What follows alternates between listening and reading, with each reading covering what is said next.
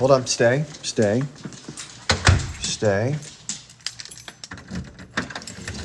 Okay. Taking the dog out.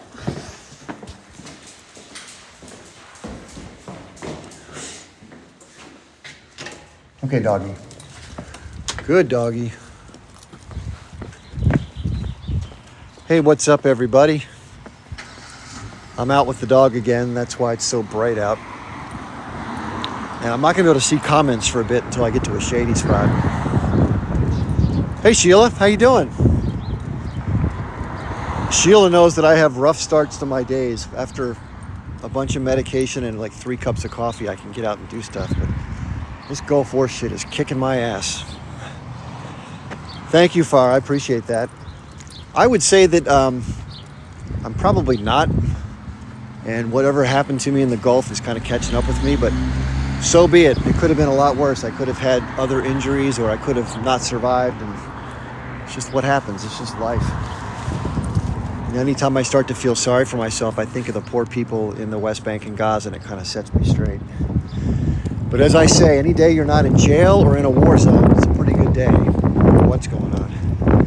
And I really believe that. And that's something good about being in the military. It gives you perspective on how rough life can get. So in that way, it's good, although it's not fun to go through that, but it builds character, I guess.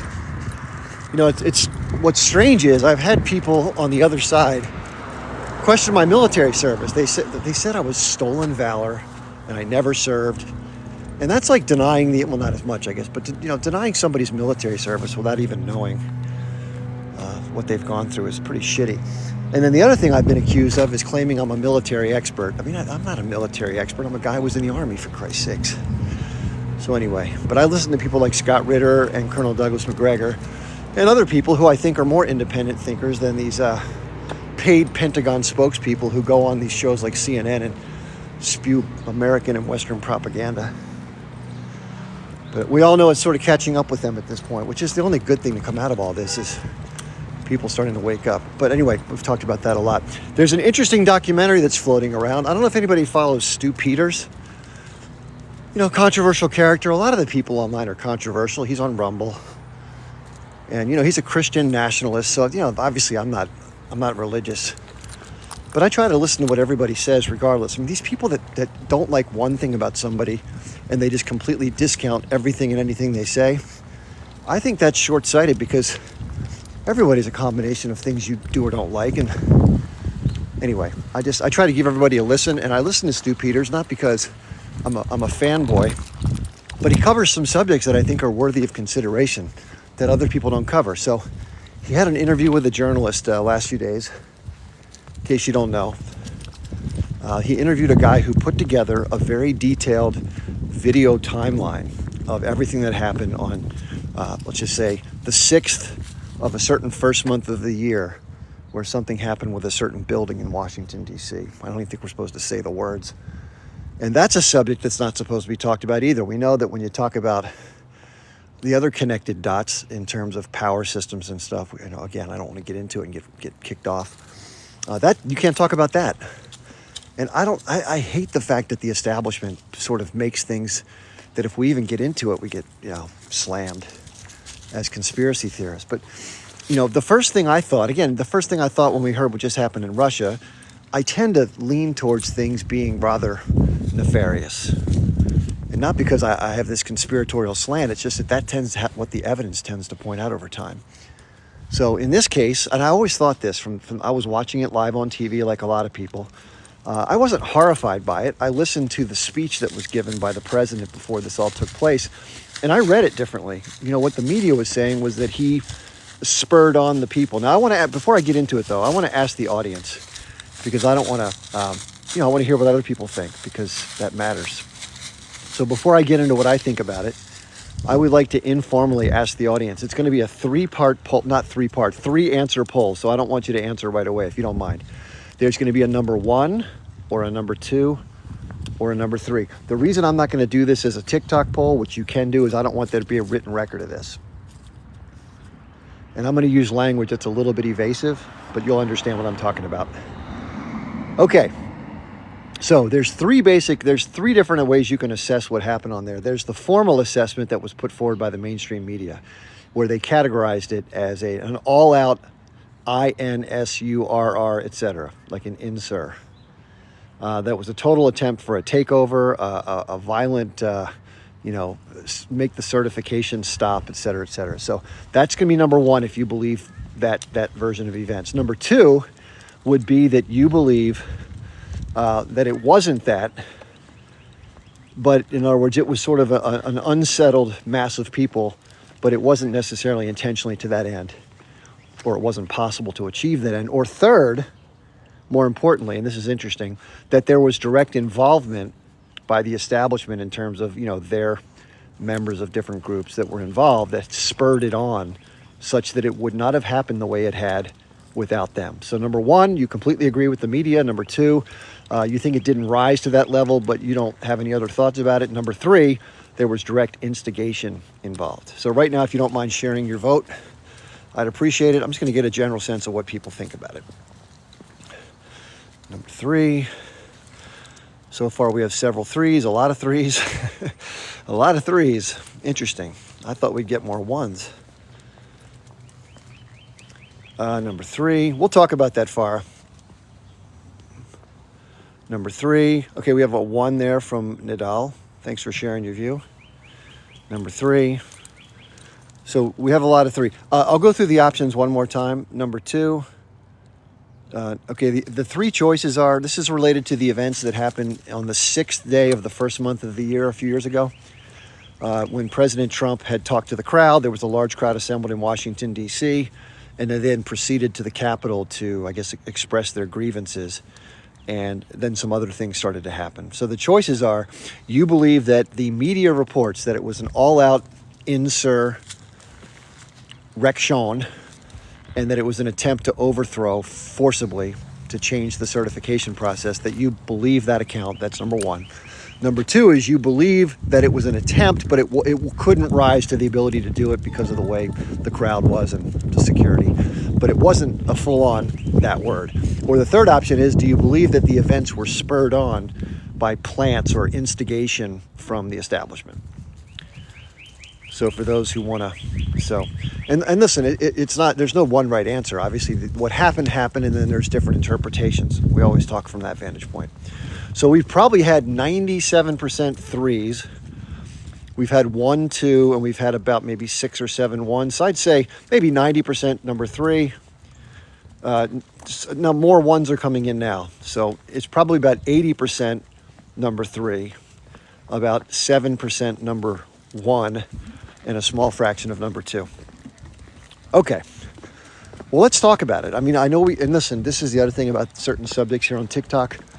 I have to talk in circles because this subject and the pandemic are ones that you can't talk directly about or you can get in big trouble. So let's just try to do the best we can with this.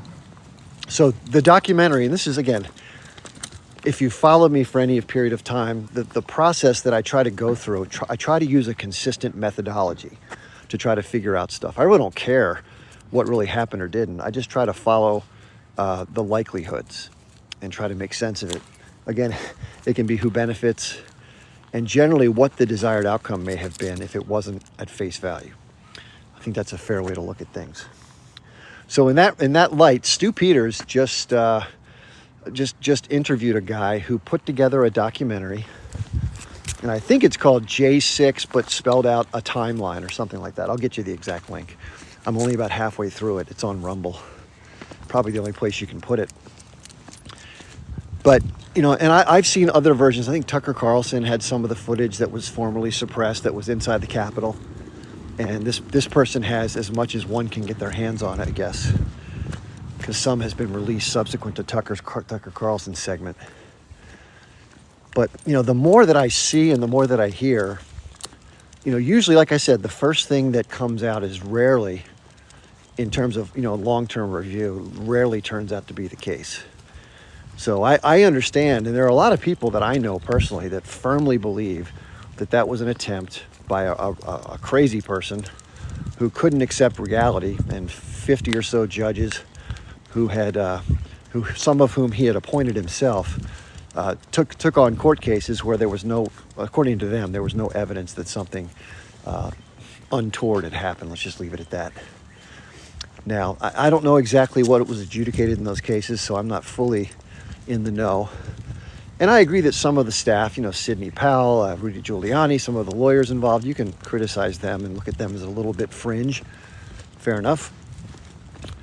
But here's the question you have to ask yourself. What if, just, to leave the room for possibilities open, what if some of the things that took place with the mail-in ballots and the machinery and the tabulation and whatever, what if there was something askew? I mean, I don't know for sure because I don't have all the data.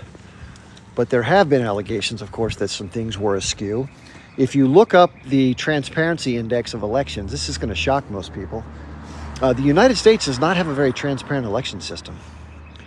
We have privately owned companies that supply machinery and software that sometimes directly accept the votes on a touchscreen, or if it is a paper system, it scans the ballots, just like our SATs used to get scanned through. Scholastic aptitude tests, if you don't know what that is.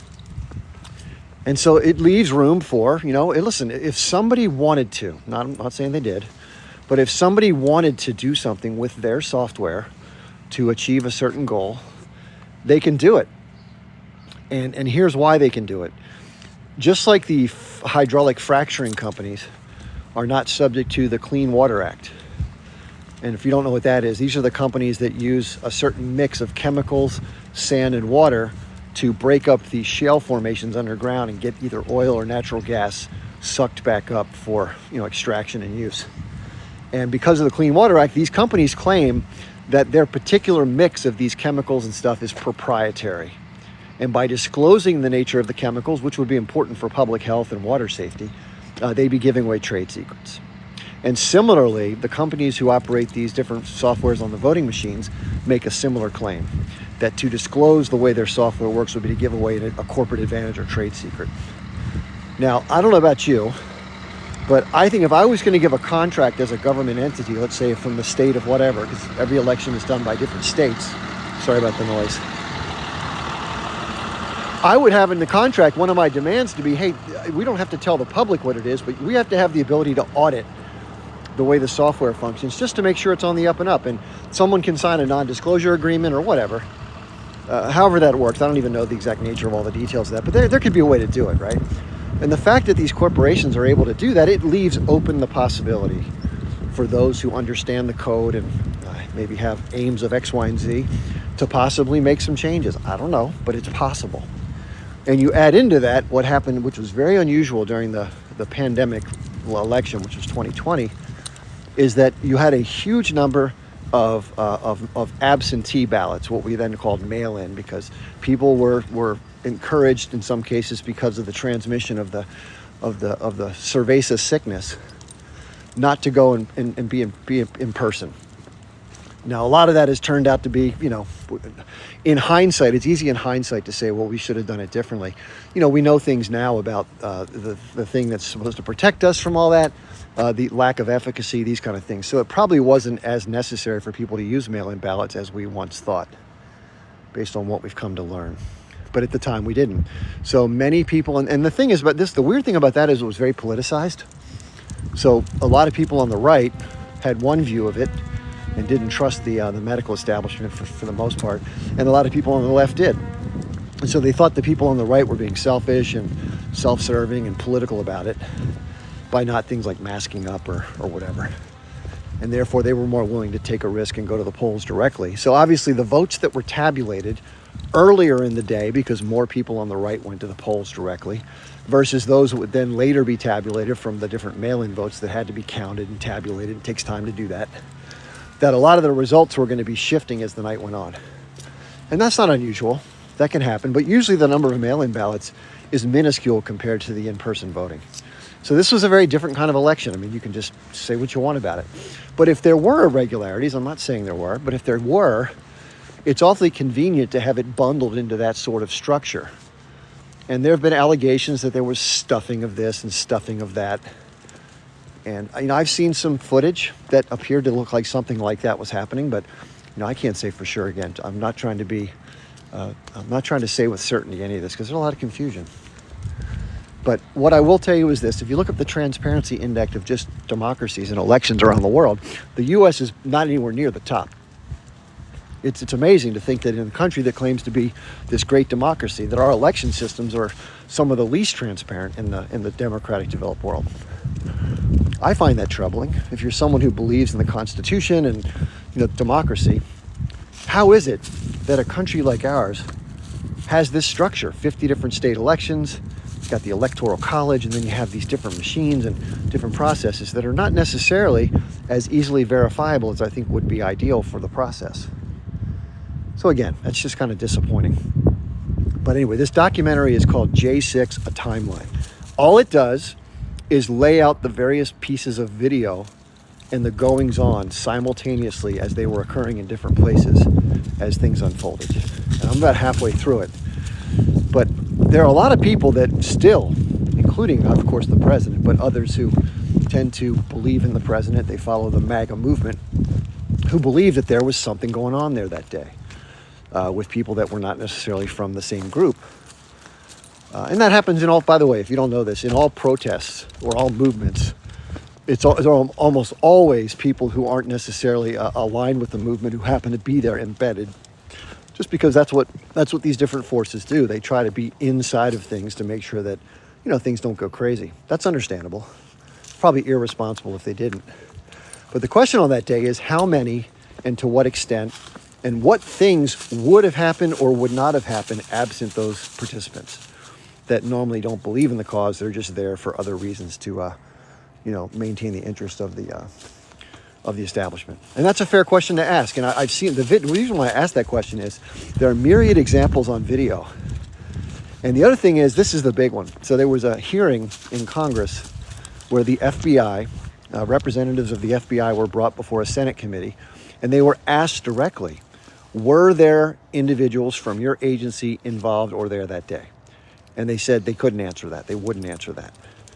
Now, why the hell couldn't they just say no? If they weren't there with certainty, they would just say, nope, absolutely not. But they claimed they couldn't answer that. So what does that make you believe? I mean, I think the average person would say, well, that's a little dubious, right? That's curious. So if there were what they call agent provocateurs, that's the term used to describe that function, and they spurred on things that probably otherwise may not have happened. Crowds are weird because there are dynamics that happen in human crowds that don't happen with individuals. And generally, when you can whip a crowd up into a frenzy. So there's two ways to do that. One, you can agitate them with, let's say, smoke bombs or tear gas or rubber bullet, whatever it may have been, whatever was deployed. That's one way to anger people. No one likes to have a can of tear gas fired at them. It's not fun. Ask any Palestinian that question. And then on top of that, you have, people that are breaking into stuff, doing things, and who knows which people are from what. And then if the people that are, if the people who would not be answered at the hearing were indeed there doing those sorts of things, and then people sort of followed along that lead of that, thinking it was somebody from their team, well, that's obviously different than them doing it themselves, sheerly out of their desire to do it. Now, it may have been a mix of the two. There were really, I guess you'd call them far-right groups like the Proud Boys and I don't know who else, but you get the idea. These sort of ultra-right militant groups or whatever you want to call them. And so they might have done some of that too. I don't know for sure, but again, it just leaves a lot of questions. And I don't think it's unfair to try to analyze and make heads or tails of this, but the establishment says, oh, you're just crazy. Why would you even think that? You're a conspiracy nut. I mean, you can look at any of these big events. 10/7 is one worthy of analysis in this sort of vein. 9/11 is obviously that. This attack that just happened in Russia is also worthy of examination and sort of looking through that same set of glasses. So I just tend to doubt all these things from the face value. So when somebody immediately says, like the Americans did, oh, it was Daesh, ISIS. Really? Really? There was no involvement and no provocateurs on that date. Really? Really? So it just seems a little odd if the organizations had said absolutely not under oath in Congress. Okay, great. That makes a lot of sense to me. But they didn't do that. It says your world salad is common with some educators. not sure what that means. If you say you think I'm doing word salad, but the problem with TikTok is we just can't come out and say certain things directly. So I just try to talk peripherally. Even so, a lot of people will still report the live like it did yesterday. Got it taken down twice. By the way, I obviously appealed, and I wouldn't be doing this right now if I had lost the appeals. So thankfully, both of the appeals were approved, so that's why I'm able to do this today.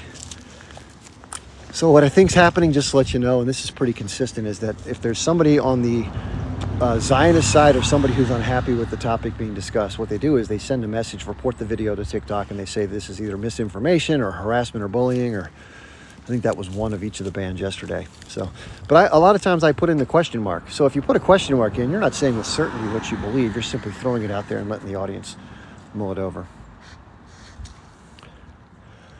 So I don't know, but these are things to think about. So for those of you who want to watch and try to learn more, I mean, this is the only way we can try to make heads or tails, is by looking at more information and trying to make an assessment. So it's called, if you go to the Stu Peters, S-T-E-W Peters Rumble channel, one of his most recent videos is an interview with this particular filmmaker and guy who put this together. So again, I'm not trying to get you to follow Stu Peters. I don't care what you do. But if you're curious about this, that's where I found it. So there you go. Now, having said all that, obviously, we're going to have a new election coming up in 2024. It's in November. And the reason why I talk about all this, and this is why it's important. So we have the possibility of the international conflict. That's a wild card if things escalate in Lebanon. The Houthis have just signed sort of a cooperation agreement, or come together with the Russians and the Chinese, with regard to allowing their ships through the Red Sea and the Suez, and not allowing Israeli and U.S. ships through. It's pretty amazing. So that is a turning point, I believe, in all of this that's going to come and play a big role. In addition, we have the attack that just took place inside of Russia. I think that's going to play a role. It's not clear yet what the response will be, if any, but there'll be something that's going to happen, I would think.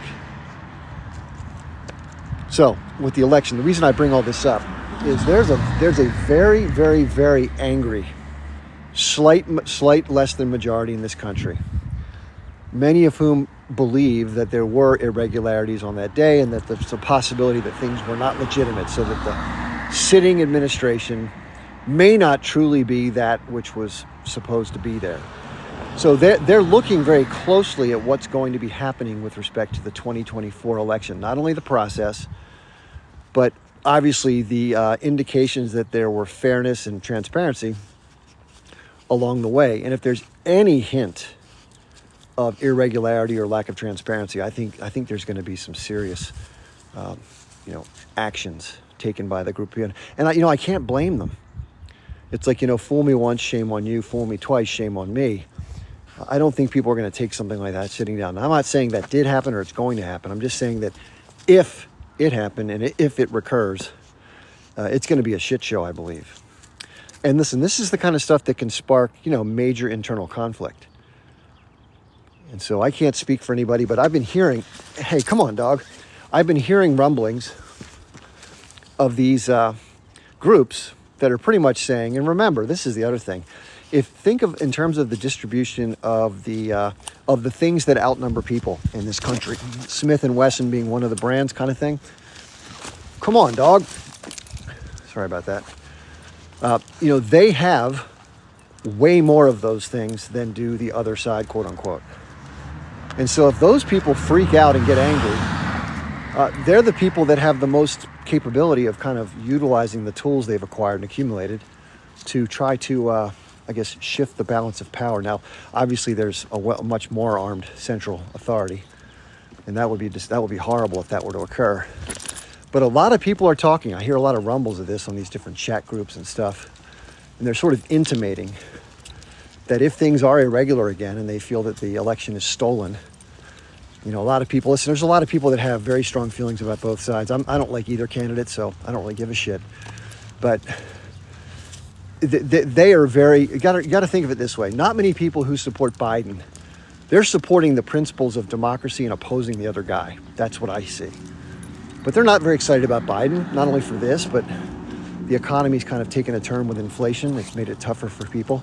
And that really is the big issue, a pocketbook issue. So if your perception is your life is not better off, you're probably not going to vote for the guy who got you there. But if you really if you despise the other guy, you're probably not going to vote for him either, right? So you're kind of stuck in this odd spot. Well, do I vote blue and hold my nose?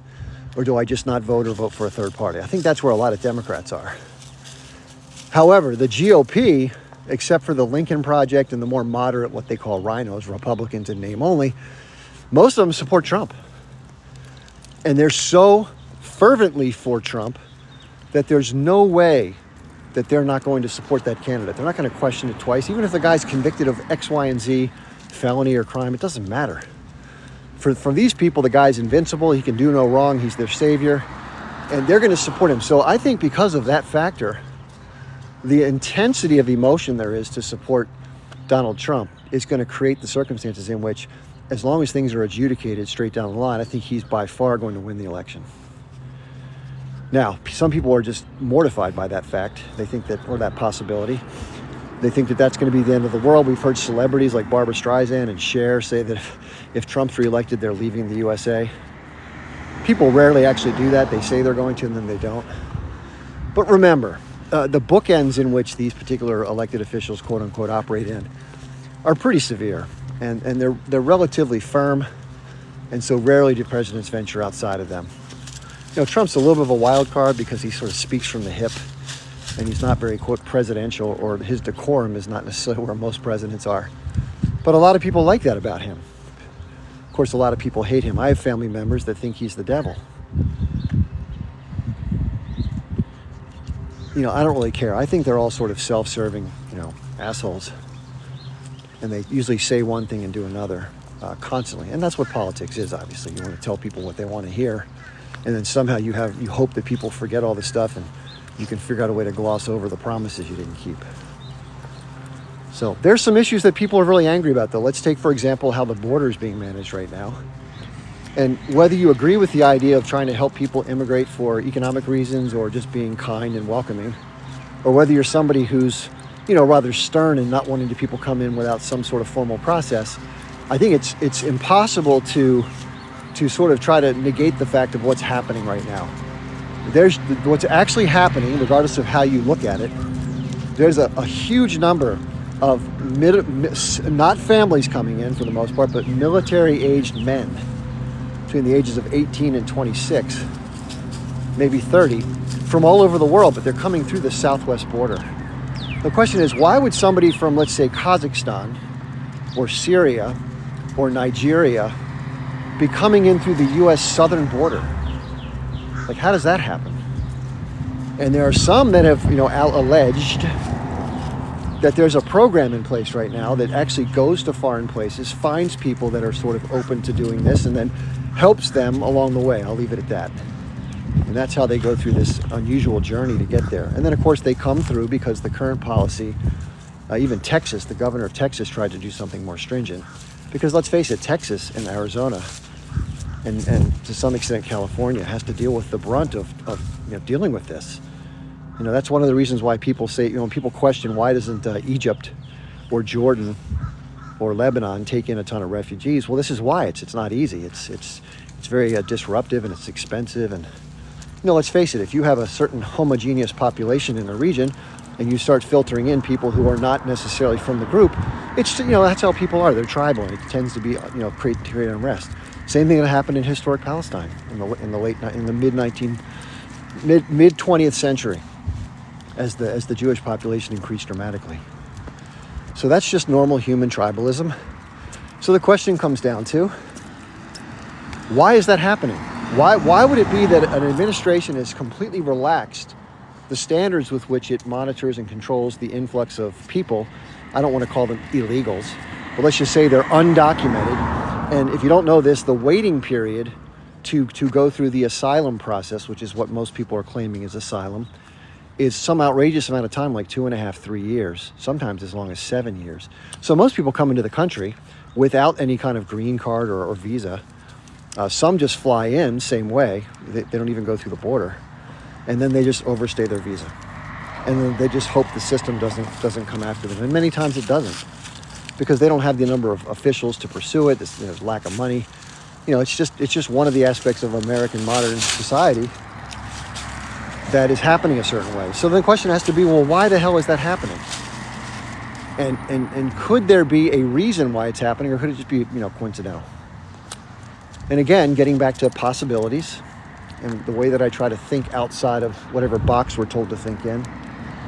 The first thing that came to my mind when I started learning more about this was, and I'm thinking about the future, we're talking about the fact that when things get difficult for people, they tend to go through a period of unrest. And so we know that our police forces, our National Guard, etc., come from our community. So let's just pick a fictional movie. Let's say that there are 20,000 people in City A that are angry and they're out in the streets, and let's say they're a mob and they're doing looting or whatever the hell it is. So you bring in some forces to try to cope with the situation at hand. And if you have National Guard or police forces that are from the community, they know the people that are involved in these, whatever it is, or some do, how likely are they to, do whatever is necessary against their people they know? Probably not as likely, right? But if you have people that are in the police forces who are detached from the very communities they are enforcing the laws in, well, it leaves a little more of a possibility that they'll actually, do the job that they've been asked to do. That's crossed my mind, and many other people. And sure enough, this is going to be something that'll just kind of fit in with those puzzle pieces. Guess what the government has offered people who come into the country? A fast track to citizenship for serving in the armed forces for a period of time, or joining other versions of service like the police forces. Now, if that doesn't make your sort of spidey sense tingle, well, we're just wired differently. So it's these different puzzle pieces, not only internationally with geopolitics, but just domestically, that start to, they have grooves that look like they might fit. I've not placed them on the table. I've not created the full picture. I don't even know where the box came from. All I know is that they appear from a distance to kind of be cut in a way that they fit together. That's all I can say. So, if we can envision the future, let's say we go 10, 15 years from now in America, and let's say instead of having, let's say we have a military of 1.7 million and we have police forces of 5 million around the country. And let's say, 5 million undocumented overstaying their visa folks are in the country. And let's say that maybe a third of these different forces have been turned over and rotated through some people who have decided to take that benefit. Well, that would be a significant change in the makeup of these authorities, right? Well, that's, and we'll see what the future holds if that happens. I'm not sure. I don't even know where you get that data. But that's something that's percolating. And then you have the other possibilities. And again, I'm not making the claim that any of this will happen or has any certainty to it, but these are in the realm of possibilities. Is the monetary system is out of whack. If you don't know, the U.S. has close to $35 trillion of debt. The interest on the debt each year is over $600 billion. That's pretty insane. And with interest rates higher, as the government retires some older debt at lower rates, it has to issue new bonds at much higher rates. That just increases that number to service that debt. So what does that mean for the future of the republic? It means that with the waning value of our dollar, with the challenges coming from the BRICS nations and other gold-backed currencies, ours is what's called a fiat currency. It's only backed up by the full faith and credit of the U.S. government, meaning the taxpayer can be taxed to raise the funds necessary to back up the validity of the currency. Well, I think that the confidence in that is already, on the way down, but it's going to be going down a lot faster. And so that's going to leave the U.S. in a precarious situation. So my guess is, and many others who are economists, along with the fact that the companies and individuals and municipalities are completely over-leveraged when it comes to debt, that something's going to have to change. Some kind of a reset will probably occur. And I'm not sure exactly how that will impact the average person, but let's just say that right now we're using the U.S. Federal Reserve note. If you pull a bill out of your wallet, if you're in the United States or you have these bills, it doesn't say U.S. dollar. Pull one out and look at it. It says U.S. Federal Reserve note. And you may say, well, why do they do that? Why do they call it that? Because it's issued by a central bank called the Federal Reserve. Now, by calling it Federal Reserve, you think it was an institution of the government, but it's not. That's the name the central bank gave itself to give people that perception, but it doesn't. The money that gets issued and the interest that gets paid to those institutions, the central bank, that bank is owned by a consortium of wealthy families and other institutional banks. And they don't disclose publicly what ownership share who has. So imagine this. All of the money that moves through the Western financial system, primarily through the United States and through England, is issued by central banks with no accountability, no direct ties to the population, and no ownership by the public.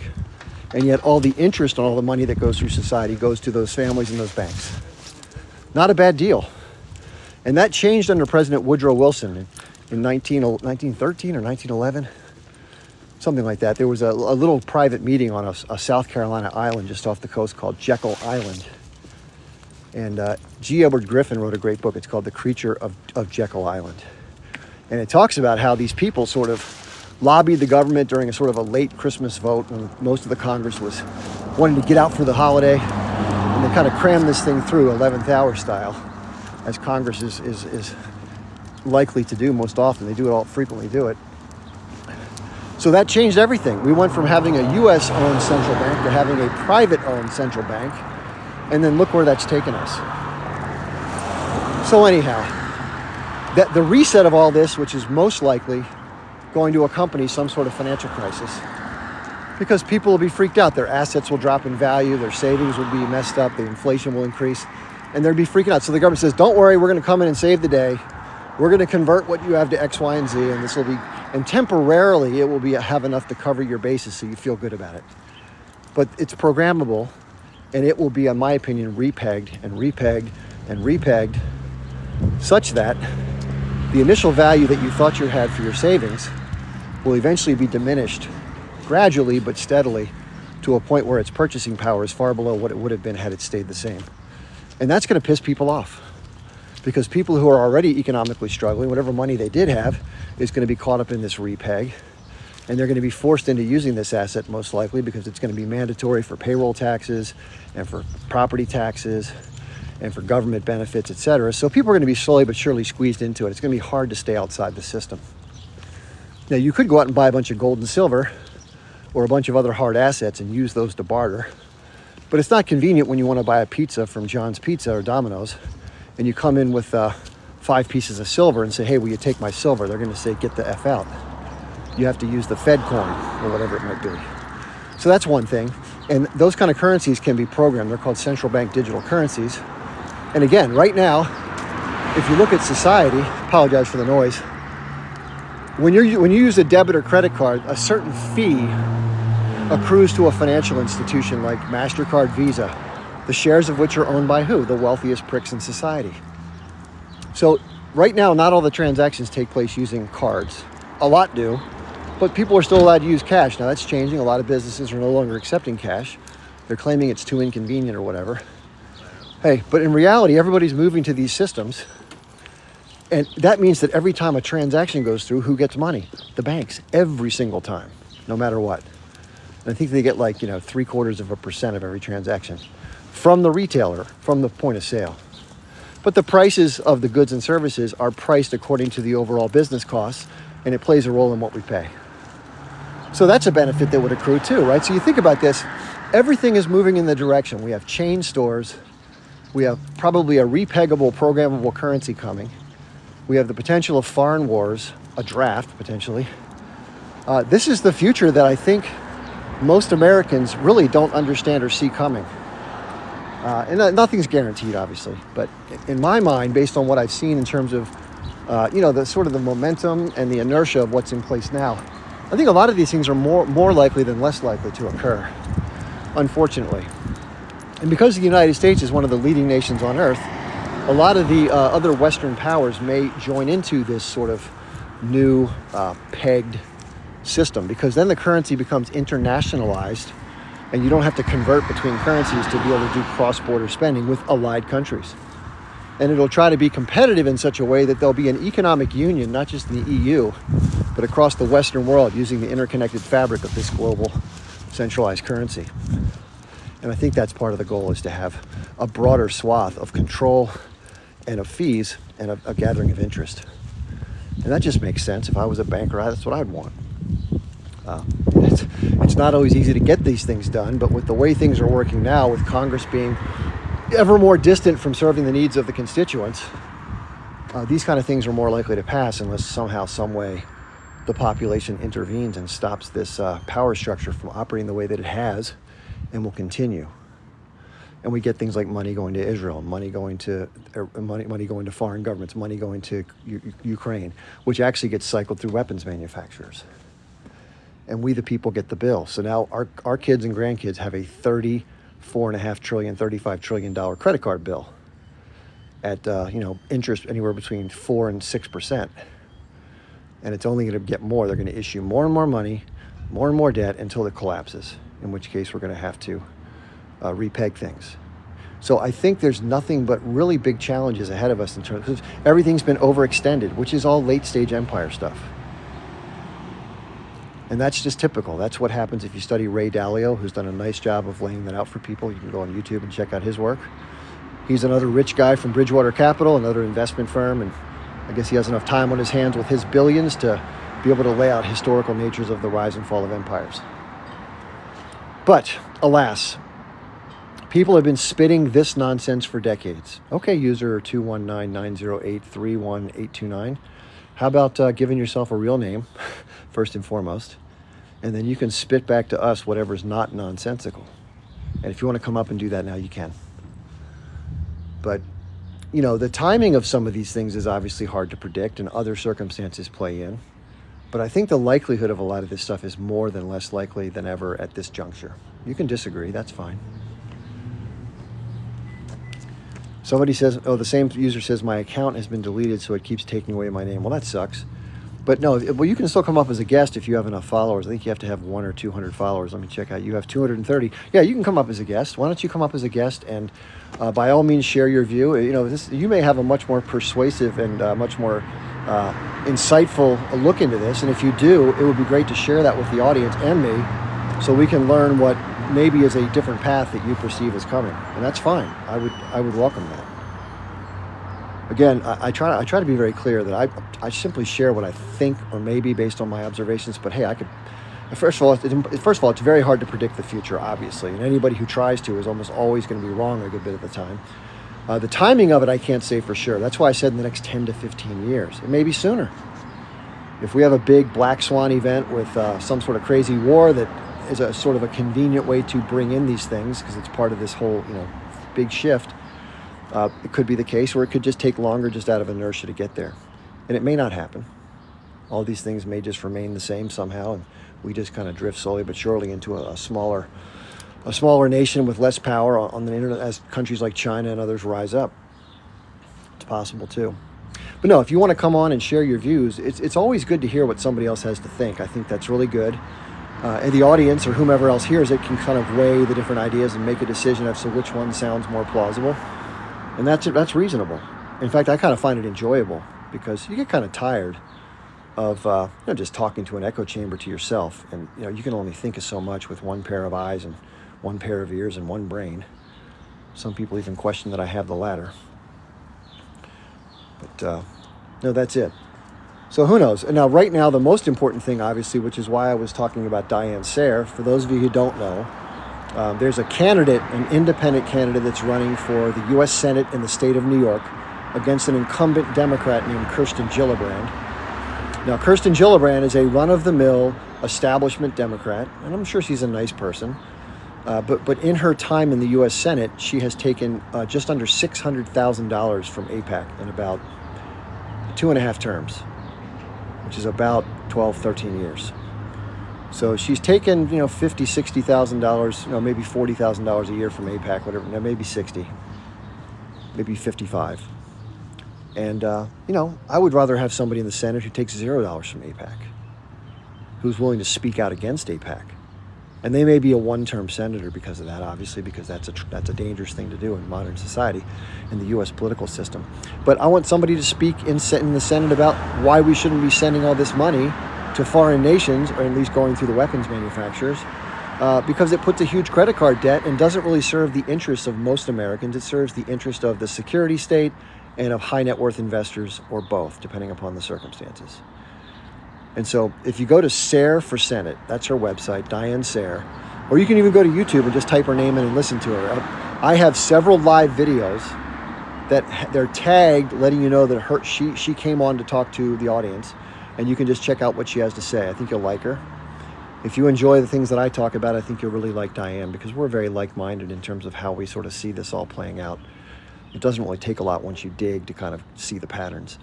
But we need voices. I'm not naive to think that somebody like Diane Sare is going to come in and, quote, fix everything. And it is very difficult for a third-party candidate to break through the stranglehold that the Republican and Democratic parties have on the political process with all the money, etc. But if we don't try to get anybody in, we're never going to get anybody in, right? That's common sense. So the good news is if somebody gets enough signatures that they can be on the ballot in a state like New York, they get to participate in the debates, which are televised and can bring issues to the public at a much broader scale than would otherwise be able to happen, which is what we need. We need somebody to go in and say we should not support Israel when it comes to these foreign misadventures that are trying to pull the U.S. in and create a broader conflict, which could result in, Armageddon. That's a voice I'd like to have heard to the public. A lot of people don't know what they don't know when it comes to these issues. I'd like to have somebody talk about peace. Why should we be giving $180, $220 billion that would do a lot of good on a lot of things we have to deal with here, rather than cycling it through weapons manufacturers, which ends up killing people and makes a bunch of rich assholes richer that don't even need the money, they couldn't spend it in 20 lifetimes. Right? Again, somebody just said end AIPAC. If you don't know what AIPAC is, it's the American Israel Public Affairs Committee. It's a very powerful lobbying group that has the stranglehold, as James Traficant said before he passed away and was put in jail, on dubious charges that were trumped up by interests, let's just say, that align with who he was speaking out against. He said that the Israeli government and AIPAC has a huge stranglehold on the American political system, that they own the Congress. Those are his words, not mine. And I don't think it takes a whole lot of smarts to see the landscape as it is. In fact, AIPAC has publicly committed to spending $100 million this election cycle to try to unseat 7 congresspeople who they don't like. Now, the average spend for a congressional seat is between $3 and $4 million. So they're basically pledging about triple that for 7 candidates. And usually the candidate who spends the most money, I think it's like 95 or 6% of the time, the person who spends the most money wins the election. So if AIPAC backs you with that kind of money, you're going to win, unfortunately. Now, that could be changing slightly given the awareness that's permeating the political class. I know in Michigan, where Rashida Tlaib is one of the Palestinian Americans who's trying to be unseated, she's Palestinian American, and she was one who spoke out against the occupation and, of course, what's happening in Gaza. The military response being outrageously, disproportionate and murderous and genocidal. And so she's one of the people they're going after. But in the Michigan primaries, 106,000 Democratic voters decided to vote not committed. And that sort of sent a shot across the bow to the Biden administration saying, hey, this is having a huge impact on your base, and people are just not going to go vote. Like I talked earlier, I don't think a lot of people can bring themselves to vote for Donald Trump. They just can't stand the guy. But they can bring themselves to either vote for someone like Jill Stein or Cornel West, but probably not for Bobby Kennedy and probably not for Joe Biden. And each of these elections are separate state elections. And so if you can't win certain swing states, you will not win the Electoral College vote and you will lose the election. And therefore, somebody here says, Brooklyn Dog Rescue. By the way, thank you for being involved with Dog Rescue. I really appreciate that if you are. Says, you're not nearly experienced enough to discuss this. Hey, fair enough. We're all citizens, right? And we all have a chance here on TikTok to talk to our audience, try to build a following, share our views, have people up on guests. And then people can decide in the audience, if people think I'm a total jackass and a liar or inexperienced, they can swipe to somebody else who is, as can you. And, probably if I was a complete jackass, I probably wouldn't have 116,000 people, but who knows, maybe I'm just a good liar or a good inexperienced orator. But no, Brooklyn Dog, let me check and see how many followers you have. Because again, the last thing that I want to do on any issue, you have 2,433 followers, or no, 1,060 followers. So like I share with the audience, please come up and share the things that maybe you as a more experienced person does know, so that the audience can get a more rounded view. Hey, Mackie. Of the subject at hand, because the last thing I want to do is misinform people or share views that are considered inaccurate. And so if my experience does not lend it myself to properly articulate things that need to be, I would hope you would come up and do so for us. Now, usually when people make generalized statements in the comments, and I'm not taking it personally, by the way, I just want to point it out that, if that is the case, we should have people come up like Brooklyn Dog Rescue, who I hope is doing work with dog rescue, which is awesome, by the way. I love anybody who's involved with helping animals. I'm a huge animal lover. But no, it's good to hear different views. So it could be, by the way, Brooklyn Dog Rescue, that you and I, maybe I'm 57. I don't know how old you are. I've lived in America my whole life. I've served in the armed forces. I've traveled the world. I've tried to learn what I can, and nobody gets it right all the time. But it's good to hear different perspectives. So if you see it differently from your life experience and you have other experiences that I might not have, we'd love to hear the benefit of yours. There was somebody on yesterday who had traveled the world a lot. I guess she is fairly well-to-do. And so she has different views based on that experience that she wanted to share, and she did. And, it was great to have somebody like that on, and I hope someone like you will come up. As I like to say, and I hope that this is a trait that most people in my position would embrace or embody. If you're open-minded and a critical thinker, as different information comes out and you do learn more through your experiences, hopefully you'll take it in and not stay on one side particularly. You just want to listen and weigh, and hopefully if something makes more sense, you incorporate it into your thinking process and your belief system. So that's why I want to have you come up if you can. Somebody says, if anything, Chip is over-certified. Oh, you're talking about, okay. In other words, listen, I want to be clear about this. I don't have a PhD. I'm not a doctorate in some sort of, Middle East studies. There are people that have that on TikTok. There's Dr. Liam O'Mara, who I love, and he's probably read every book there is in North America, maybe some outside the country. So he's a smart guy. He's much more well-educated than I am. And, we speak a lot about, much to the same tune about a lot of subjects, but especially Israel-Palestine. But who knows? Maybe he and I could be on the wrong track for that. But at Brooklyn Dog Rescue, if you would like to share your version of your educated path, come on up. I'm sure the audience would enjoy hearing it. And this is not to put you on the spot or try to make you look bad. And it's not about me winning or losing or any of that crap. It's sincerely to try to learn more. So, but no, all of us are citizens. Like, for example, someone could come up as a guest right now, and they're a product of their experiences, and I think they have every right to voice their opinion as much as myself or anybody. And hopefully that's how you feel, because that is what makes up a democracy, is the ability for the citizens to speak their truth as they see it at the time, and let the voters decide based on what they hear from different people and different angles. So anyway, and by the way, when people make general statements, they rarely then provide specifics. So for example, if I said, well, let's pick one issue that we've talked about, whether it be the economic problems or the potential future that may come, or it may be about what we talked about as far as the first, the 6th of the month, the first month of the year, any of those things. Let's just address any one of them and see what we got, what could be another way of looking at it. And then we can do that.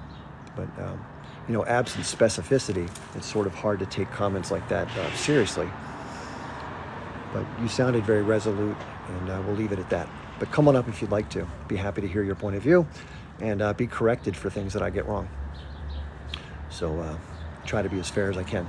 Okay, anyway, so we're getting back to AIPAC. So AIPAC, believe it or not, and this is crazy, they advocate for Israel, right, a foreign government.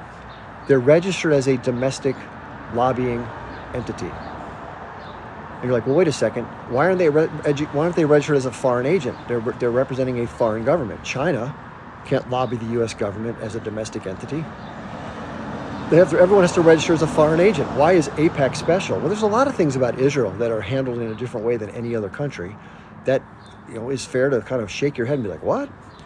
So back in the 1960s, it was a different name, but President Kennedy was trying to do two things, which was sort of upsetting the apple cart of those who had a particular interest in Israel. One was he was trying to get the U.S. to inspect nuclear power facilities inside of Israel and not wanting them to gain nuclear weapons. That was Kennedy's approach. And that wasn't welcomed from those who were pro-Israel. And then secondly, and probably more importantly, he tried to thwart the effort of the lobby for the Israeli government to become domestically registered. Now, what are the benefits of being domestically registered? You don't have to disclose any of your sources of funds. It's a big one, right? So you get dark money, and you get unlimited amounts from any company, any corporation, all sorts of ways. You have no idea who's funding these political efforts. And secondly, they're tax exempt. So they get a ton of money. Now, I will tell you this, some people publicly have disclosed that they're large donors. Robert Kraft, the owner of the New England Patriots and other valuable businesses, is one of the largest donors to AIPAC. There are others who I believe are larger, but I'm not going to mention them here because I don't have anything to back it up. And so AIPAC has a lot of money. Now, one former Knesset member was being interviewed by Amy Goodman of Democracy Now! And so she said the following. She said, whenever someone from Europe criticizes Israel, we remind people of the Holocaust and we shame them, so they shut up. And whenever an American criticizes Israel and its policies, we call them an anti-Semite. And we're able to do that because we're very powerful and we have a lot of money to back up the things that we are saying about people. So much so that if you're in a position of public power, if you're in the public sphere, you can be branded an anti-Semite, which is a very hard label to work out from under. So a great example, very recently, this is recent history, Kanye West has been branded an anti-Semite. Now, I will share that my view is that the way he discussed the information that he presented was inflammatory, unnecessarily so, and perhaps deemable to be anti-Semitic. I can understand that perception. There's another example recently of, and this is very recent, a popular conservative podcaster slash personality, political pundit named Candace Owens had been working for the Daily Wire, which was owned by Jeremy Boring and co-founded by Ben Shapiro. And so Candace spoke out on her show publicly against what she thought was unnecessary and over-the-top harm and death coming to civilians, especially kids, in Gaza with Israel's response. Now, of course, in Ben Shapiro's world, Israel can do no wrong. They got into a public feud where he called her comments ridiculous, and she said basically, hey, I'm just advocating for children. What the hell's wrong with that?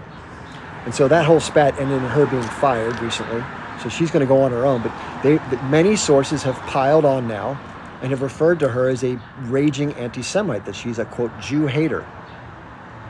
Now, I think that's absurd. And again, getting back to the fact of these conversations, I think people should be able to have conversations about every subject.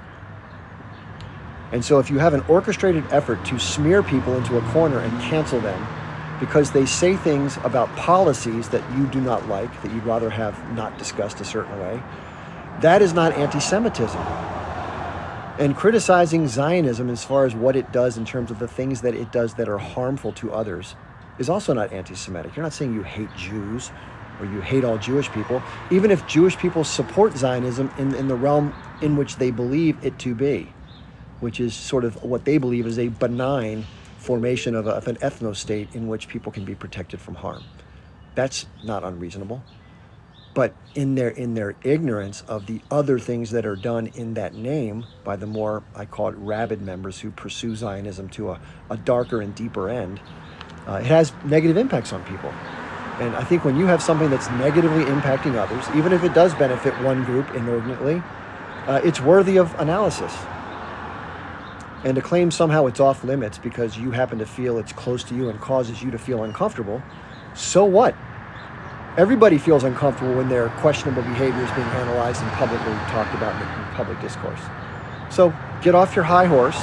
Stop pointing back to historical things like the Holocaust. Stop using it as a guilt crutch to forcibly submit people to your will. Norman Finkelstein wrote a book about all this, of how it's used as a tool of leverage against people who would otherwise be able to have reasonable conversations. It's called the Holocaust industry, and how it's used to extort money and get reparations and get sympathy and disallow conversation about Israeli policies that are obviously should be very, we should be open to discuss everything. Why should Israel get a pass because of what the Germans did to Jewish people in World War II? As horrible as it was. So, we can all condemn what was done in World War II and be very sympathetic to the hardships that Jewish people have endured for millennia. The fact that governments and peoples have blamed a small population for their problems and then persecuted them is wrong and worthy of condemnation. And to seek an outcome where that ceases and there's protection for a group of people, that is all to be encouraged and to be supported. And if that process has unduly harmed some who had nothing to do with the involvement with that, they were dispossessed of their land, and they were unalived and forced elsewhere.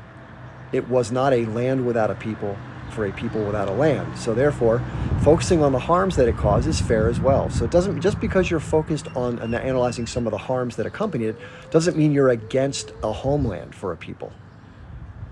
You may perceive it that way, but it's anybody who's looking at it objectively is not going to think of it that way. And it's not born of hatred for the group. That's a cop-out used to obfuscate and deflect the conversation to a point where it just can't be discussed, or you're just labeled a bad person. Getting back to Candace Owens. And so if you're a legitimate thinker and you're just trying to analyze everything, nothing should be off limits. And you have to wonder, why is it that some people try to make things off limits and smear people as bad people just because they go to a terrain that they feel should be off limits? Somebody says, Chip, how would you handle the Israel situation as president? Well, a couple things. That would definitely be a fictional movie, because somebody like me couldn't even make it past step one. I would not be allowed to even get on a ballot. I guess I could do it as an independent like Cenk Uygur did, but it'd be marginalized and a waste of time. But first of all, if I were in office, someone who speaks and thinks like me, I wouldn't be alive in 24 hours. I don't believe. But even if I were to be elected, let's say that I wasn't unalived and I was allowed to at least occupy the office and function in some regard, the situation has gotten so far out of hand and tilted to one side that there is no, in my opinion, no practical political solution at this time. And people say, well, if you're going to criticize Israel, what do you expect them to do given the hardships that they're enduring? It's a fair question. I spent a good bit of time in the last 2 live sessions listening to and empathizing with people from the Israeli side as they've explained how this last 5 or 6 months has impacted them, their community, their families, their country, their people. And I think that's good to do, because all too often in our criticism, we can lose sight of the real human aspects of what people have endured, even if we feel strongly about the response being inappropriate and overdone. It's that pain is there, and the civilians that were harmed that day, I've talked about it at length. It's worthy of condemnation, and it was a war crime, and it should be punished as such. And in keeping that consistency, anything that's done to seemingly intentionally unalive civilians, whether you do it at the end of a rifle, an RPG, a knife, or an aircraft dropping unguided munitions or even guided munitions, that's worthy of the same condemnation and the same legality in terms of being a war crime. That's called being consistent and being fair-minded.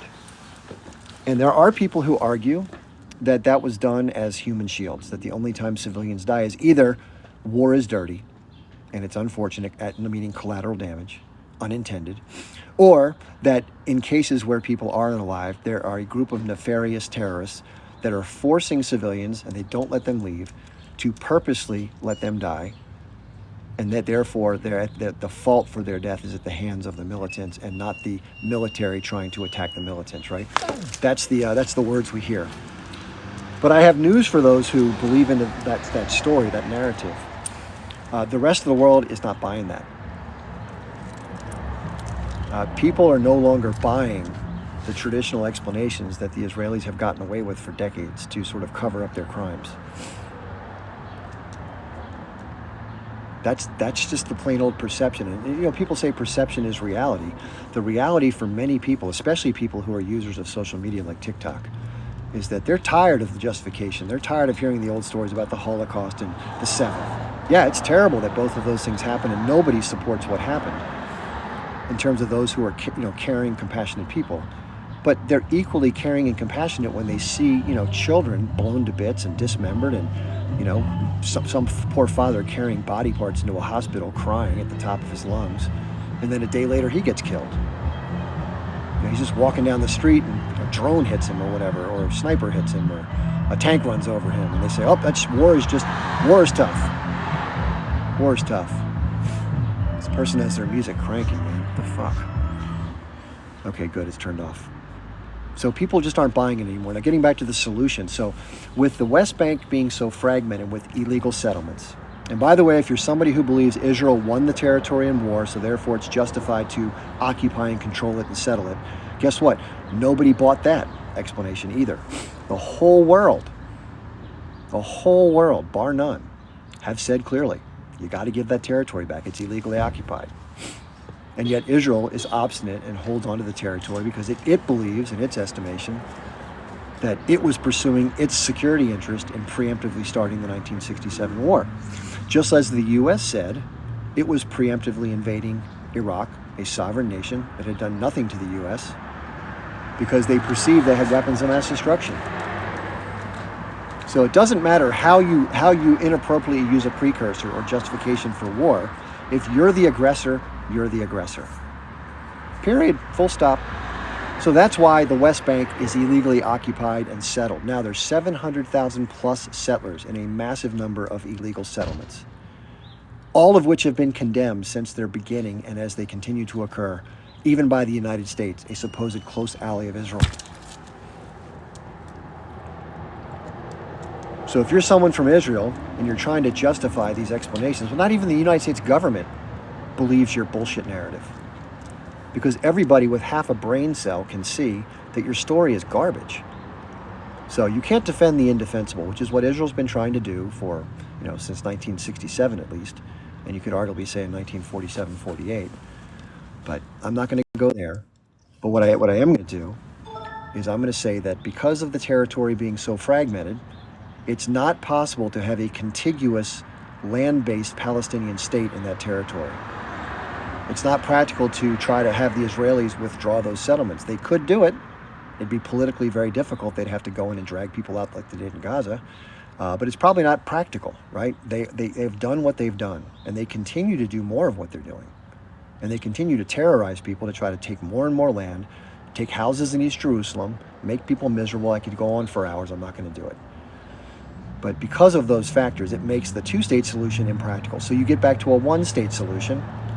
If you have a single state, which it should be based on Israel claiming it's the territory, the people there should have rights. They should be given citizenship. But they're not. They're treated as in an apartheid fashion. You can't have it both ways. It's your territory and you're fucking people, or it's not your territory and you're illegally occupying people. It's one or the other.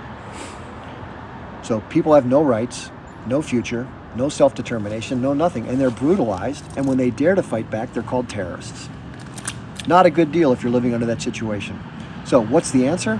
The answer would be, in theory, either dismantling the settlements and giving back the territory that you stole, which is not going to happen, or incorporating the Arab future citizens into the Israeli country, which is supposed to be a Jewish ethno-state, which right now it's a majority Jewish, about 2 million Arabs that live there, or others, non-Jewish people. And that would immediately create a majority that does not give Jewish people a majority in their ethno-state, which is obviously unacceptable. And Israel's currently occupying the northern half of Gaza after their onslaught, and they've decimated the entire northern landscape down to rubble. And you have people like Jared Kushner, the son-in-law of Donald Trump, talking about developing real estate on the beachfront property, how valuable it is. And it's probably a good idea to just remove the people and not let them back. He says that very cavalierly, as if he would be okay if somebody went up to New York City, took his building, and sent him packing, go swim down the East River, we'll see you later. He probably wouldn't be okay with that. But he's okay forcing 2.2 million Palestinians to go wherever the hell they want, get them out of here so I can make my money on beachfront property. These are the sociopaths I refer to that have no compassion and no consideration, callous indifference towards another group of people that they don't even give basic humanity to. That's what's going on there. So there really isn't a practical political solution right now. Now, if you don't know this, if you support Israel and you think that the H group wants to unalive all the Jews and wants to take back from the river to the sea all the property and kick all the Jews out, you would be wrong. They updated their 1988 charter in 2017 to eliminate any of that horrendous language, which I agree with. I think that's horrendous. It's horrific. Anybody who wants to get rid of a whole other group of people is a disgusting human being. So what they did was they amended their charter to eliminate those sentiments, and they recategorized and reframed their desires in terms of what their real desires are. That they are not happy with what the Zionist political settler ideology, atheist-based, hateful, brutal, military-backed, murderous regime that has forcibly taken and continues to forcibly take Palestinian property and dispossess people of their land, make them homeless, unalive them, etc., etc., etc. And that they said that they will accept a two-state solution based on the pre-1967 borders, which I believe is the most practical and reasonable approach if it could be done. But it's not going to be done because, first of all, it'd be very difficult to do from a logistic standpoint, and the Israeli government would never go for it, nor would the settlers. So that's where things stand right now. Now, what should happen? We know that other powers that have tried to work out peace arrangements with Israel and cooperative commerce, like Saudi Arabia, since October 7th happened, and since the way the Israelis have chosen to respond to it, justify it how you may, others have taken great umbrage and are shocked by the response to the extent that they've told the Israelis, we're not going to sign a peace deal with you, we're not going to normalize relations until you create some form of autonomous Palestinian state, whatever shape it may be able to take. Now, it might just be Gaza and a portion of the West Bank with some sort of land swaps that give contiguous territory. Maybe make the southern half of the West Bank closest to Gaza with some sort of connecting, protected highway or underground tunnel or mag train or whatever the hell it is that gives Israel the security it wants, has an international peacekeeping force, limits the ability of a militant group to do incursions into Israel, as an exchange for the autonomy that they so desperately want. Now, people have said I'm naive, that they'll keep coming in and trying to unalive Jewish people because they hate Jews. Okay, could be. There probably are some people in the groups that are militant that feel that way. There are people on the Israeli side that have stated as much, saying things like Amalek, Benjamin Netanyahu, and the defense minister, Galan, whatever his name is, who said no food, no water, no nothing. These are human animals we're dealing with. Now, that's the whole damn population. There's about 25 or 30,000 H group fighters out of a population of 2.3 million human beings, half of whom weren't alive when they got elected, which means that the Israeli response has been unaliving people who in no way, shape, or form could have voted for and supported the H group when they were elected in 2006 and who've maintained power since. Now, is it possible that some of the members of the Palestinian body politic who are old enough to vote don't support the H group? Yeah, everybody in Israel doesn't support Netanyahu. So to claim somehow that everybody, by virtue of living there, because of the votes that took place by the way, about 70% of the population in 2006, goes to show you that if more than half the population wasn't alive and 30% of the then existing population of voting age did not vote for the H group, less than 35% of the people voted in favor of that group to lead the country. And you're going to punish, let's say you just want to target all the civilians, which is wrong and a war crime, who originally voted for them. So now you have 35% minus the militants who are fair game according to the Gallant doctrine of being a scumbag war criminal. But what about the other, 65% of people who don't support the H group, don't necessarily support what happened on the 7th, had nothing to do with it, and yet they're being mass murdered? How does a 3-year-old or 5-year-old threaten the Israelis? Doesn't. But yet they're considered, fair game to murder through indiscriminate bombing, sniper fire, drone fire, just whatever Israel wants to do. And I talk about this, why do they do it? Why would they do that, right? What's the purpose? Because they can. And it's not because I think they want to get rid of every Palestinian. I've been criticized for saying that. What I do say is they don't care who dies. They don't care who gets injured. They don't care who gets displaced. As long as they get what they want, was a combination of their security needs met and the land that they want to take conveniently along the way because they think the Arabs need to pay in land to figure out what not to do next, which they've also said publicly, that's what's going to happen because they're going to decide it so. Now, the Americans have said publicly, Anthony Blinken, that there will be no long-term Israeli presence in Gaza. That's what he said publicly. However, when he went to meet with Netanyahu in Israel, he said, I'm here as an American diplomat, but I'm also here as a Jew. So those are mixed messages to most of us as Americans who may not see things the way that he does because we're not a part of his smaller subset of ethnic or religious groups. And therefore, we're wondering, well, hey, why are we giving such undue support for what we believe are war crimes and all this money to a country that gets free healthcare, free education, which Americans don't get, And here we are looking at a situation where we're supporting with money, munitions, military and political backing to allow the mass murder of tens of thousands, maybe even over 100,000 human beings that had nothing involved with what happened. Why is that somehow okay? And most people don't think it is, as do I. So that's my unfortunate answer. I wish there were better things to share. I wish I could snap my fingers and come up with a genius plan. A lot of people think it should be a two-state solution. I think ideally it should, but it's not practical. And people who push that, I think, are just not thinking of those variables. They're kind of thinking the Israelis can snap their fingers and evacuate those settlements. And even if the Israeli government agreed to that, let's just say in an alternative universe, Netanyahu's gone and they sit down and negotiate and they decide they're going to do that. Imagine trying to get that done. 700,000 people, many of whom are very heavily armed, by the way, because a lot of the groups in America that raise money for Israel, a lot of evangelicals that donate to Friends of the IDF don't know that those weapons that they buy go to settlers who then terrorize people in the West Bank, take more property, occupy settlements.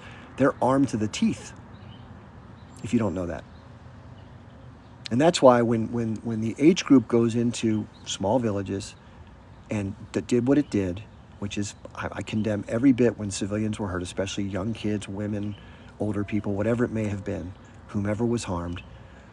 But a lot of the men and older boys had weapons, and they were able to defend themselves to some extent. So does that make them combatants or civilians? I don't know. It's kind of this quasi area. If you're going in to get somebody and they're shooting back at you, is that considered to be an unarmed, innocent civilian? I don't know. You have to figure that out. But it's part of the mix. Okay, so somebody says, here it comes. Kino. Kino only has 7 followers. So unfortunately, we can't invite Kino up. But I'd like to hear Kino's point of view. You can share it in the comments if you want. But can we talk about the ceasefire resolution? Yeah, the problem with the ceasefire resolution, in my view, is, first of all, it's very one-sided. So, for example, it demands upfront as a precondition that all of the hostages be released immediately. Now, the little bit of leverage that the H group has right now that is deterring in some fashion the Israelis from going into the tunnels and completely obliterating them with nerve agents or whatever is because of the hostages. Now, they do have their Hannibal directive, which gives them the right to go in and blast first and ask questions later, as they have done in many instances. But I think there's a lot of political pressure, and if for example, they did something like that, and there are political constraints. People would say, like, well, if Israel wanted to unalive all the people, they would just do it. No, you wouldn't. There's something called political constraints. Israel's taking a big enough black eye right now because of what it's choosing to do. What do you think would happen if it chose to do something like that? It would be ended as an entity. It would be ended. It would cease to exist as a nation state, not the people, but the entity would be ended. Because you don't go in and kill, 3.2 million people, or 2.3 million people, that's listexia, and get away with it. No, you just don't. So your nation state would be ended forcibly. So that's why it's not being done, although I'm sure they wouldn't care if they could get away with it, but they know they can't. Same thing with the tunnels and the civilians. They know that they could never justify politically, and the Netanyahu administration would be gone in 10 seconds if they went in and indiscriminately just got rid of everybody in the tunnels. If they could do that, they probably can't even do that. There will never be a situation where all of the militant members will be unalived by the Israeli military. Not going to happen, can't happen, just impractical. So therefore, as long as Israel chooses to carry out its campaigns the way it has, by blowing up and decimating the landscape as a war crime, killing civilians en masse as a war crime, collectively punishing civilians as a war crime, and treating people the way they do because of a small group and punishing them, and also what they do in the West Bank and have been doing for 75 years, there will never be peace. Because you can't treat someone like that and give them no hope for any future and expect sort of compliant, kind subjects to sit back and take your brutality. And to expect otherwise is absurd. Why would any of us have a problem with those who are living in the Warsaw Ghetto of trying to fight back against their oppressors and get out from under their plight? I'm in favor of them trying to fight their way out rather than sit back and take it. And I am similarly, while I disagree with the tactics against civilians, I am similarly understanding of the context in which these types of things will happen. as they are permitted to be done with any means available according to international law. So for the Israelis to cry about what happened on the 7th, well, you maintain a blockade and an occupation, and then you want somebody to kind of sit back and just kind of deal nicely. And the question I would pose to those is, what would you do if your people were living under the same exact set of circumstances with no hope? And you could say, do what Abbas is doing in the West Bank and cooperate with the Israelis and make the best of it, which they've tried to do to some extent. But the reason why there was a political fragmentation is the other people believe that was not the right way to proceed. And who are we to tell them what to do, who to elect, how to deal with their conditions? Would it be fair for someone like a third party to go to the people in the Warsaw Ghetto and say, you know what, you really should behave. Just take it on the chin and deal with it. You have no rights to be violent. Work peaceably to solve your problems. Yep, that would not have worked too well, would it? Well, guess what? It hasn't worked too well with Palestine. And yes, this has led to tremendous blowback by the Israelis, and it's harmed their people. And some have alleged that because of that, they don't care about their people. That by doing this so cavalierly, they've brought all this on themselves. Well, the question is, what are the people to do long term? And some of the people didn't even know this was going to happen and don't even support what happened. But if they sit back and take it, they know what's going to happen because we've seen a trajectory, a pattern of behavior that's been happening for decades. It's more brutality, more crackdown, more land theft, more bullshit propaganda, blaming them for everything, right? And no hope for a different outcome. So what do you expect them to do?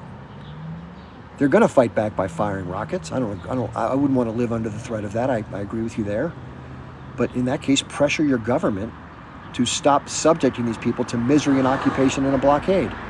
Stop controlling every bit of their lives by controlling what goes in and out of their territories, not letting them come or go. Other than the very limited numbers that come in for work and do the tasks that Israelis don't want to do and they let the quote-unquote lesser Arabs do for them.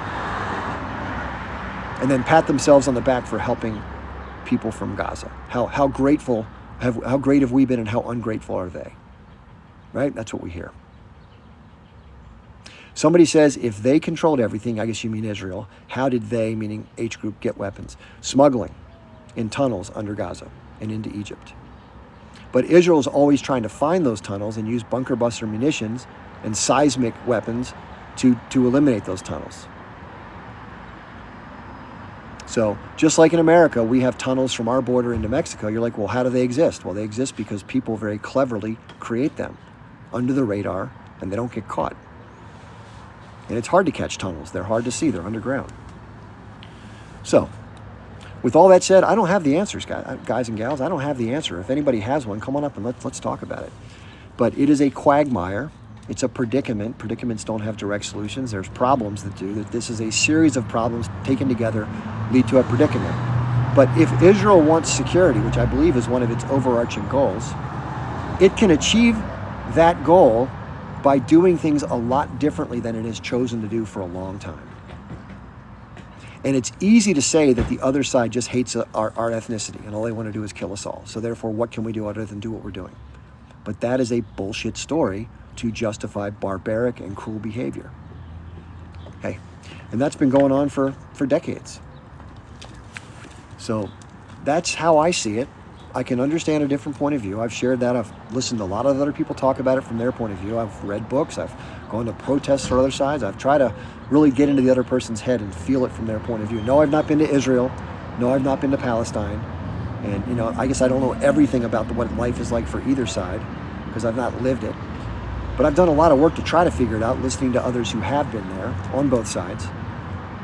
And therefore, I've not been to the moon, but I could probably give you a good discussion if I studied textbooks of those who have studied the moon and know a lot more about it than I do. Right? And I've never been to Afghanistan, but I know what the U.S. military did there and what happened in that particular circumstance. I've never been to Russia, but I know there was a terror attack there. The idea of not been there, and you can't therefore know what's going on. I was in the first Gulf War. I was on the ground there. I don't think that everybody in the world does not know what happened in the Gulf War just because I was on the ground there. I might have seen some things that you didn't see in the news because it wasn't recorded, but I wouldn't say to you because you weren't there. I would listen to what you said, and if I knew it was drastically different from my lived experience, I would explain to you what that is.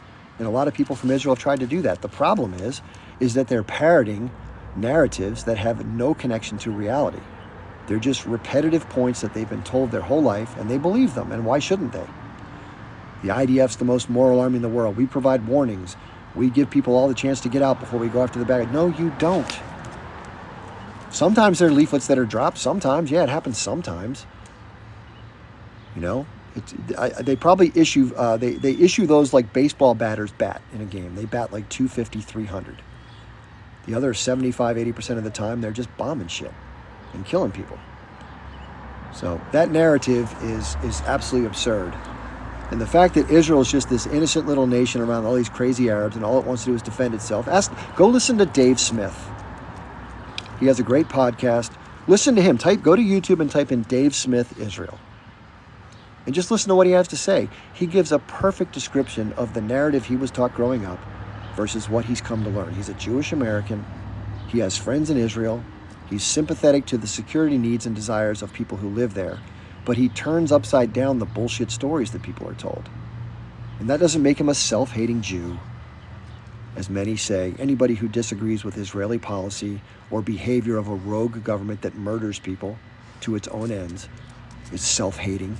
No, they're not. They have a brain cell and they have a heart. And they're willing to read and understand and have the courage to speak out, given that it doesn't fit in with the predominant narrative of most people in their circle, and they're ostracized in some cases for having done so. So why would they do it? It doesn't benefit them to spread propaganda that's bullshit and ruin their entire social circle because others ostracize them for having done so. Just like Anna Baltzer traveled to the occupied territories, a Jewish American, and living there for 5 months, learned very clearly what people go through, which had nothing to do with the description she had received growing up by her parents. What she was told was omitted those realities, or they were distorted, or both.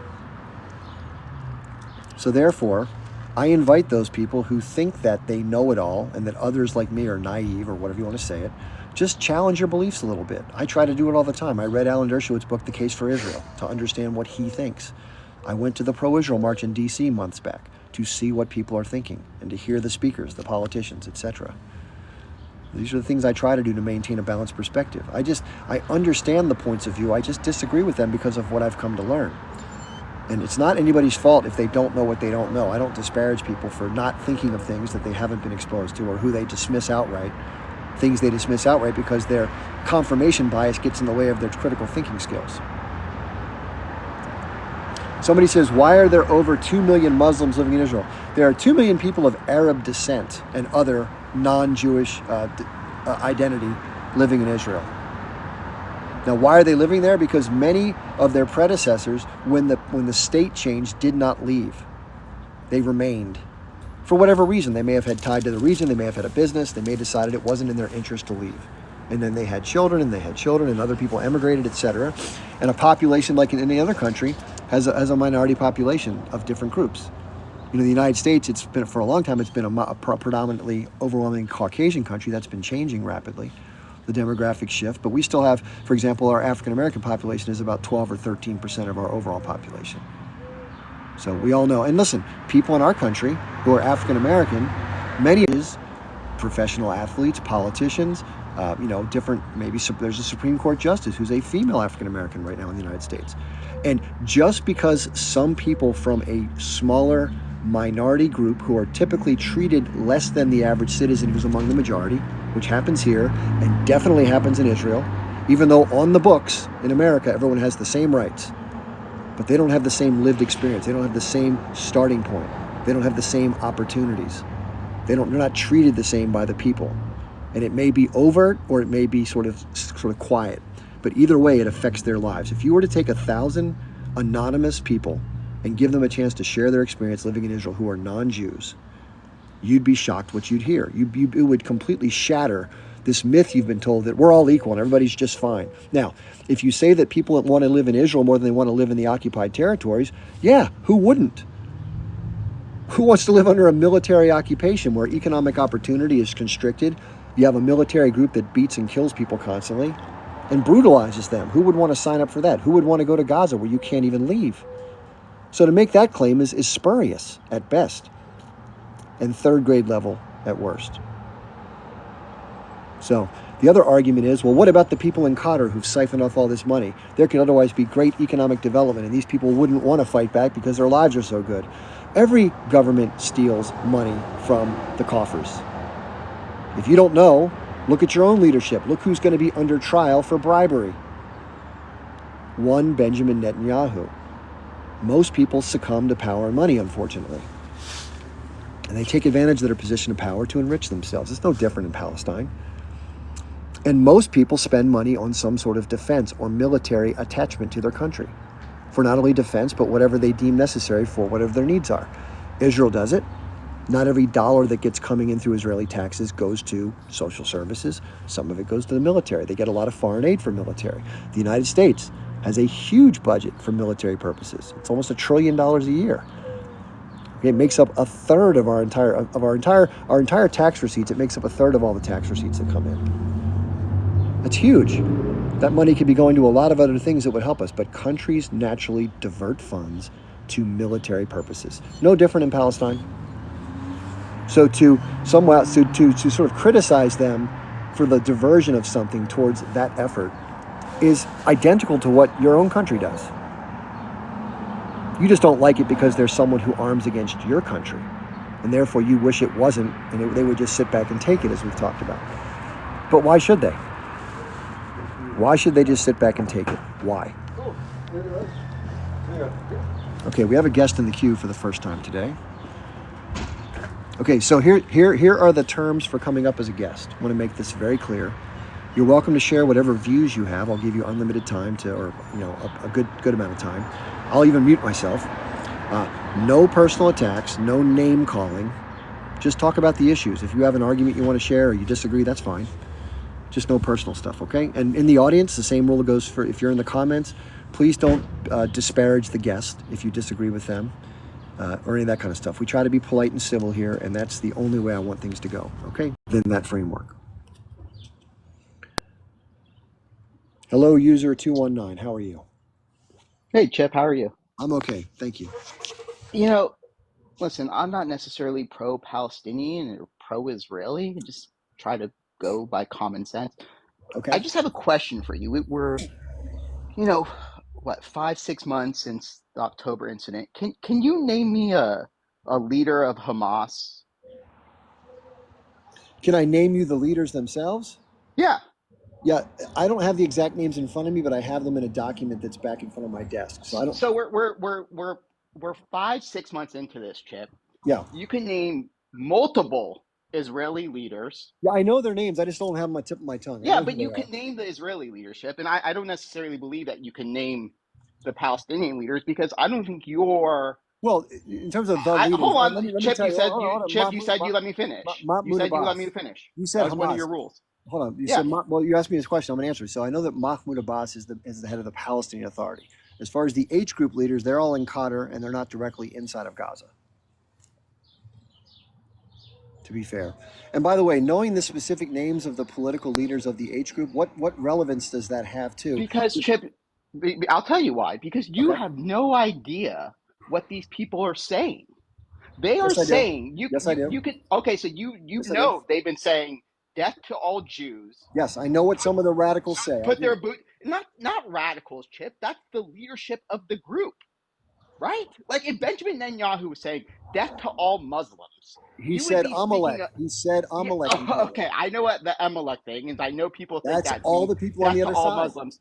Okay, so if you're Israel, why are you going to give power to a group that's saying death to all Jews? And you're so naive, Chip, to say, well, they changed their charter in 2017. It's like, I don't even, like, I was more pro-Palestinian when I came into this, but to Mhm. say some sort of PR move in 2017, yeah, these radical Islamic terrorists changed their point of view on Jews in 2017 after having the same charter for 30, 40 years.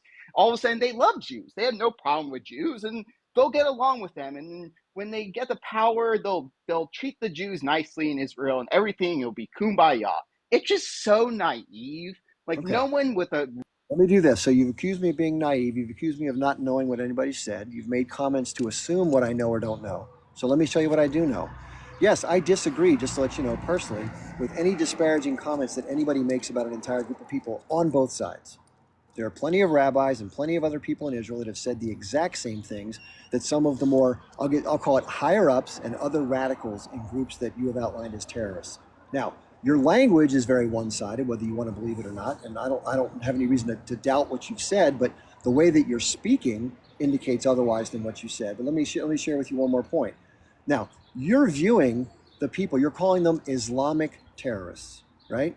That's what you're calling them. So if you don't know this, in Palestine, there are people who are Arab, who are Muslim predominantly, and there are Christians who are also Arabs that live in Gaza and in the West Bank. Probably didn't know that, but maybe you did.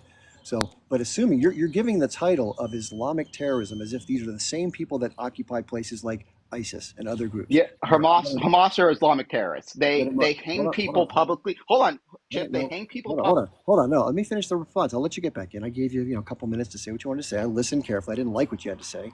Let me respond, and then I'll let you respond. So, they're not everybody who lives inside of Gaza is not an Islamic terrorist. Now, you can view the people as being fundamentalists if you want to. The way that I view them, and you're calling me naive for this view, is that there are some people who are fundamentally opposed to Jews, and they use the term Jews to encompass all people, which I think they shouldn't.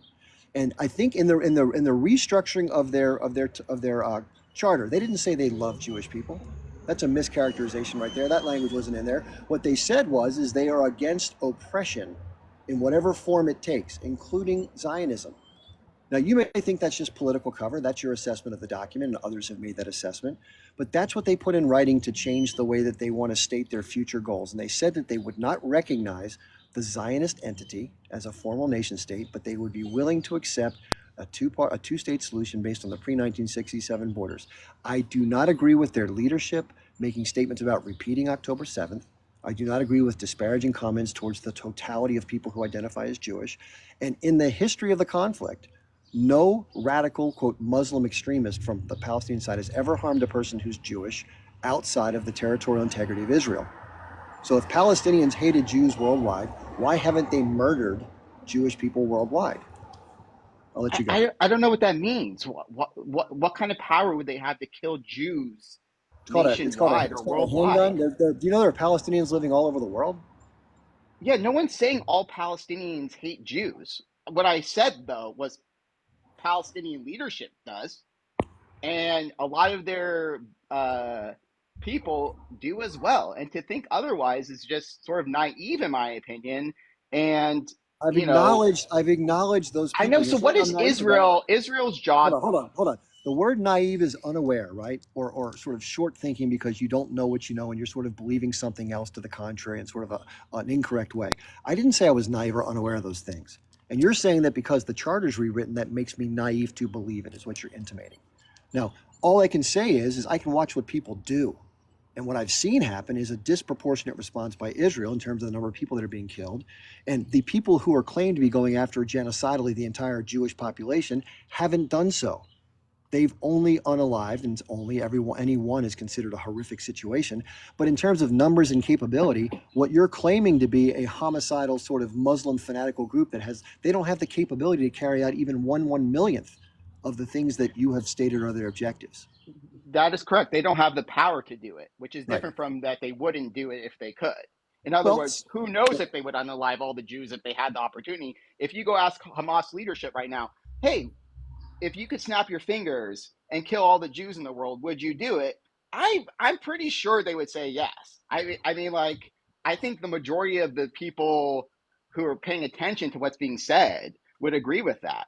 Just you because they can don't take have the that. power to do it is different. Now, You're let's enti- just you're enti- say, you're entitled to share that as your view. That's fair. well, let's just say Hamas didn't change its charter in 2017 because that seems to be the big thing that you and others like to rely on to feel good about yourselves. Let's just say they didn't change it. What Hold on a second. Now listen. You're speaking in ways that are disrespectful. I'm not claiming that for you to take your positions, you're doing it to, quote, feel good about yourself. You believe what you want to believe. The reason why I read the document is because it says what it says. Now, you're intimating that I don't accept the fact that others don't necessarily adhere to that. You're making that assumption, which I don't feel. I happen to agree with you okay, that there are. so Hold on, let me finish. You're don't use. I'm asking you. don't use smug, arrogant, dismissive, condescending language, or I have to drop you. Just state your points fairly. Don't attack me for what I believe or categorize why I believe it because you don't know why I believe it. Okay?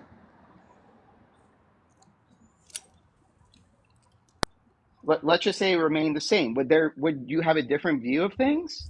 Or you would still feel the same way that Israel acts poorly and you know, they don't have the right to attack and there should be a two-state solution and or a one-state solution. Like if Hamas kept the same, let's go by this. If Hamas kept the same thing in the charter, would you still be calling for a one-state solution? I think statements and outlandish rhetoric by leadership or others does not preclude the possibility for a political solution to any conflict. I mean, that's sort of. I guess that's in my opinion. I'm not. You know, you may have a different view. It seems sort of like a cop out right there. I mean, what Why? is? Are we supposed to just sort of test the waters to see if? Let's just say Israel's like, let's just test the waters. We'll go with a one state solution. Yeah. By the time they figure out, like, hey, we can't really do this, it's too late. You have another Islamic state. Um, I mean, what do you do? And then will you feel bad for the Jews? And then will you stick up for them? I mean, I guess that's the problem. Like, Israel has a right. Israel's looking out for its people. They can't test the water and go, hey, maybe this will work out. Maybe it's not. And if it doesn't work out, you all are basically gone. Like, you Jews have to move out. You're now in a genocide. Um, you know, you have to get out of Israel. We're basically in the same position we are now, just with the Jews or anyone in Israel having to be moved. I guess I mean you're sort of like test the waters. It seems it's. I think that's very easy for you to say while you sit comfortably in like what you know colonial white America to say, hey, why don't you guys just test out the one state solution and see what happens? I mean, you understand that, Chip, from even Yeah. from like liberal Israelis who are not like most aren't pro Netanyahu. I hate Netanyahu. I'm a liberal, man. Like I don't I you think I hate the expansion into the West Bank. I think it's terrible. The problem is like what do we do now?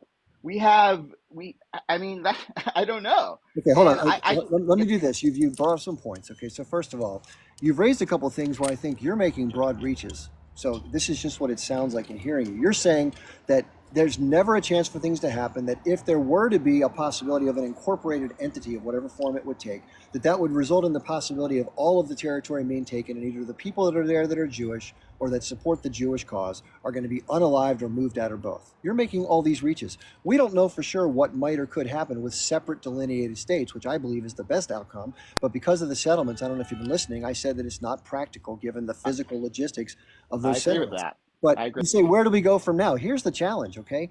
If you, meaning that any nation state decides to increase and brutalize another people because it justifies it based on its security, and I don't begrudge the Israelis for going after the militants that attacked them on 10/7. I don't think that's an unreasonable thing to respond, even though within the context, they are the warring party that's been keeping them under blockade and siege for decades, and they've been keeping a militarized West Bank occupation for decades. So therefore, to resist that, you can call them what you want. Anybody can call them what they want. They are resisting the things that they find themselves under. Now, here's the biggest shift I think in the conversation. I believe that you're saying that the primary motivator for the attacks on 10/7 and the resistant movements in the past, including horrific tactics, and whatever might happen in the future, is based primarily or almost solely on hatred from an Islamic fundamental view towards Jews. Is that an accurate description of how you feel? I mean, I think that's part of it. I think they use that to their advantage a lot. I don't know if you know, it's tough to say. I can't get into the minds of the leaders. Can't get in the minds of any leaders. I know they use that language, In the minds um, and they continue to do so. And I guess I would say, you know, if you know, I guess the problem is denouncing all colonialism. Like if Native Americans start attacking us and unaliving Americans, Mhm. would I be supportive of that? No. Well, they did. They And I'm did. just They did for a long I period know, of but time. All let's the just say time. they started doing it now. Would you be supportive of that? Well, let me get back to what I said before. So again, talking about time, time does play a role. So let's just say, for example, with what the changes were in the Hamas charter, which I think is relevant. I'm not saying, nor are they, that the entire organization of people and systems that are in that territory should be dismantled and people leave. So that's the argument, that because of the declarations of these people and the hatred they espouse, that that's the ultimate goal and is never going to change. But they've stated otherwise, as I would also politically state would be a more reasonable and more acceptable pragmatic outcome.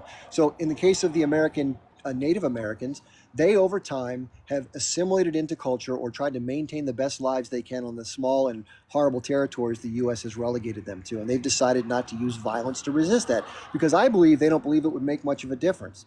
Now, what's happening in the occupied territories and the West Bank are happening in real time today. It's an ongoing, actual, real time, right now struggle. It's not a long. Now, what is in the past is the 1948 struggle.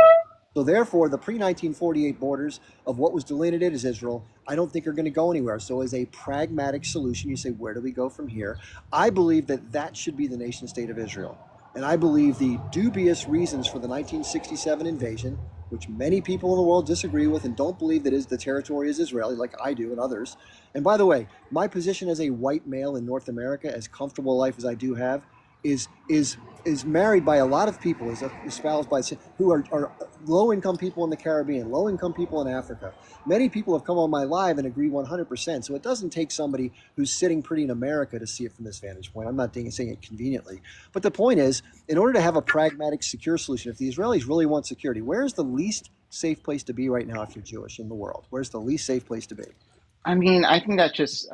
I mean, I think that's a ridiculous question. I mean, Why is I it Oh don't. I wow. ridiculous? mean, because if I don't know. I mean, Well, why'd you say it then? well, because a lot of Jews, the most Jews live in Israel. So No, I they don't. guess if you're No, they don't. No, they don't. More it's the Jews live most outside of Israel than Israel. concentrated, it's the most concentrated group of Jewish people. That's fair. I mean, so yeah. I mean, I guess if you want to say that, are the Arabs or the Muslims in Israel also less safe? Yeah. Yeah, I of mean, course. and all But the but Christians can too. I ask a question? Real quick, hold on one second. I want to finish this little part, and then we'll I let you just go. On. I don't think it does anyone good to say I'm pro Israeli or I'm pro Palestinian. What we should all be calling on is a solution to this, because I don't think, you can condemn Israel. I condemn them a lot. I think we can condemn Hamas and Palestinians. We need to call for a solution to this. Right. That's good. Um, Did you hear the part of the conversation earlier where somebody asked me that exact question? yeah, I mean, I just think Okay. where I think I where I lose support, where you guys lose support when we're like, death to America, death to all colonial states, death to white people. I mean, that's just sort of like nonsense that doesn't do anyone good, and that's a lot of what I hear from the pro-Palestinian side now. It's not solution oriented. It's basically all colonialism needs to go. America's terrible. We need to give all the land back and basically end civilization. And if Chip, I know you have to be hearing this. Like, it's a large majority No, it's not. of the No, pro-Palestinian it's not. side is based. That's You a don't that's think an so? that's an Okay. inaccurate Can, statement. can I ask you? Can I ask you what percentage of the pro-Palestinian Sorry, movement? I couldn't Who? hear. There's a Who? lot of noise in the background. Sorry. What'd you Sure. say? Sure. What percentage of the pro-Palestinian movement would you say in America, which is a lot of young people, are saying, you know, F colonial white America. America doesn't have the right to exist. We should give all our land back to the natives. What percentage do you think that is of your of I've actually had more pro-Israelis make that argument in my experience than I have heard anybody ever even say it on the Palestinian side. Let me elaborate too. Go That's my ahead. you asked me my experience. I'm giving you my Yeah, sure. experience. That's truthful. And so they always point that out as an inconsistency with the point of view. You're sitting in America after a genocide of the Native American I, population comfortably after 6 or 7 generations. Who are you to tell us what to do in our territory? That's a consistent thing that's happened throughout time. I can't disagree with that. That's a fair statement. That's that's accurate. true. I But, agree with that. but the difference is between what has happened in the past in America, 140 years ago, and what's happening currently Hmm. in modern history. I wasn't alive in 1810.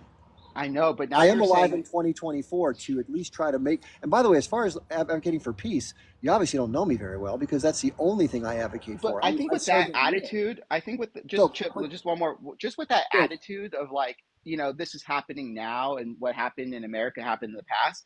That sort of gives the if I'm Israel, I'm going, okay, as long as we keep this up long enough, sooner or later this is going to die down and we're going to be in That's the future. exactly what they're doing.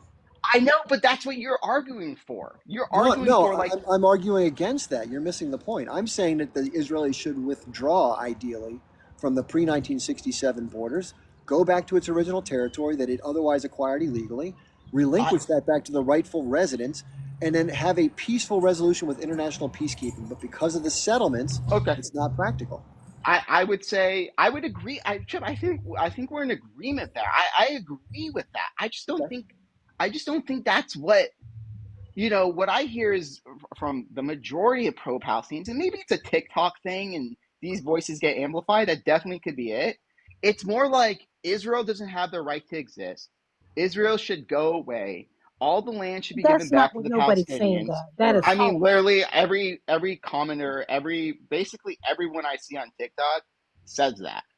Okay, so And first of all, just even in hold real on. life, I hear that. So Like, your experience sure. may have been that every single pro-Palestinian person that you've heard speak has elicited those type of comments. Now, I will tell you this: I've been on TikTok now for almost 6 months. I'm new at Uh-huh. social media, but I would say in my travels, and people can say what they want when they have an echo chamber. I've never once Sure. heard somebody say they want all people who are Jewish to be killed.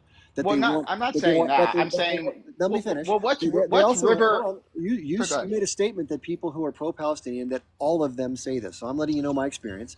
I've never heard one of them say those things. I do agree that some of the age group leaders and other extremists have said those types of things. I disagree with those statements. But what I do want to tell you is this: people don't even want to necessarily see anybody moved. They want people who are pro Zionist to find a way to assimilate or to go elsewhere because they don't want to have some maniacal, land oriented colonial freak show trying to steal from everybody and marginalize others to their benefit. What Well, they do what's want is they want relative harmony, and they're willing to have it with any religion or any ethnicity as long as it doesn't involve somebody subjecting them to what's happening now. Can I ask in a your question? opinion? Just one more thing, Chip. In your opinion, what does River to the Sea, Palestine will be free mean? What I just said. They want to have a situation that is free from oppression and colonialism, such that people are not being dispossessed of their land. They're allowed to live where they want, and they try to assimilate as best they can and live in peace and But harmony without I, it, without an ethno state being imposed upon them and causing major havoc and ongoing conflict in a region that didn't have it before 1910. yeah, I don't know. I mean, that's sort of a vague response. What I take it to mean, what pro-Palestinians tell me it means is no more Israel. One state. It's a one state where Palestinians rule, right? I mean, you Well, agree? it Like, would be a democratic state where the majority rules, how which in can this you case would be Arab. guarantee? How could you guarantee that it will be a democratic state Well, I once can't. Palestinians? What I can I probably guarantee you is that some people in the minority of any state, including the minority that lives in Israel, will not get equal treatment in all cases under the law because they're not the majority group, and that's how humans tend to behave in situations where they have one group that's smaller and one group that has more power and is larger. So that means another Islamic state, though, right? I mean, No, no, no, that's no, the no, no, no. Wait a second. You're overextending the term Islamic to yeah. mean I'm like calling Sharia it law. Now like listen, you're also other assuming that the states around there, Iran, you're also Lebanon. assuming that the governing entity is going to be a radical Islamic Sharia-based leadership system. Now, just because that particular group governs currently over a smaller percentage of the Palestinian population, there's only 2.3 million. There's 3.6 million people that live in the West Bank and the other territories. So together, the population is about closer to 6 million people. Now, if those 6 million people are reincorporated into a state where there's already 2 million, let's say 1.5 million Arab people who identify with that group, you have 7.5 million Arabs, and you probably have close to that same number of people who identify as Jewish, somewhere near there, maybe six.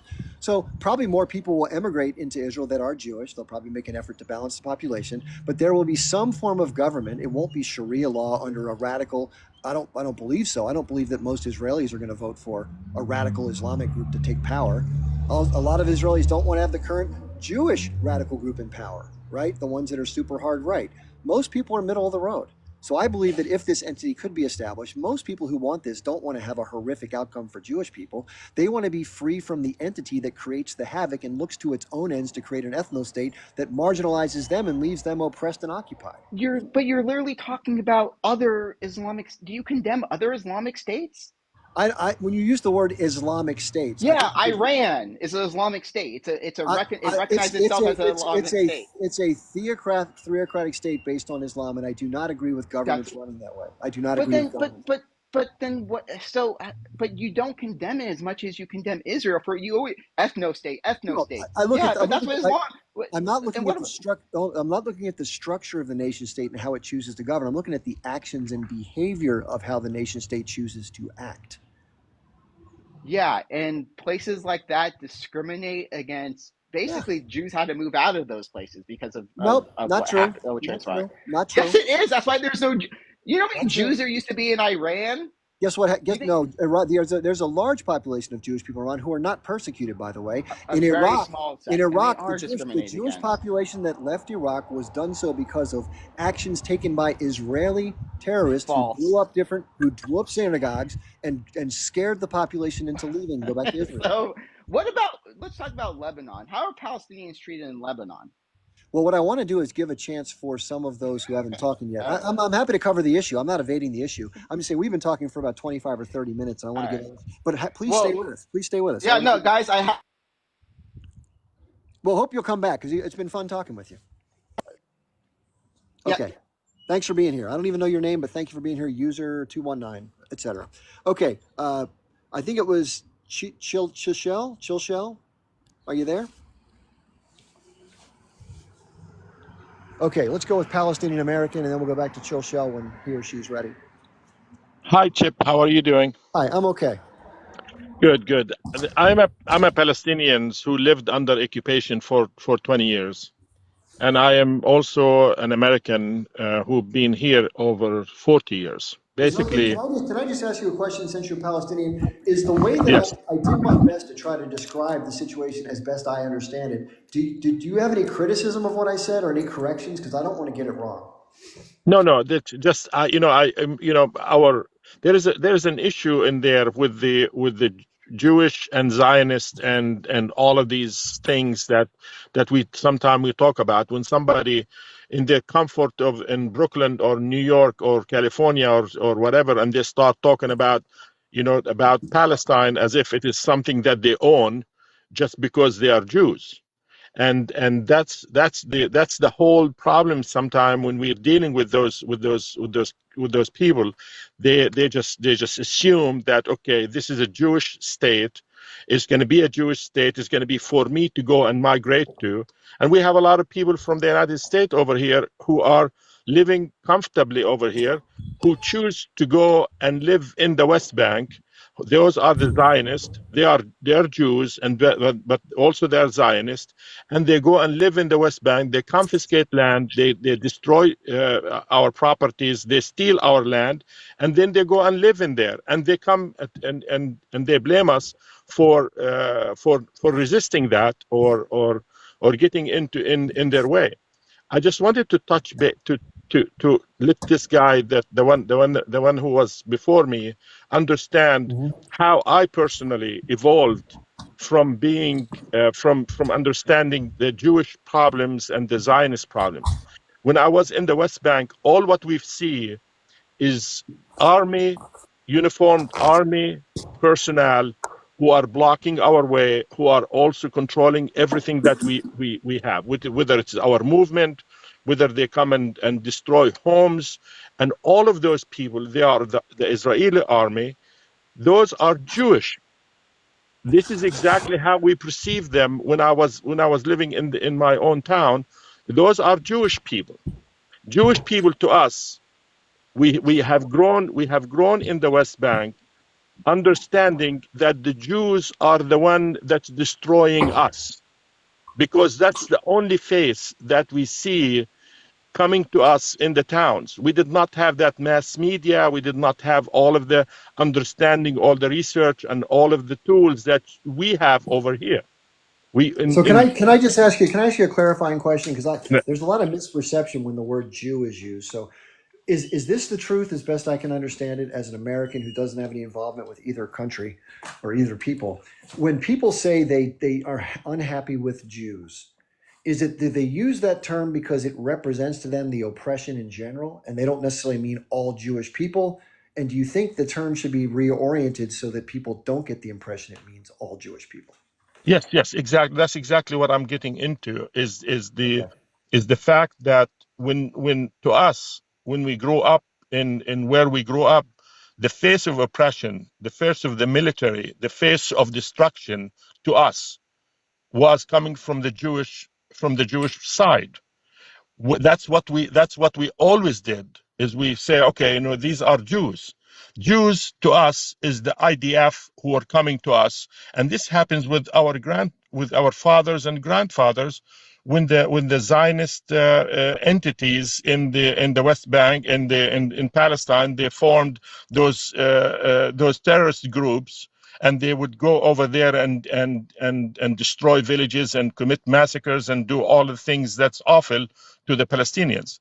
Where I changed my mind, this is what people need to understand, is that to us, when we are living in Palestine under occupation, the Jews were the face of oppression. We have no other venue to go and look at Jews as the face of peace or the face of the religion, the Jewish religion. We did not have that. So basically, when I came to the United States, I went to Louisiana State University, and we had the first time that I kind of that narrative kind of switched on my brain, is when we have Elmer Berger, who was an anti-Zionist Jew, who came to give a lecture at Louisiana State University back in the 80s, back in the early 80s. I'm talking about maybe 80, 81. So he came in and he talked about Palestine, and he talked about, and to my surprise, I was just a freshman at the time, is that he said stuff that I just basically, as a Palestinian, that's exactly what what I talked to one of my friends, my Palestinian friends, who said, I told him, you know what, we need this guy to replace Arafat so he can come and represent us. And I was very surprised to see that. And that's when I changed my view about Jews and about Zionism. And that's when I started learning a little bit more about the Zionist projects and how they are the one who came in and did whatever they needed to do in Palestine. And everybody knows, confiscating of land and stealing and doing this, all of that stuff. That's a Zionist project. It's not a Jewish project. So from that point on, I evolved to, I have no problem whatsoever with Jews, but I have every little of problem with Zionism.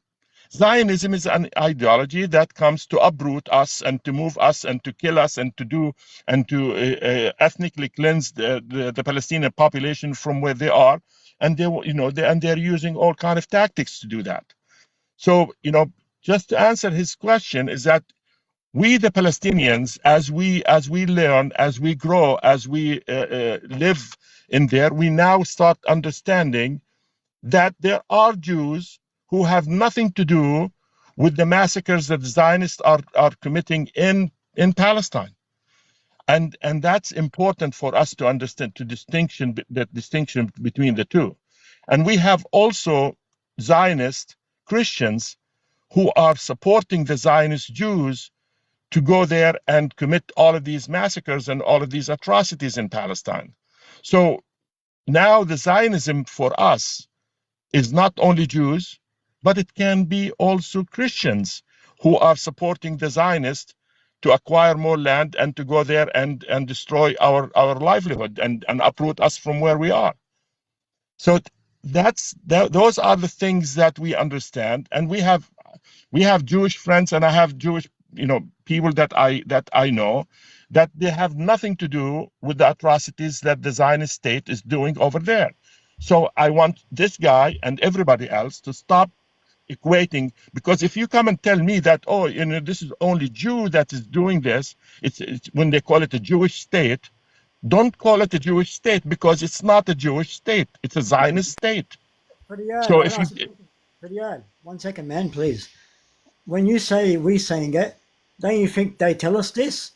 When we say when we defend ourselves as Palestinian, all right, to these people, they use being Jewish as a thing. Say, what do you want us to do?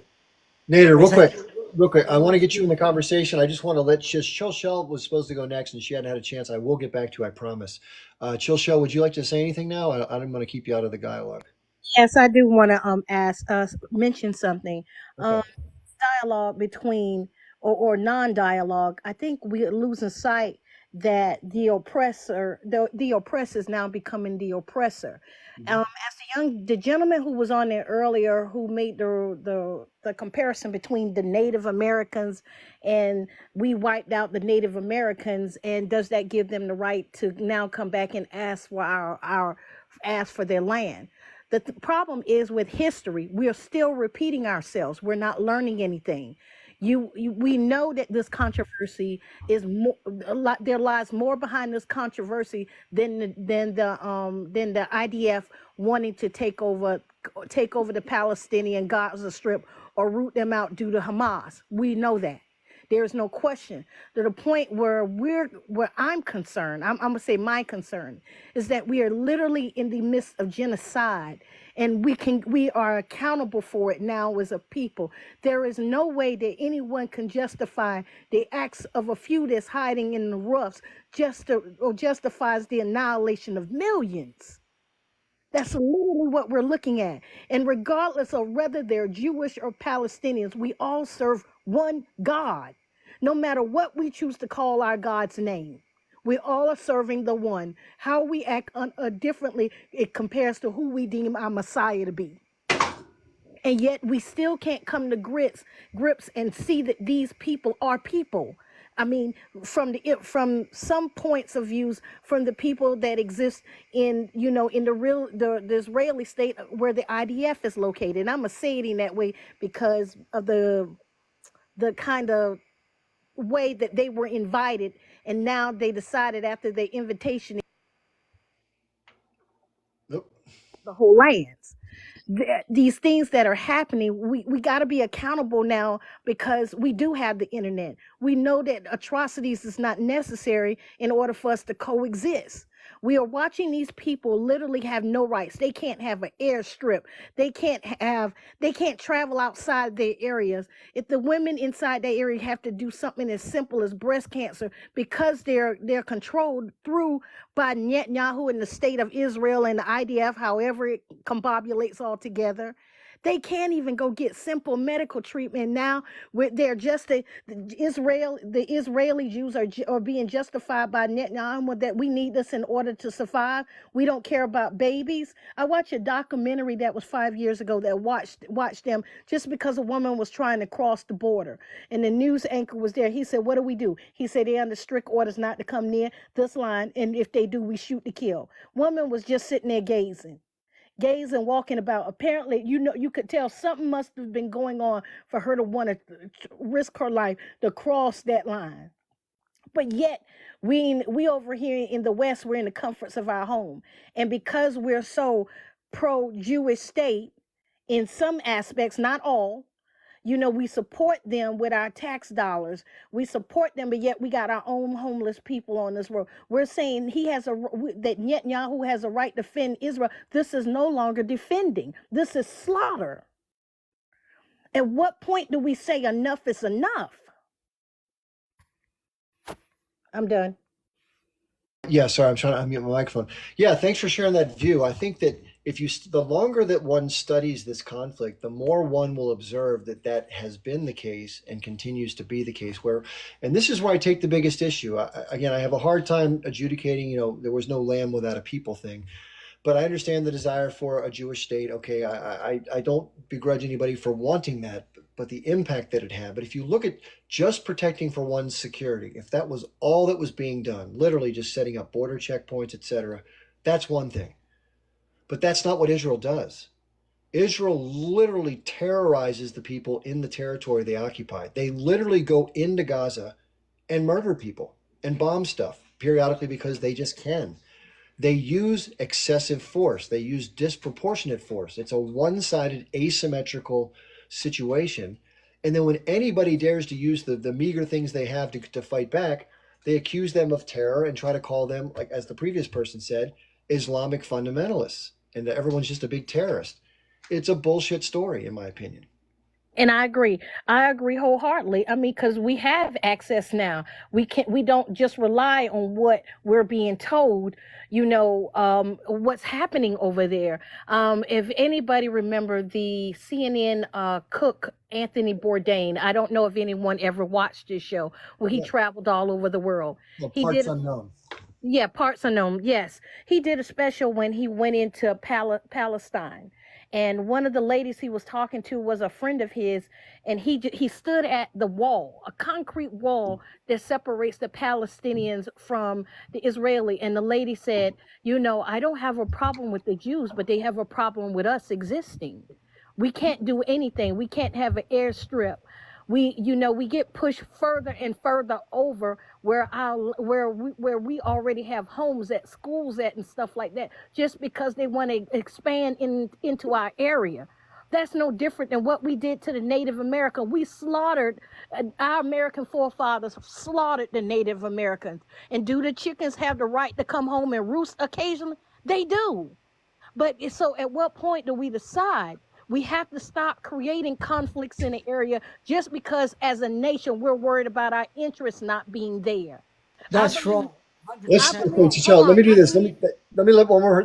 I'll come back to you. I promise. I think the next person in line was Nader, and then I think it's Steve, and then Nissar. I can't read the name. Nader, go ahead. At the end, she got 100% right. All right, because the problem of the Middle East is American government. That's honest truth. American England. All right, they put these idiots. I call them idiots. All right, these people who want a Jewish state. Why are they privileged? They shouldn't be privileged to have a Jewish state. All right, the Jews, Christians, Muslims were living in Palestine. All right, without any problem until the Europeans got kicked out because no one wanted them. These Europeans, converts to Judaism, they're not even from the land, have no ties to the land. All right, that's the truth. They're converts. Most of them are converts. All right, they're not even. If they're not from the Middle East at all. They're not from the Abraham religion to be in the Middle East. I mean, what I mean is they're not from the Middle East. They're not from Palestine. I don't care what no one says. I don't care if you're Jews. All right? I don't hate Jews. All right? I'm just saying they are not from the Middle East. They are from Europe, Poland, Russia, whatever. All right? From America, from Australia. So people have to understand it's got nothing to do with religion. They use religion as feel sorry for the Jews, for like Europe, what they done to us. It has nothing to do with Palestinians. It has nothing to do with my family, with everyone's family on here. It has nothing to do with us. We let you in. We let them in when no one else wanted them. All right? That's what really happened. They came in boats as refugees. And you know what? When this finally gets back to being only one state, Palestine, that's all right? We're going to send them back. And trust me, I'm one of these guys. I don't believe in blood, but you know what? I want to see these people again. They got homelands in other countries. It's proven fact in the last 7 months, they have left the country already because they're scared. Can I say one thing? Can I say one thing, Nader, please? Yeah. So, listen, you have the right to say anything you want to say, but in terms of they should be sent back to where they came from. Yeah. Hold on one second. Let me finish the thought. So, if I want to make sure I clarify what you think. If there are Jewish people living in Israel who are of European descent who happen to agree that the ethno-state is an inappropriate way to delineate the territory, and they're peaceful, and they're not radicals, and they're not hardcore Zionists, would those Jewish people be welcome in this new entity if it were to be established under or should they all have to go? Everyone who's from Europe would have to go back to Europe. I'll give you my answer. Once all the Palestinians come back to their land, yeah, all right, all of us, not the ones only there, all of us come back. These people can live in Palestine, apply to live in Palestine, apply to live there because they are living on stolen land. Who cares if they're born there? They're living in stolen land on someone's stolen land. So they have to move out, then apply to come back, and we check them. The government of Palestine checks them. If they've done anything to terrorize any family in the Middle East, in Palestine, and that's what I think should happen because it's not fair that we can't go live there, but they can live there, take our houses and land. It's not fair. That's what I think. And I don't care if they I got nothing against Jews, my friend Chip. I got nothing against Jews. It's not Jews. But some Jews are hiding behind Zionism. They say we don't like Zionism, but when you tell them, would you live there? Would you live there under Palestinians? They say no. So Yeah, I for think me, I would guess a lot of people who are Jewish, if hearing somebody say the things that you're sharing, would feel yeah, very threatened by those words. They would think I, that they want them mass deported, which reminds them of the previous times in history where they've been blamed, or you know, pogroms or other types of being expelled or exiled. oh, Chip, So I'm honest, Chip. I'm very honest, and I never was like that. They came in. They could have went about it the right way. All right, and we could have all lived together. But they've made us suffer for nearly 100 years. do you think that the kids that were born in Gaza, Go back. Yeah, do, go do, born in Gaza. hold They on, talk do about Palestinians. you think the kids that were born in Gaza after 2006, who didn't vote for H group, who weren't even born then, are they to blame for the actions on the 7th? Palestinian kids? Yes. No, but this different situation. That's I can't. That question is Well, that question. I'm playing devil's advocate. I'm not trying to be take Yeah, anybody's side. I'm just saying, trying to think from the other person's point of view. yeah, but If don't you're forget these. if you're a Don't forget, if you're a second or third generation living inside of yeah, the territory there, and somebody comes in and says, "Hey, you weren't supposed to be here. Your grandparents yeah, came here." Is it fair to? Is it? I'm just asking this question. Is it fair to blame them yeah. and try It to move is. Yeah. people around? Not blame them, but it's fair to tell them to get out. Okay, that's your point of view. Okay, let me let Steve jump in. Thank you for sharing your point of view. A lot of people feel the way you feel. How you doing today, Steve? Make sure I got Steve's microphone available. Steve's maybe on coffee break, so let's go to Nisar. Nisar, Hi, hi. hi. This is the first time talking. My English is not so good. How I old are just you? want what? How many years have you been alive? How old are you? I'm 30 years Okay, old. you just have to be over 18. Thank you. I appreciate your content. You are great. Thank you for your support. I just wanted to say that it's so frustrating that no one mentions anything before October 7, like the Great March of Return, the Palestinian hostages.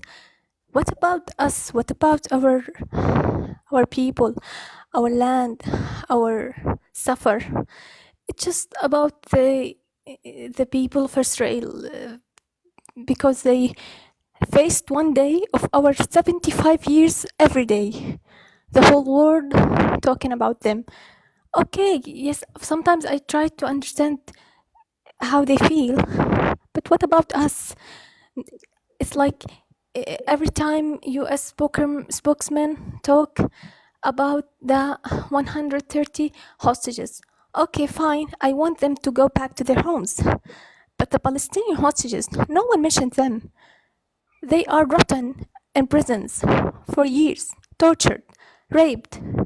Josh Paul, the minister, resigned minister, he talked about a rape happened in Israeli prison. And it just passed. It just passed. There was evidence. No one talked about it. And everyone just keeps mentioning the Hamas accusations of rape. There is no evidence, and they just keep repeating it. Hundreds and thousands of rapes, a long history of rapes, pedophilians, Just to know criminals. one sec. That word, just let you know, on TikTok, if we repeat it too often, they'll turn off the line. So you have to say things like "s assault" or something like that. Okay, thank you. This is the first time of me speaking. No problem. Sorry. That's okay. I'm just letting you know. Okay, thank you. So it's just frustrating that no one talks about our suffer. It's like doesn't matter. Our life doesn't matter. Don't matter. Hospital besieged, people run over tanks. It just passed, and U.S. spokesman talks. No evidence of war crimes. No evidence of. This is bullshit. This is nonsense. Yep. This makes me mad. I don't know how the world makes take this. I don't know how to. I'm just done. Yeah, I think We agree with you. you're pointing out a point that is the Western corporate media is compliant with the desires of the Israeli side of this particular conflict, has been forever. And look who the editorial control of these organizations is in the hands of. Again, this is not to sound like Kanye West or get blamed like Candace Owens, but it's irrefutable if you look at the leadership, the CEO, the positions of power, the executives of the different media organizations. It's very clear why the news is edited and put out the way that it is in these Western countries. So therefore, the things that should be reported that are very egregious examples of what Israel does not serve the narrative that they want the public to maintain. And so therefore it either gets omitted or they obfuscate or some combination of the two. This has been going on for decades. Now, the one piece of good news, just to let you know, is that so many younger people who are very frequent users of their phone now, rather than watching television, like people who are from my generation, are getting the images and pictures and news reports that they otherwise wouldn't get. And that is very good news. And that has woken up millions and millions and millions of people who had no idea of these atrocities. And because they're so egregious in this disproportionate response, it has angered a lot of people, and it's enraged them to turn their entire opinion against Israel, which is now looked at as a rogue state. And that's the only positive thing that's come out of all the death and suffering of people in Gaza and the West Bank, in my opinion. Nisar, thanks for being here. Please stay on the panel as long as we have room. I'd like to hear you talk some more as you hear people speak. I think that Steve was next. Steve had a little break he had to take. Steve, are you available at this point? Sometimes people are on the live and then they get to doing other stuff. So that's what I'm saying. Okay, let's set Wab Pathan. Wab, am I saying it right? Wab? This is Steve. Oh, there's Steve. Okay, Wab. Yeah, I was on a call I had with work. So no worries, Steve. Welcome. Yeah, I've talked to you before, and we don't necessarily see eye to eye on some things, but some things we do. That's okay. So I've been reading, trying to educate myself, and I was reading the Balfour Declaration, which, happened way before the state of Israel was established.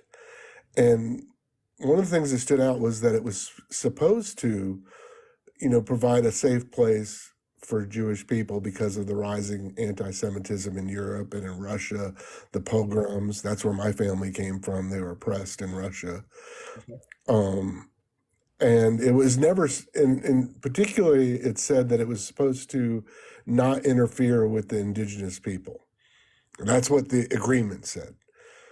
And, both the Arab population of the British Mandated Palestine at the time and the Jewish population were fighting the Brits for independence, basically. They wanted independence from Britain.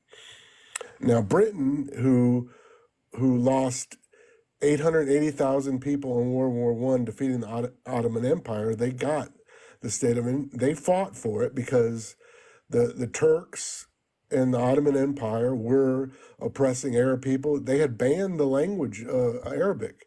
People were going to be arrested. They couldn't speak it or teach it. And this is from my reading. And I don't know if a lot of people know this.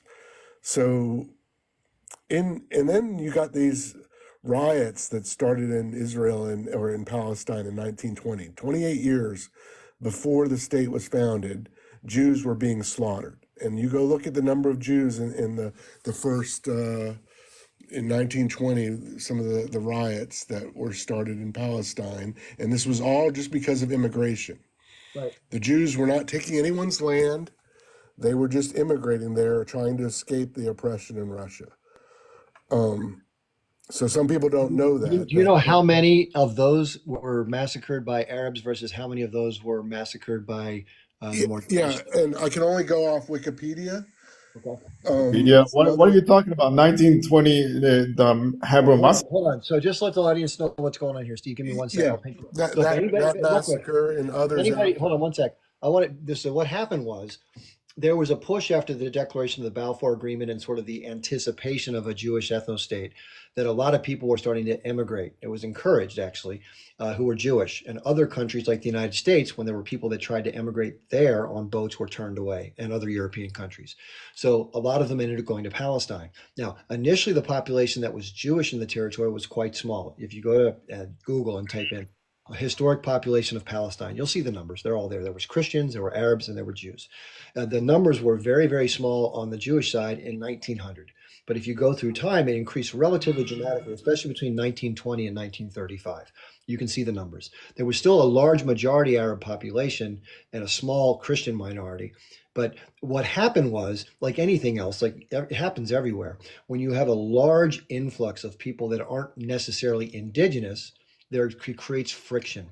And unfortunately, some of that friction led to violence, which played out. But if you run the numbers, which I have, and I've looked at all the massacres, and you can look it up too, you can type massacres in Palestine from 1900 to 1948. You will unfortunately see that many more Arabs were massacred as a part of this transition than Jews were during these unfortunate skirmishes that were a result of the population shift. Yeah, some of the numbers I was seeing, there were definitely more Jews killed, and it showed that the Arabs were the start of the aggression. Now, maybe I need to do some more research. Yeah, we can look it up and verify that. Yeah. So that's one thing on history that I think some people don't know is that there. 1 second. See, just to clarify, somebody in the comments says, Chip, you said Jews, Christians, and Arabs. Incorrect. All were Arabs, Jews, and Christians, and Muslim.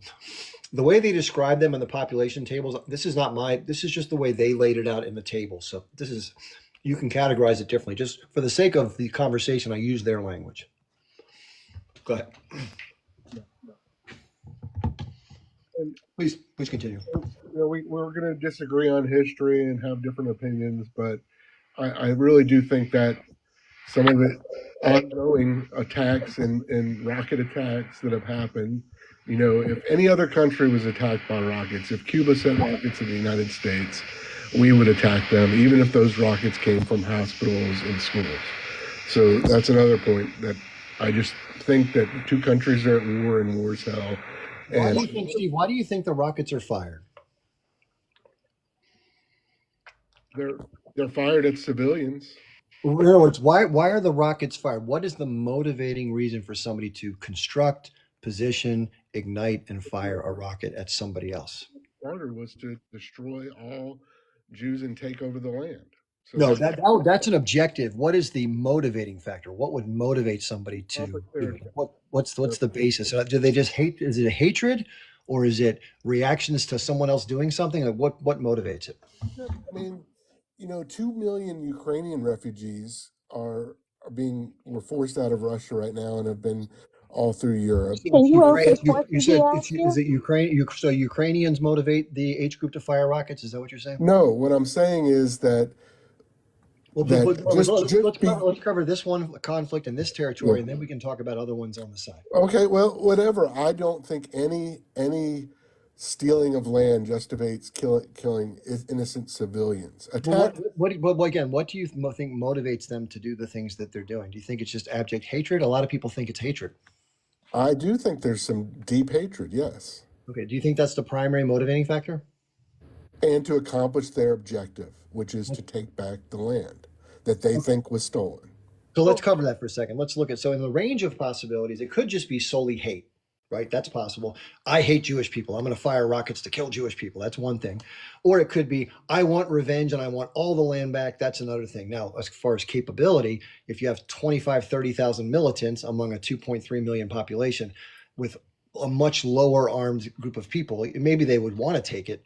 The question is, it's obviously impractical. The third thing could be, it may be a combination of the first two. Some people probably have some hate in their heart. I can't get in their heads. But it could also be that they identify their circumstances, and based on their circumstances and what they've seen happen, but more importantly, not happen in terms of changing their circumstances, it motivates them to use active, violent resistance rather than sitting back and doing more of what has gotten them nowhere. Well, I think the definition of insanity is doing the same thing over and over again and expecting different results. They've been fighting Israel for 75 years, expecting different results from their same actions is insane, in my opinion. Do you think what are one of the results in this particular conflict or this iteration of it that's different than prior ones? Are you aware of any of that? Say that one more time. You said insanity is doing the same thing and getting the same results over and over. Is that what you said? Expecting different results. Expecting different results. Okay. Results. In your opinion, is anything different as an outcome of the attacks of 10/7 versus the rest of the history of the conflict? The scale. Eventually, Israel was so fed up with being attacked that they're going to try to end it permanently. Okay. That's one. So in other words, the response to what happened is going to be much greater because of the perceived threat and or being tired of being threatened. So that's one. I agree. That was one of the responses to the attack. What are some of the? In other words, you mentioned that. In other words, they attacked. Right. There was an attack made by the H group. They broke through the fence. They came in. They did what they did with the military, civilians. Much of it condemnable. But what were one of the outcomes? Obviously, some of their soldiers died. Israelis died. Right? We know that there are hostages that were taken. But what do you think is one of the outcomes that's different this time? Because in other words, you said expecting different results. There was a different result this time. I've been watching it since 1989. There was something distinctly different. Do you know what that is? No. Okay. Is it okay if I share it with you? Yeah. Can I answer? Real quick, hold on. We got to go in order. So if you follow this for any period of time, the way that the media coverage has happened with this conflict has been very narrow and very controlled and very one-sided. Now, this is in the Western world, obviously, not in the countries that have access to other media that's outside of Western control. But to most Western audiences, which is the larger percentage of people that currently support Israel, there's been a dramatic shift in public opinion, as acknowledged by Jonathan Greenblatt of the ADL. And he said in a recorded meeting, he said, not to his knowledge, it was secretly recorded. He says, we don't have a political problem anymore. It's not liberals or conservatives. We have an age group problem. We have a TikTok problem. Those were his words. So what I've noticed as someone who's been a long-term studier of this conflict and observer is that the amount of awareness and the amount of concern and amount of outrage has completely changed this time. Whereas before, it was mostly kept under the rug. The certain coverage would be, they would use language like so-and-so died, but Israelis were murdered. So when Palestinians, they die, they weren't killed by Israeli forces. So they soften the language in terms of what the Israelis do and don't report some of the things that Israel does. And they only report the crimes, quote unquote, of the terrorists. And that's completely changed this time. People have seen the actual behavior, meaning the bombs and the missiles and the soldiers and the tanks and the people that they've never seen before. And because we're emotional creatures and we're very visual, we take a certain amount of feelings into account. And most people have never felt this conflict. They may not even know about it that much. Now they not only know about it, but they felt, and they ended up determining something about what they felt, because just like Candace Owens did, she had she took up speaking about it in a place where it really wasn't welcome to do so. I think a lot of people have had that sort of transition in their thinking, that they just didn't know any different, and now they feel very strongly this is not the kind of thing that they can support. Yeah, and I could say the same on both sides. When I saw that girl that from the festivals, naked body being paraded upon and spit upon and hit upon after she'd been killed, and she was there at a peace rally, then I saw things that I hadn't seen before. So it motivates people on both sides. And, the Jews make up less than 2% of the world. I mean, or like 1.5%. I mean, there's so few Jews. Arabs have majority of how many countries in the Middle East? I mean, how is that germane? How is that germane to the conflict? Well, I think the Arab countries that attacked Israel Justify the means. Hold on just a second. The Arab countries that attacked Israel in 48, Jordan, Egypt, Iran, I can't name them all. There's a lot. It wasn't Iran. It was Syria. It was Syria, Jordan, and Egypt. Syria, Jordan, Egypt. All should take some responsibility for helping the Palestinian refugees, and they haven't. Why?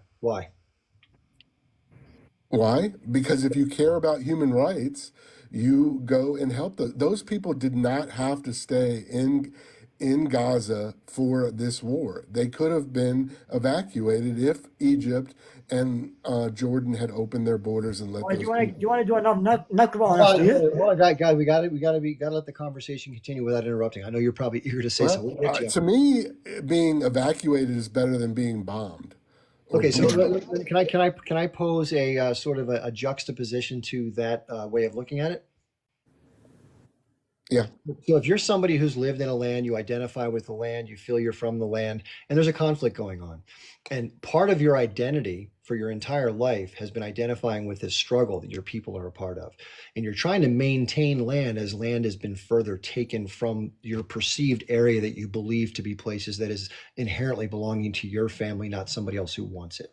So if that's the case, your mindset is one of they don't want to depart, even if there are levels of unsafety. Some people have. They've gone to Egypt or elsewhere. They've been able to get out for safety reasons. But the vast majority of people probably would like to be safe, but they also don't want to abandon the territory that they believe to be rightfully theirs, understanding that if they do leave and one of these other countries does open up, quote unquote, they'll never be allowed back.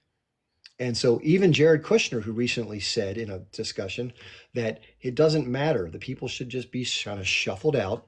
And somebody said, well, hey, what about them coming back? Will they be allowed? He goes, probably not, but we have beachfront property to develop, so it's all going to be good to go. Now, Yeah, I don't agree why with these that. countries But don't do it as well. One more thing, and I'll shut up. yeah, The reason why the quote Arab countries don't allow this sort of steam valve to open up in Gaza is because they don't want to be complicit in the forcible ethnic cleansing of the land that's being put back on the Israelis to somehow do for their own reasons. well, then they should have attacked Israel in 48 and 67 if they Well, don't want to be responsible for the refugee crisis they created. let's look at that. Why do you think they attacked in 1948?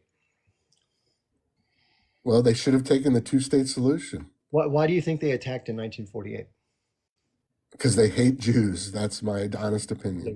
So assuming that that's not the primary motivator, there may be some people in all the countries that don't like certain people ethnically or religiously. That's just human behavior. But in terms of the why would nation states decide to bring an attack of that magnitude on an emerging country? Why would they do that? I think it's hatred. I think they didn't So want a do you know Jewish. do you know They the didn't want a Jewish do you know state. do you know the tenets of the partition project and how it was set up? Say that one more time. Do you know the tenets of the partition arrangement that preceded the conflict in 1948? I know that there was both Arab leaders and Jewish leaders and American and Britain leaders that all came together with the United Nations to try to pick the land and break it up. They didn't do a very good job of it, but there were inputs on both sides. And people say, oh, the Jews were getting 55%, but a huge portion of that was the desert. Yeah. I mean, they had nothing there, a huge portion. And I think the perception is reality for a lot of people. So one can make the argument about the quality of the land, but I think in a situation where one looks at, in their minds, all of the land to be theirs inherently, and that they're having to make a big concession for this particular project that they don't even want in the first place. Obviously, nobody wants to have part of their native land like forcibly delineated by a third party, even though the British did have the power at the time to do so because of the mandate.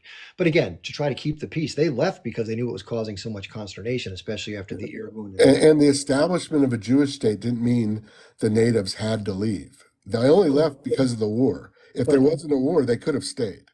There was just the imposition of a partition plan in and of itself was something that was very objectionable at the time, very controversial. But secondly, the way it was partitioned in terms of the number of people that were in the land getting a certain share versus what was going to happen and the shifting of people that would have to occur, which did happen, was unacceptable to many people. They thought it was unfair and overly disruptive. They wanted to prevent it from happening for the very reason. Yeah, and the same thing happened in America with the Civil War between the North and the South. I'm not denying there are plenty of historical conditions. It'll probably still happen now. It's happening right now with Israel and Palestine now. I understand that land acquisition through power, force, and edict politically have changed the landscape of different borders, and people have been inordinately negatively affected. There's no doubt about that. And the question is, does a wrong in the past justify another wrong in the present? No. There you go. So that's all people are trying to do, is to try to figure a way to right the wrong and have autonomy and live in relative peace amongst each other. Well, do you think in hindsight they should have accepted the two-state solution? No, I absolutely don't. You don't? You don't think they'd be better off? The terms that, well, you could argue that at this point that people might have been better off having accepted them, but people go with what's going on historically at the time. They Yeah. don't know that they wouldn't know that in 100 years time or 75 years time that this would be the situation, or they probably would have accepted it the way it was, but nobody knew that at the time. So that's why it's where it is. Let me do this, Steve. Hang tight. I'd love to have you stay because I really enjoy your points. I think the next person on the panel was did Wibe speak or was it Maverick that was next? Maybe me, I think. Okay, go ahead, please. I just wanted to speak on something that woman was speaking about earlier. I have gone into some of these Palestinian lives and tried to sympathize with them. I don't believe in violence and stuff like that myself, and what's going on and the way they handle it. But I've been met with nothing but rude, obnoxious people that tell me that I should mind my own business and and then you tell them that, okay, well, what makes you think that we should be involved when America has its own problems and stuff? Well, we don't care about America. We don't care about nothing. Well, but you're in America, right? I'm assuming, yeah. Well, you're in America and you're safe right now. I understand, but yet you're going to sit there and act like and talk like that and tell Americans. They was just plain rude, and I'm really gotten sick of it. They're rude to American people, yet they want our help, and that makes no sense to me. Um, as far as what's going on, I don't claim to know exactly what's going on and who's who, but I can tell you from talking to Palestinians and the rudeness that I've gotten and the disregard and disrespectful people that I've talked to, I cannot understand why Jews treat them that way. But then I have seen it on the other way too. I've seen videos of Jewish people, Jewish military treating Palestinians over there very rudely, abusively, and stuff like that. I'm just saying, you don't beg or ask for help from somebody and be rude to the person. So I just want that message to go across. We're trying to help as best we can. Now, the government we got in place, they're playing games. The people in America, we're not playing games. We're trying to be sympathetic and help and understand. I hope you Palestinians understand that. We're far from it. The government, though, they have a different agenda than what we got, totally. Maverick, can I ask you a question? Yes, sir. Go ahead. I'll try to answer. We're sort of at war with Russia, but let's say it was a broader conflict and the United States was being actively bombed by Russia. And they were occupying, let's say, the state of New York and the state of Pennsylvania and the state of New Jersey. And those Americans that were stuck in there, the Chinese government starts to supply money and weapons and munitions and political backing at the UN so that the slaughter of Americans inside of New York, Pennsylvania, New Jersey continues unabated. Would you, if you as someone living in New Jersey, New York, under those circumstances, be happy with the Chinese?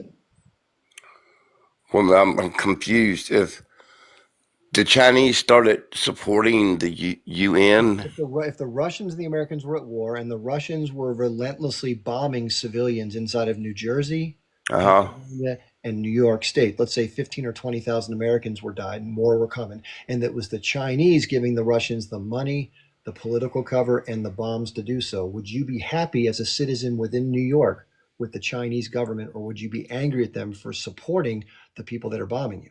well, of course I'd be angry with them for supporting. Well, that's why people are you're angry being at us. involved in something like that. That is, That's yes. where the anger comes from Palestinians who see their brothers and sisters being bombed in submission, and it's the American government who's supplying the money, the bombs, the Okay, military. I'm glad you said that. I'm really glad you said that because Hello. I was actually going to say something about that, but I didn't because I didn't want to bring any more uproar. But that is the whole point. That's what I was saying when I said our government is involved a different way. When they're supporting both sides and Iranians, and they're supporting everybody. They're with our money, and that we're getting the blame for it. See, the American people that aren't approving of this stuff. But our government, our corrupt government, and I'm going to say it right out, are supplying all of them so that they can keep this thing going. Why? Because they have, and I'm gonna say it right out, they have a world agenda, and in that world agenda, Who's the it they? Matt, involves, can you clarify who they are? You said they have a world agenda. okay, the higher up, well, the elites. It's a bunch of different. The elites are higher up governments that have uh, uh, gotten millions of dollars through being a politician. Now think they are elites. The governments in a lot of different countries, NATO, all these people that believe in a new world order. Okay, so like there's a global elite that is trying to meet a certain agenda. Exactly. And part of their agenda is depopulation. And this is a way for them to depopulate without having the finger pointed at them. Okay. This is plain and simple. But it's right there on the table. Okay. Without having the finger pointed at them. They're Just using this. just to let you know, sometimes on TikTok, if people in the audience hear something like that, or even the algorithm, they'll shut down the live for what they call misinformation because it's not something that we can back up with direct evidence. I'm not besmirching you for believing it. I'll let it, but we just got to be careful with how we. Well, I understand what you're saying. But the direct evidence is everybody knows that we've given money to Palestine. They know they've given money back to Iran, supposedly for this and that. It all points to what you make up your own decision and put the dots together. You know, the video and the news is out there that tells you exactly what the plan is, one by one, just like a coloring book where you paint by numbers. Okay. And if you do that and I have one video here I could show you if I wanted to, of what their plan is. And it's exactly what they're doing, you know, with flooding their country with immigrants, and everything else that they've done, telling you it's okay if you crap in your kitchen, what you eat out of your toilet. You know, they're trying to change the morals and values here. And then they're trying to keep everybody arguing and bickering about it at each other and saying, well, one should do this. And you don't realize they want us to be like the sea. They want us to be at each other's throats. So when it all comes down, you don't know, you're so messed up in the head, you don't know who you're defending yourself against. I'll tell you what, as far as Palestine goes, let's do this real quick because obviously we're crossing to different issues there. I talk a lot about this stuff. I don't quite word it the way you are, but I understand that does play a role, and I agree with you that it's a lot of questionable things happening, especially with the border, military age men, et cetera. We've talked about that today. What I want to do, Maverick, is first of all, I want to thank you for being here and sharing your point of view. If you're like me, I was 21 when I encountered this particular issue. I just happened to learn about it from a college classmate who did a presentation about it. So I've had 34, 35 years to sort of follow it. But a lot of people haven't. They just, busy with being a normal person, and they just kind of, all the tumult we've seen is kind of thrown it in their face. There are a couple of resources for anybody who just wants to kind of dig a little deeper if they're curious, which I really recommend people consider. Even somebody who's pro-Israel, these are all helpful resources. It's a documentary on YouTube. It's free to watch. And it's actually something that a Jewish American woman, she was told by her friends that all these misgivings were going on where Palestinians were living in the occupied territory. She didn't believe them. She's like, you're propagandized, you're crazy, you're a nut job. So she actually visited when she was in Israel, which you're allowed to go as an American Jewish person, you're allowed to visit Israel as part of your birthright. And she went to the occupied territories for 5 months with sort of an aid group and just lived with a Palestinian family. And what she learned really shocked her. So she did a documentary about her experience, which I think is an eye-opener. One of the things that opened my eyes up to this issue is something like that. It's called Life in Occupied Palestine by Anna Baltzer. You can search for it on YouTube. It's free. And then if you want to know more about Gaza, there's a journalist who I really admire named Abby Martin. And she created a documentary on her experience visiting called Gaza Fights for Freedom. And it just shows you what life in Gaza is like and from the mindset of what they're dealing with. So what it does is it gives people who don't know what people deal with there, try to better understand the other. And we've had people come up on the panel who talk about their experience living in Israel right now and what they're going through, which I think are both good things to look at to try to be balanced and understand the impact that this whole situation has on people. And then getting back to motivations with Steve, it probably gives insight into what some of the additional motivating factors could be other than just rank hatred, which I think will be self-evident if you watch those types of things. So let me do this. So thanks for being here. I think the next person who hasn't had a chance was Was it Dr. Asma? Oh, Dr. Asma, then MB, then My Palestine. You are welcome, Mr. Chib. You are gentleman and you are stand up at the right side of history, actually. I am from Jerusalem. My root of family have been displacement and migration from Jerusalem to Ramla to Jaffa, then to Gaza from 48. Okay. I have my family, my cousin, my aunt, my uncles, daughter and son of them, and they number of them didn't still alive. Real quick, I'm so sorry to interrupt you. I want to hear what you have to say. If you're trying to come up on the panel, I think Onita is trying to come up. I'd love to have you here. Sometimes it times out, or it won't let you in. So the way you fix that is you have to leave the TikTok app, then come back in, and then re-request, and I'll happily bring you up. Okay. Sorry to interrupt you. I really apologize. I don't want to keep people off the panel who want to share their thoughts. Go ahead, please.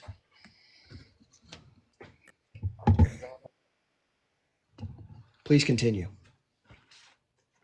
Yes, you are talking so fast. Can you use simple word to understand your idea? Well, no, I was saying that sometimes people who are trying to come up as a guest on the panel, it doesn't let them in properly. That just tends to go through this little circle thing where it times out. And so I suggested to fix that they close the TikTok app and then re-enter Yes. the app and then re-request, and then it will work. That's what I said. Thank you. Thank you. I want to add my personal opinion and what I have teach from my family. I am 34 old.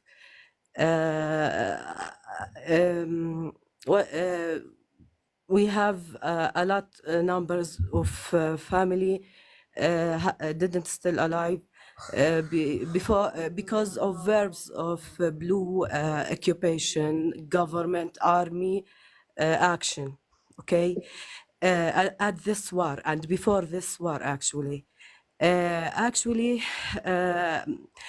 am believed by Jewish against Zionism, my brother. Okay, I have been met them before, and I believe about Jewish against Zionism organization and the head office of them at London.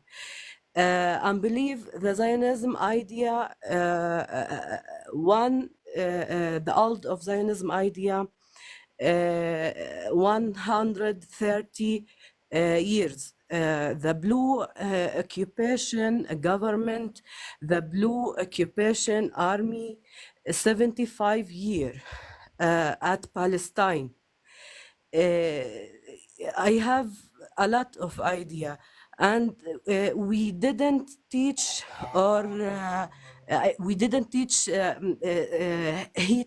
hate speech against Jewish.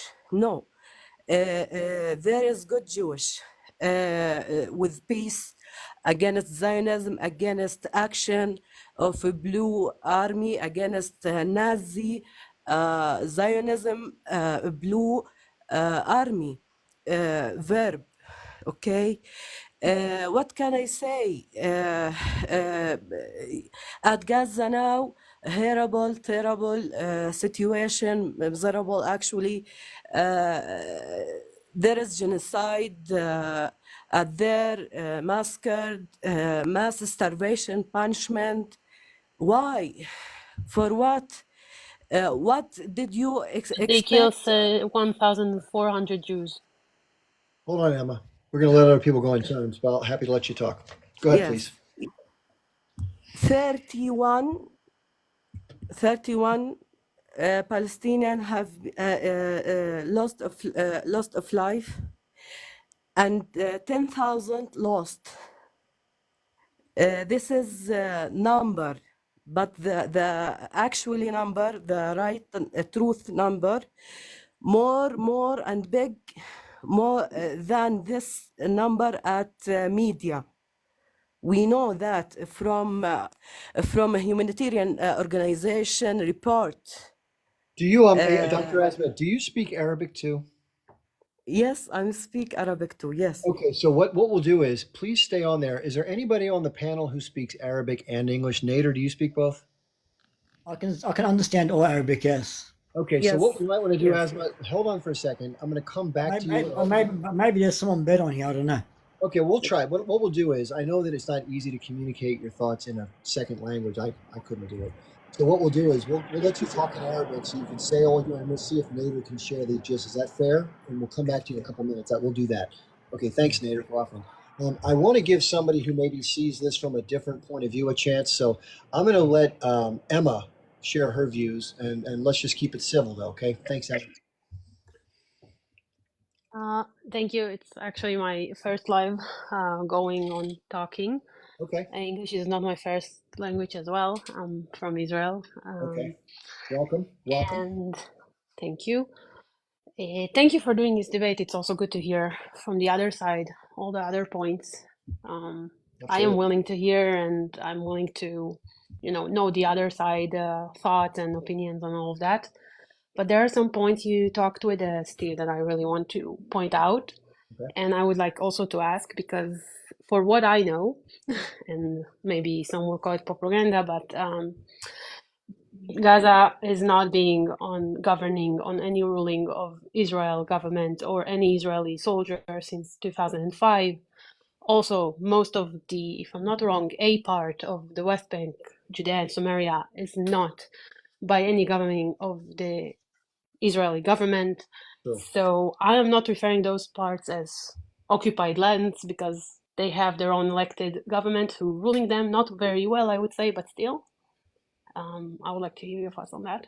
Oh, no. Yeah, let's talk about that. So in terms of what you said, factually correct, I want to tell the audience. So in 2005, if you don't know, there were about 50,000 Israeli citizens that were inside of Gaza were also deemed, according to international law, quote, illegal settlements, but they were there.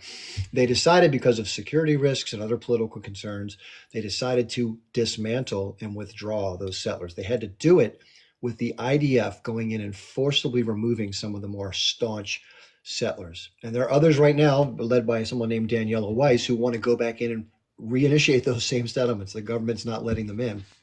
Yeah, they are. Yeah, so they're trying to. So they're the more, I'll call it, rabid, pro Greater Israel proponents. Not everybody in Israel is a Greater Israel Project proponent. Most of Israel do not agree with that. Yeah, let's be clear about that. So most people just want peace and security. I've talked to plenty of people. Yep. So getting back to what happened in the West Bank, there's a delineation, according to some accords, that lay out three general areas. There's an area that's under strictly Palestinian control, mostly the concentrated, quote, urban centers. Then you have Area B, which is shared control. And then you have Area C, which is under complete Israeli control. So I think, and that you can check that out by going online and looking up the accords and how A, B, and C work in the West Bank. So what you'll find is, I agree with you. Technically speaking, there is no Israeli control. In Gaza, the governing authority is Hamas. They were elected in 2006, soon after they had elections, once the settlements were withdrawn. And you asked Steve about that, and it's really, really important to point it out. What was their charter saying when they were elected? Hamas has authored two charters. Their original charter was authored in 1988. In the beginning of the charter, there was some very, I would say, ridiculously offensive and unacceptable language about them wanting to completely unalive Jewish people in their entirety to reclaim the territory of Palestine that they believe was rightfully theirs. So it was a hateful message, and it was unacceptable. Now, what they did, and a lot of people think this was for political reasons, it may have been, and there may be plenty of members in that militant group or the governing authority who still feel the same way as was written in the charter, but they did revise it. So in 2017, they issued a revised charter, which removed that offensive language, replaced it with a focus and description of what they believe to be as the unacceptable nature of oppressive actions by others, to include the situation under which they find themselves, but others throughout the world, and focused on what they believe to be a practical outcome. And what they You did in missed just one point out of it, and I'm sorry for interrupting. Just the fact that they want to destroy the establishment of the entire Israel, so the Islam will rule the entire land.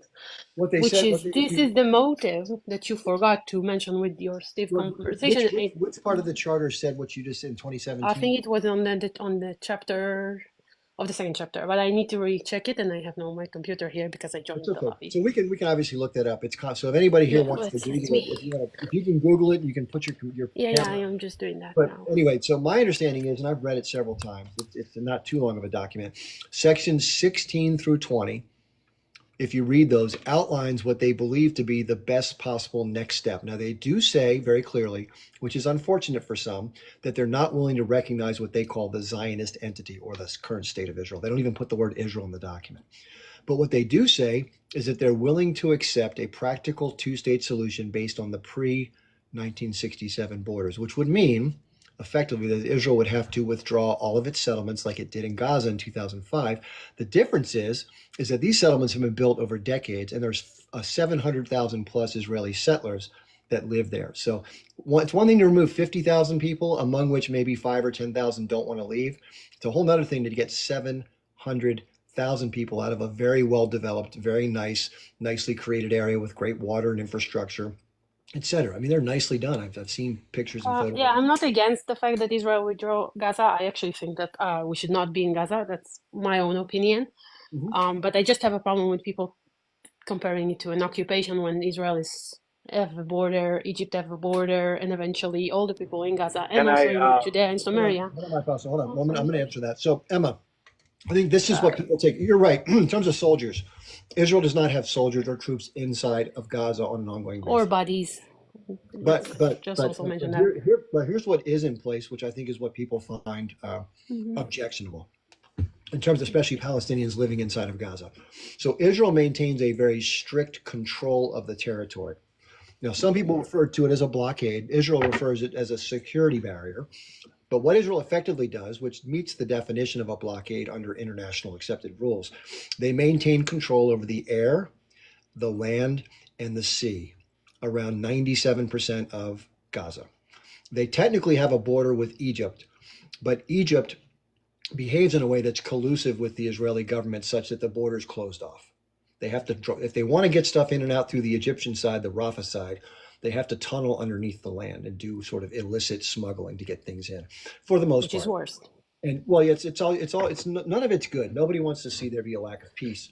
I think why people in Gaza felt the need to do something like was done on October 7th, didn't need to take that form, but some form of action was because they perceive themselves to be controlled by the Israeli government and forces, and effectively they are, because Israel. You are not going for civilians if you are against the country government. You're absolutely right. I think that civilians should never be harmed in any circumstance. I would say a horrible thing.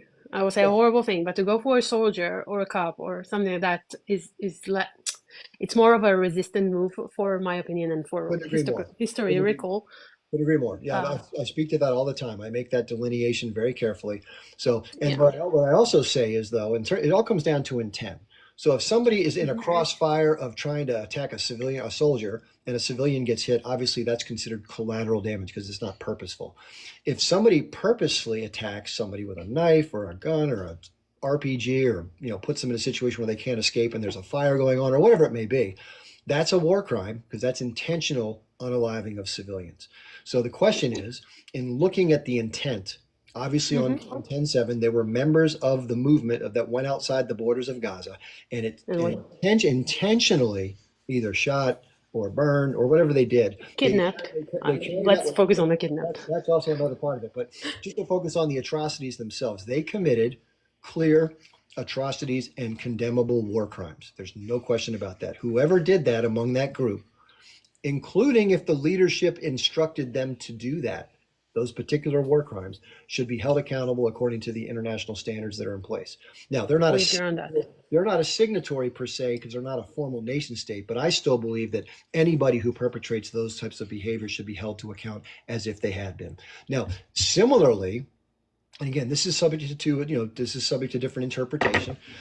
It appears to many, which is why there's actually a case being brought through one of the formal systems, that the Israelis, in their response to what happened on 10/7, which I think is justified, by the way, to respond to an entity that attacks you, not only because of what happened, but because you want to maintain longer term security. That's all reasonable.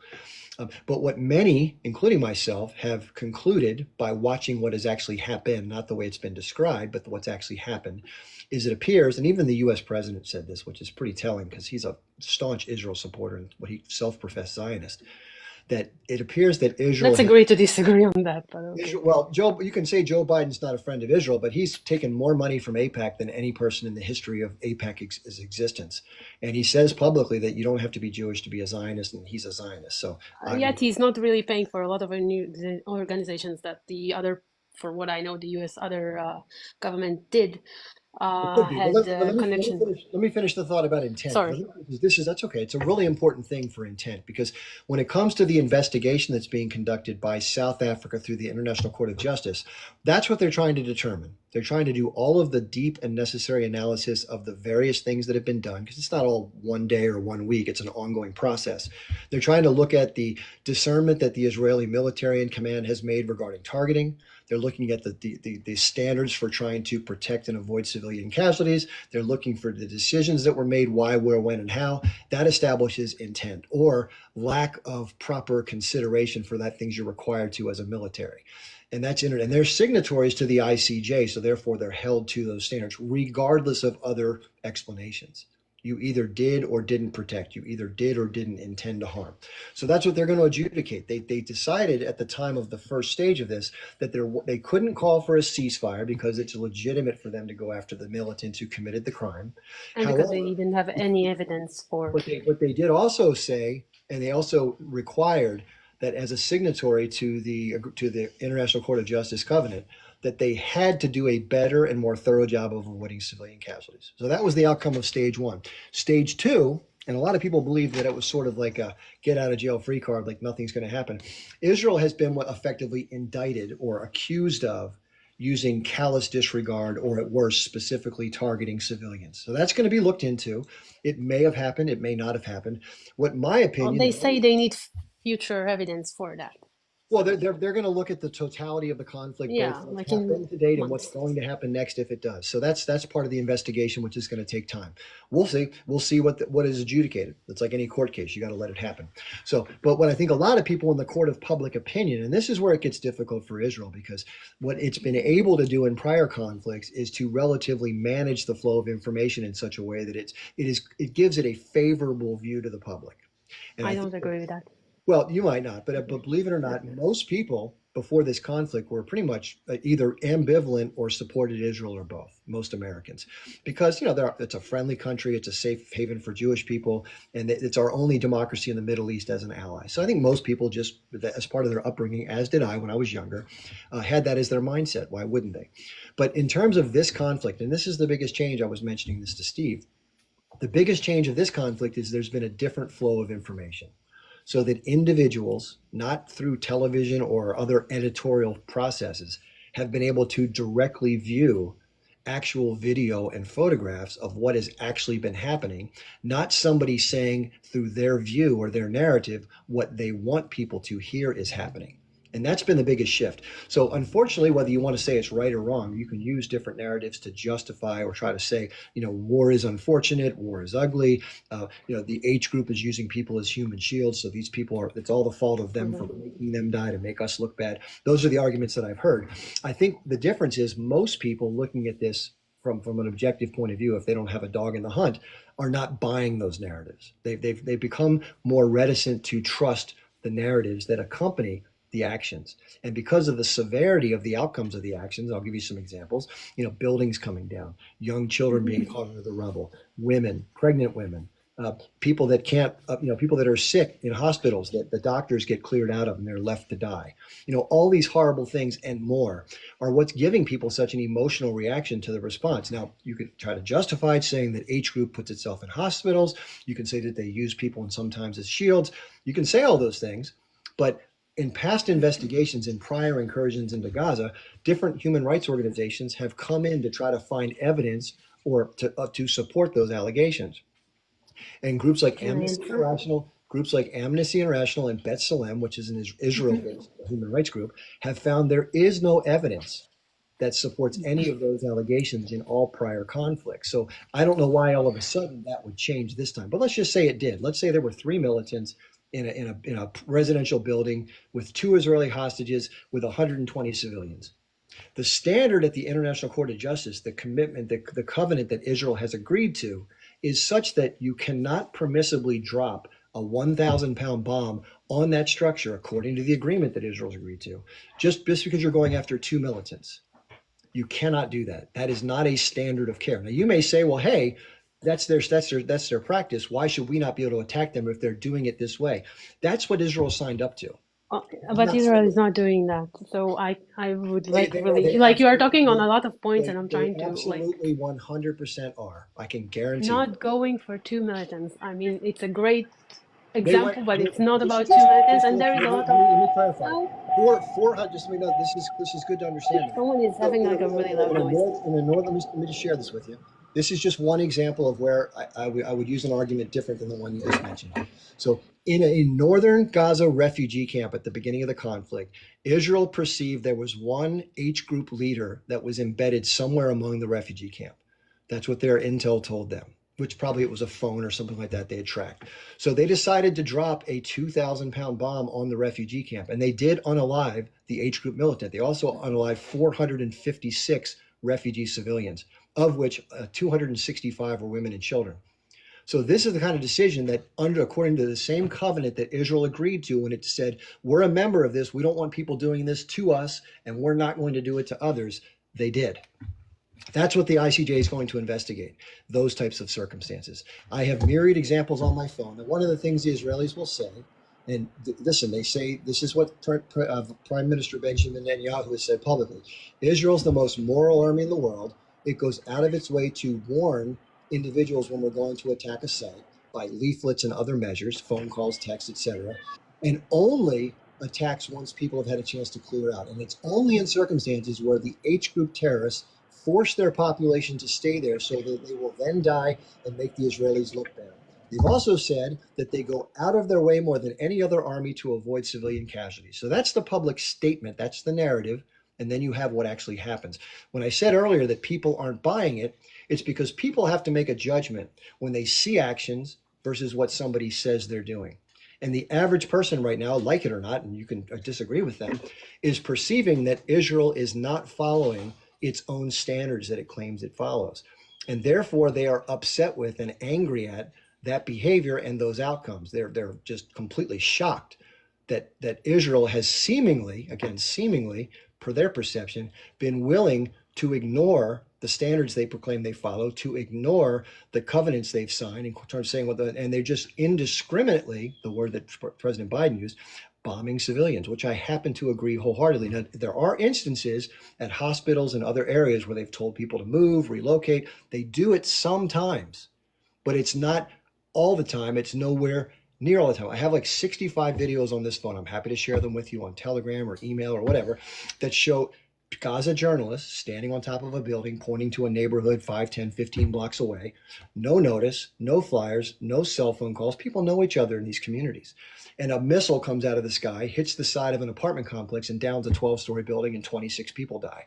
I have 65 different videos showing that exact thing happening, which I'm happy to share with you. So that's a pattern. I would love the source, first of all, and I would love to answer. The source is Eye on Palestine. It's a Telegram channel. Of course, yeah. And from that channel are videos and photographs that are shared directly from the ground as they occur with the same source that gave us before the October 7th, same source that gave us pictures from Syria, Yemen, and said that it was from Gaza.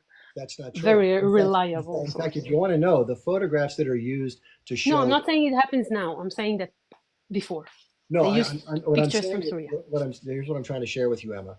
Reports of that are the exact opposite, insofar as the H group has been blamed for atrocities against its own people, but the videos provided by Israel to the public to confirm that are from Syria. I didn't see those videos in any side. So, yes, they are. Not the Israeli side and not the... Hold on, so Emma, let's do this. I think I would love to answer the under. So real quick. I really want to answer we can exchange information. So Emma, if you want to communicate with me, which I'd love to do, I do this frequently. My email address, it's chipbarnesonline@gmail.com. Or if you want to contact me on Telegram, I'll try to slow down. It's the letter T as in Tom, period, ME, like t.me/Chip Barnes. So either way, I'm happy to engage with you. We can share information. I've gotten a lot of good information from others doing that. And let's do that way. Let me give Mike USAAA a chance to chime in. How you doing, Mike? How are you, Chip? I'm okay. Number one, I want to thank you because I've been watching you for a while and listening to you and all your videos. I'm a Palestinian, and I want to speak in different languages. Meaning, I want to speak as an American and I want to speak as a Palestinian. The problem I notice, and I call myself Mike for the reason that I can go to the Jewish lives, because when they see your name, they don't, they pick and choose who they want. So I've been going on, Joe, New York, and I appreciate the video you actually showed up about Nicholson, and I did comfort him about this, that he get paid, and he said, "Oh, it was just I just made that statement." It's basically always, exactly what you just made. It's always they have a justification for everything they do. So I do have family, just for the in Gaza. I have family in the West Bank. I have family by the Aqsa. And what I want to say, when I talk to them, if I go a little bit back about what happened in Sabra and Shatila, if you know anything about it, and because my parents has to move when my father was 3 months old, and my mom, she was 1 week old. I mean, that's a true story. And they're not allowed to go back. Even as an American, I tried to go back and they sent me back twice. And you know what was the reason? Oh, we want to make sure you're safe and we're protected. I'm like, what are you talking about? And if they know you're Palestinian from the 1948 people, they don't want you to go back. They will do everything. They'll let you sit in the airport for 10 hours so you cannot go back. I mean, they'll do everything possible. Beside the point. When you talk to the Jewish people, they always want to show they're the best and the strongest. And I mean, I heard this in my own ears. And it's actually a baffling information. Some of the Jews, they said this to me. They said, if there is a war that happened between America and Israel, we will stand with Israel, even if they're Americans. I'm like, are you serious? I mean, sometimes you hear weird stuff that it takes some time to comprehend what they're saying. And the other things I notice, they will always take the side of being innocent and everybody else guilty. They always take the side of they saying the truth and everybody saying a lie. I mean, I just heard it from Emma. Give me the source. But you know what? If you No, would, I didn't say that. Don't put no, don't you put words in my mouth. you said to Chip, give me the source. I'll bring you back. I promise. Yeah. You said, give me the source. So what I'm trying to say, if we would say there's in the Shifa, which yesterday, I have some videos got posted, and immediately, I'll tell you what, they will immediately, either they take it down, you could look at my videos, and they will take it immediately down the same day, the same hour, and some of the videos, slides, I don't know how, I mean, you know how they're going with those. But what I want to say, they always want to claim everybody else is lying, everybody else, and they're only the one who say the truth. And let me tell you, as a Muslim now, I'm going to flip. They are, in my religion, they're the only people God created, they never say the truth. Never, about nothing. You can go history, and I'm talking history, because if you want to read something, look at the history. So that's number one. And number two, when they claim they do care about innocent people, let me tell you, as an American now, we went to Afghanistan for 20 years. And do you know how many people we have unalive there? It's 8 exactly. And because I have family in the army, we unalived 80,000 people in 20 years, which is an average of 3,000 people. We never destroyed a mosque. We never destroyed a hospital. We never destroyed a school. You guys intentionally doing this to those innocent people. And there is no if but and maybe. And I tell you what, thank God for one thing happened this year, last year, is TikTok. If it wasn't for TikTok, none of this truth will show up. Because a lot of people, let me tell you, you tell them what Gaza is, they're like, what are you talking about? It does not exist. It's not on the books. It's not on the map. It only existed because of TikTok. It only made this march. It's changing the way the West is looking at this people being compressed, being pushed, being, humiliated, being assaulted. I mean, you name it. I mean, you guys think you above the law. You guys think you are better than any. You actually think you are the chosen people, and you still think this way. And this is the sad part. We are supporting them now with our money. Now, I am as an American. Every penny they get, it's our money. It's our hard work. We work 10, 12 hours so we can pay for them, so they can have the life they have, which is not fair. Why? I apologize for interrupting. This is just an administrative thing. When somebody tries to enter as a guest, because people are accusing me of kicking them out, I'm not doing that. Sometimes I can see it just circles and circles and circles. So it doesn't, you're not connecting properly. So all you have to do to fix it typically is to exit the TikTok app, come back into the TikTok app, come back into the live, and then re-request. Now, sometimes that doesn't work. Then you need to either reset your data, airplane mode, or even turn your phone on and off. So I want you to come up, especially like I want to hear from anybody who's pro-Israel. I want to balance the panel out, as Emma said. That's great. But I'm not trying to keep you up. Please continue. I'm sorry for interrupting you. No problem. So I think your point is, Mike, if I understand it, you're saying that the problem we have as Palestinian, right? Go ahead. Well, I just want to summarize and make sure I understand your point. Say. Go ahead. Yes. Go ahead. So what I'm trying to say, they want to put, you know how we, in our court system here in America, you are innocent until you're proven guilty. And the rest of the world, you are guilty until you're proven innocent. So here, they want to always be the innocent one, and we are the guilty one. This is always the narrative with Nicholson or Joe or any. I go to a lot of Jewish lives, and it's always this is exactly what they want. They want to put the doubts. They are the they. Let's call it pro-Israel, okay? Let's not refer to people's ethnicity. Pro-Israel. I'm sorry, I didn't mean anything by it. That's okay. But I mean, that's how they always approach it. That we always treat you guys right. And I just posted a video, 2 kids in a store, and because it has a shirt, a kid is like, I would say he's about 8 years old. 4 IDF soldiers, you can see the video, walked into the store. They slapped the shit out of him. They made him take his shirt off. Do you know why? Because it shows Palestine map on it. And they ripped the shirt and they humiliated the kid. I mean, let me tell you, I swear to God, I'm like speechless. Like, what do you do when you see things like this? It only anger you. And these people, whether it's Netanyahu or the government, is not watching how much damage they're doing to themselves, and they're not noticing. They just like now they're talking. I'm talking to some of my family in Rafah, and you know what they said to me yesterday? They said we're waiting to see where they want us to go, what they want to do. They're telling them, they want to enter Rafah, even with the whole world is standing against it. But they still say we want to. They think they have the upper hand. They think they do not have to go to the court system. They know they think they're above the law. Let's put it this way. Okay, let's do this. You made some very clear points. Thank you for sharing your point of view. I want to give somebody who's been trying to get in here for a while, Iris, a chance to speak. How are you doing, Iris?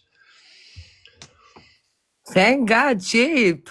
The first time you had me. What's your cat's name? My cat's name is Frazier, but I was trying to get you up. The connection sometimes doesn't come through, and people think I'm not letting them up. No, because you added me and then you dropped me. Oh, he's amazing. I have also 2 cats. No, Iris, just to be clear, Iris, I did not drop you. The system won't let you connect, so I didn't drop you. Okay, so can I talk without interruption, Yeah, I'm please? going to put myself on mute for a couple. But you're going to listen to me?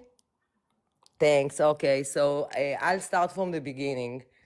First of all, if you start the history of the Jewish people and the Arab conflict, we can start from 1948, or we can start the debate from 3,000 years ago. I'm not talking about the Bible now, I'm talking about Israel, Palestine, as it was under the British mandate. In Israel used to live Jewish people, Christians, and Muslims. From time to time, under the British mandate, yeah? From time to time, the Muslim population of Palestine, I just want to say one thing, Iris. I apologize. The area at that time on the map from 1880 to 1947 was wholly called Palestine. It wasn't a nation state, but that's what all the maps show. I just want you said Israel. Just want to make it clear. Please, Chip, even in court, nobody interrupts me when I talk because otherwise I will go because I'm working now and I. You can go then, but I don't want you to use inappropriate terms that weren't factually correct on the map. That's not fair. Okay, go ahead. I'm sorry.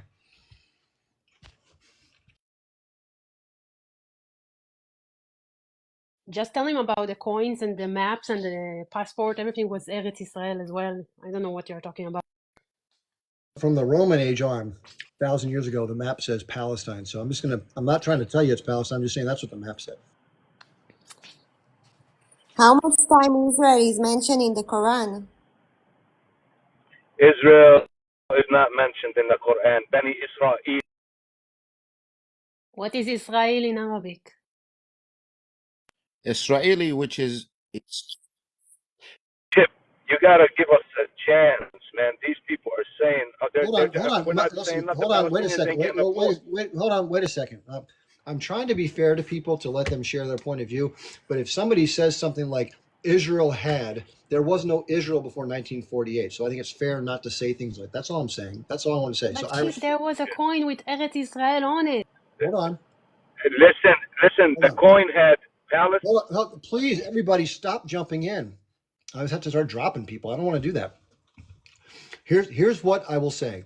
If you go to Google right now and type in Palestine, talking Middle Eastern map 1940, 1930, 1920, 1880, you will see the region referred to by the entire world as Palestine.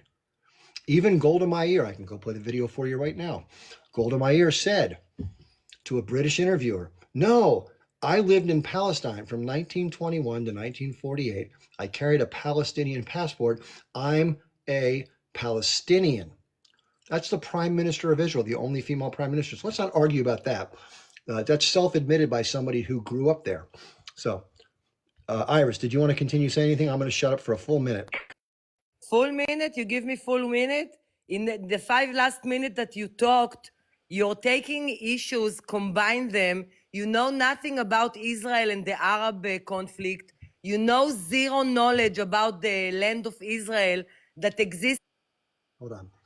Iris, listen, I'm happy to speak with you and you can share your point of view. I'm not going to tell you what you don't know. And I would appreciate it if you don't use the kind of language like that, because you can disagree with someone else's historical interpretation. There's different ways to look at things. I know from the pro-Israel perspective, there's a different view of the historical nature of the land. But the world, which does not see it from your point of view, meaning everyone else who's not you and the people who agree with you, see it as the name Palestine. And that's not me making something up or trying to be historically inaccurate. That's what the world agrees. And if you research the maps, you can be delusional. I could go to Detroit and call it Zimbabwe, but that doesn't make it Zimbabwe. It's still Detroit on the map. Okay? So if you're going to be disrespectful and rude like that and try to tell me that I'm a moron and I don't know what I'm talking about and I don't know the history, no one has a monopoly on truth, Iris. So you can disagree with me, that's fine, but you don't need to be that way about it, is what I'm trying to say. So unfortunately, you're not welcome back. You're welcome to come back if you're going to talk about the issues and not, do it the way you did. Okay? I don't like people who phrase things the way that you did. I don't dislike you as a person. I don't like the way you communicate. Okay? Chief, can I tag you on a video? Is it okay to tag you? Let's give Shiri a chance to chime in. I want to hear what Shiri has to say. Hi, Shiri. Yes, hi, Chip. Hi. First of all, I would love to say, maybe we can have a debate on like one-on-one, point point by point, and maybe yes, no questions. I will ask you and you say yes or no. Do you agree? Well, I think sometimes when somebody forces a yes or no question on you, it can be difficult to provide a clear answer because someone gets to frame the objective of the question. So if you want to bring up an issue and share a point of view and say, what do you think, or do you think this is correct? That's a fair thing to say. But Mm-hmm. sometimes people can pin you in a corner forcing a yes or no, which isn't really clear of the views you have. Okay, so first of all, I want to mention that Israel is mentioned in the Quran. Also, we know that before Palestine, there was Judea. This is from the Jews became from Judea, from Israel. Right. Okay, I know that in an older time frame, you're right that people referred to areas in different ways. What I'm saying is from the Balfour Declaration on, which is where I try to study the history of this, and from the movement of Zionism, which is in the late 1800s, that's where I tend to work on the conflict, because that's really where the origin to this come from. So if you want to say what that about before Balfour? was it What called about before Balfour? was it called Israel in 1898 when Theodore Herzl wanted to see a Jewish ethno-state? Yes, but how can you explain the fact that Israel is mentioned in the Quran? How can you? Chip, can I answer that as a Muslim, bro? Real quick. So I'll let somebody else chime in. So Sherry, my understanding is that people refer to different territories over time differently based on the time, the people who live there, the regional referral, the kingdoms that come and go. At that time, at the time of the partitioning of the state of Israel, there was no territory by anybody delineated in the current era as Israel until 1948, when the UN and the British Mandate resulted in the creation of the Jewish ethno-state. That's okay. So, understanding. do you think that Jewish deserve to have a country with Jewish people to be safe? Do you agree? I firmly believe that there should be safety and protection for a group that's been historically persecuted. The form in which that safety takes is up for and subject to debate. Okay. So if, for example, Herzl decided to establish Israel in Argentina, so the native living in Argentina would say, go away, it's not your land, go to Israel. And if Herzl decided to establish Israel in Africa, so the native Africans would say, go away, it's not your land, go to Israel. So do you understand what I'm saying? Like, we need to have a safe home. And because this is our safe home since the beginning of time, this is why we consider Israel as our home. And I want to mention that Zionism is the dream of the Jews to live in Zion, in Jerusalem. Understood. Same as the Muslim people deserve to have Mecca as their holy place. We respect Mecca. So why they can't respect our Zion, Jerusalem? This is the question. Yeah, I don't think it's fair for anybody to aspire to want to move to a territory where they believe they have historic rights to it. That's not nonsensical. But I think the challenge comes in when those reference it saying it's a land without a people for a people without a land, when it wasn't a land without people. So to acknowledge the fact that even President Truman had a conversation about this, you can find the video, and he said that the Jewish people wanted to live in the entire land, as did the Arab people. So nobody wanted to give an inch to the other group of people. So we saw what took place. There was a larger percentage of territory, some of which may not have been as arable as other parts, that was granted to a very small amount of the population. About a third of the population was Jewish, and 55% of the territory was delineated for the state of Israel. The vast majority of the population was Arab and Muslim, and they got 45%, and people thought that wasn't fair, along with the fact that they knew that the delineation of this particular nation state being a Jewish ethno-state would be disruptive at best and traumatic at worst in that particular region, just out of the fact Okay, that... so do you agree about this two-state solution? Well, I think if you look at the 2017, it's not for me to decide, but as far as an analyst, I think it would make the most sense. Not that it's practical to do it, but I think that would be the most sensible and reasonable thing based on the history, the fact that Israel as a state exists where it does pre-1967, which is what most people agree is reasonable. The H group in their revised 2017 charter said as much. Now, while they won't recognize the state of Israel, they're willing to accept a two-state solution with the delineated borders being the pre-1967 borders, which means that Israel would have to withdraw 700,000 plus Israeli settlers and dismantle or turn over the entirety of the settlements, which I don't think it's something that Israel wants to do anyway. But even if it did, it would have a hard time actually doing it because that's a lot of people. It's very logistically difficult, and most probably don't want to leave. So with that said, I mean, remember there was 55,000 Jewish settlers in Gaza, and it was very difficult to extract some of them when they dismantled the settlements in But 2005.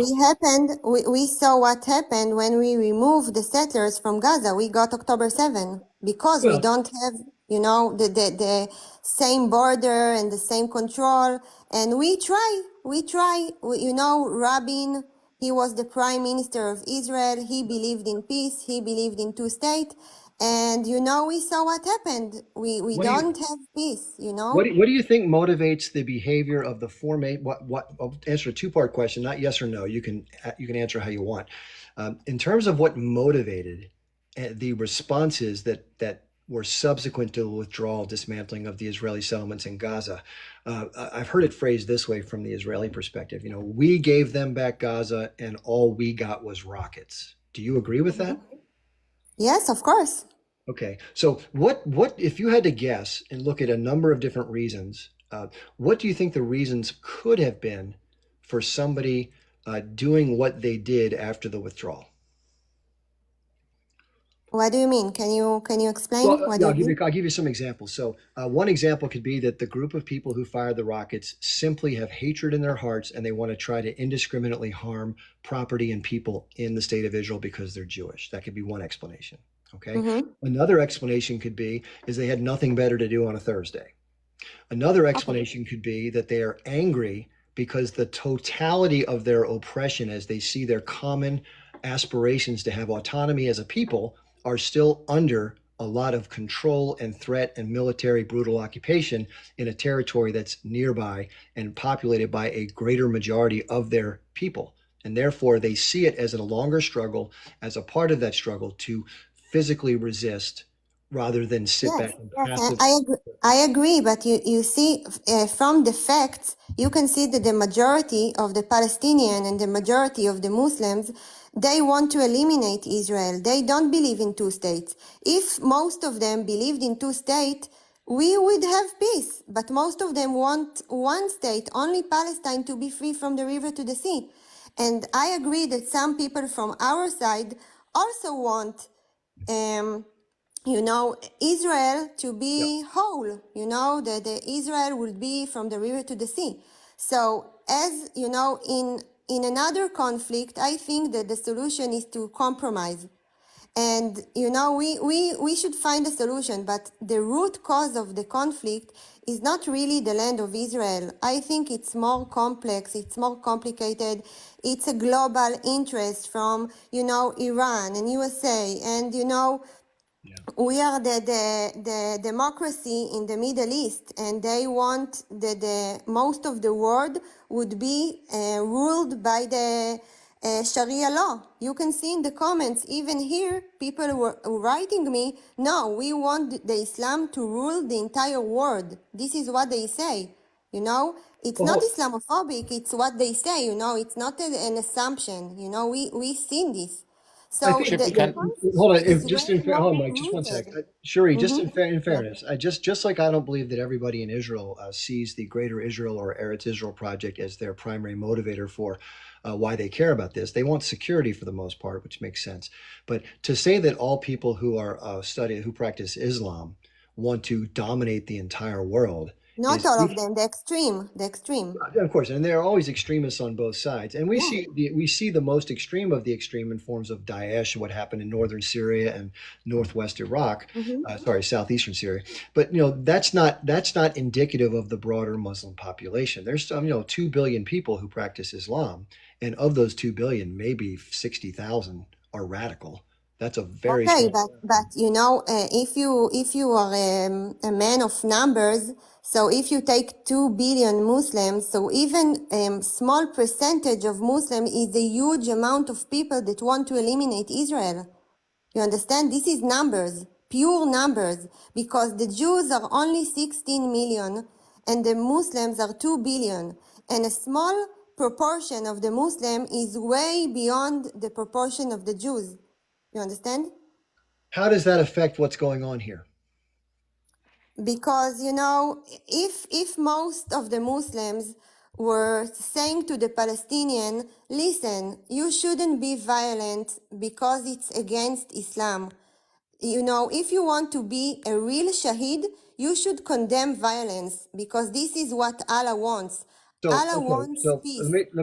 can I just say one more thing and add this into Yeah. the mix? So you've heard of the Warsaw Ghetto Uprising, right? That happened in Poland. Is that something that happened historically? The Holocaust? During the Holocaust, there were a group of Jews that were put into ghettos, and in Yeah. the Warsaw area, there were a number of Jews who made the decision, given their circumstances, to resist and try to break free from their circumstances. Do you Yeah. condemn? So did they kidnap the children of the Germans? But do you condemn them for using violence to try to change their oppressive circumstances? No, I don't condemn them, but Okay, you why know then? they Then fought how can you condemn another group that's under oppressive circumstances? because did you They saw kidnapped our children, Chip. wait, Can you compare all? Emma, Hold on. wait. They hadn't done Chip, kidnapping until after they decided to do what they did. yes, Chip, but did you see the footage of Gaza before war? It don't seem like an open prison. They have restaurants, hotels, they live in a I'm not saying that this is ideal, you know. It's not the perfect circumstances, but you know, we saw the leaders of age group living in, you know, villas and pools and restaurants, and everybody go to the beach, and they miss the days before October 7. You know, the Gaza people, they miss the life they had. But right now they make it worse because each TTEC making our government more extreme. This is why we have Ben Gvir. Here's a question. We have Ben Gvir because of October 7. So here's a fair question to kind of put us through the same sort of mental exercise. So you know there were Arab nations who attacked the nation state of Israel in 1948. That's historically correct, right? Yeah. Did any Also in 73. did any Israeli soldiers die in that conflict? Yeah.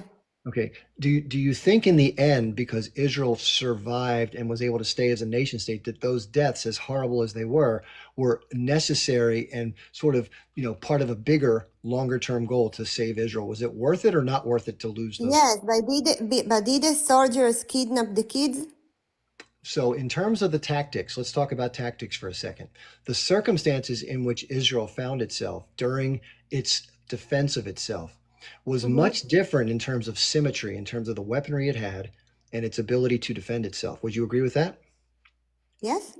Okay, so in the United States, going back to the colonial days, the United States colonists who were unhappy with British occupation and control by a foreign power, having to send money back to a foreign government out of the hard-earned money they worked for, did not want to do that. They also didn't want to be under British law, you know, British imprisonment, British control, where they could be brutalized and otherwise mistreated by a more powerful adversary. So they made the decision to use civil non-violent disobedience by dumping tea in a harbor to try to redress their grievances. The British, let me finish. Yes. The British government then cracked down on that behavior, arrested people, etc. Now, eventually they made the difficult decision to take up arms because all other means they tried to exhaust were not working to get out from under their occupation and plight. So yes, people were going to have to die, British and American. They also used highly unconventional tactics. They would hide behind trees. They would come up under hills. They would attack British convoys and run away like, you know, quote unquote cowards, according to the British. They would not stand in line and fight in battle. They didn't have the same arms, the same equipment, the same money. They couldn't stand face to face with the adversary because of the asymmetry. So they used very dirty but necessary tactics so they could overcome their enemies. Guerrilla tactics. They used terror on families and on estates where they would go in and burn and pillage periodically to try to traumatize and have them want to leave. These are called unconventional. Some people call them unconventional tactics. Some people refer to it as terrorism. And guess what the British called the colonists? Terrorists. Now let that sink in for a second. These are the liberators of the very country in which I'm speaking to you from. And had they not used those tactics, I would not be standing here today. I'd be a British subject. So you are saying that you are, you know, supporting tea tactics? No. So I'm always very clear when I talk about what happened on October the 7th. I say that to the extent that the attack engaged with soldiers, police, etc., militants on the side of Israel, it was legitimate. Whenever a civilian was intentionally harmed by an H group member or other person who spilled across the border from Gaza, that is a war crime. It is condemnable. Okay, so kidnapping a baby is a war crime? Well, I would say that any unaliving or torture or assault or any of these things done to a civilian that isn't a part of legitimate military engagement is to be condemnable at every level. Now let's talk about the captives. Yes, the purpose of the mission, as I understand it, because I listened to the leadership discuss it publicly on a video that I watched, and they said that the purpose of the operation was to go in and engage the military, gather intel from outposts, which included information of people who were plants or turncoats inside of Gaza who were giving information to the Israelis. And in addition, their goal was to bring back as many hostages as possible to use as leverage to get other Palestinians who in many cases are perceived to be hostages because they're taken by the Israelis out of the West Bank and snatched up and held under what's called administrative detention. And that means the Israelis justify holding them indefinitely. They can take soldiers and men. Why taking elderly kids?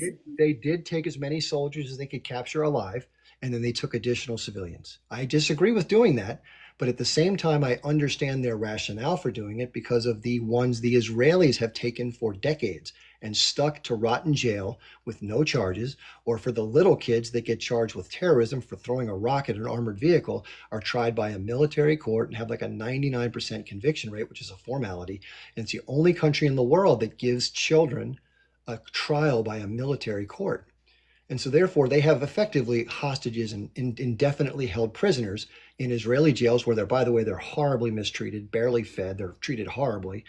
And so therefore, that's the objective, is to try to leverage and remove some of those people who are being held. Okay, and I understand, but do you understand that the way they do and the way they act, bringing the opposite solutions, if they want to resist and to establish Palestinian state, right now we have more radical people in our government because of October 7th. So the solution become far and far and far away. So they doing the opposite. And if you really care about the Palestinian people, you should tell them this is not the way. We can find other way. We have Black Lives Matter. We have Greenpeace. We have black people saving from slavery. We have a resistance before. But there are political way. There are, they can go to ICJ before October 7. Do you think that the Germans who were horrifically mistreating Jews in World War II would give them the chance to politically or somehow negotiate their way out of their plight? No, but you. Okay, well, if the same situation was in place where you perceived there was no political solution or other negotiated way to change your circumstances, which, by the way, I happen to agree with that point of view because I've looked at the very details of every particular negotiation, as has authors like Norman Finkelstein, and dissected it down to the littlest details. And none of the agreements offered for peace included full autonomy. They always included Israeli security control of the entire region, including a lot of the economic activity. That's not autonomy. So no true peace deals have ever been afforded to Palestinians, and therefore they've had to say no.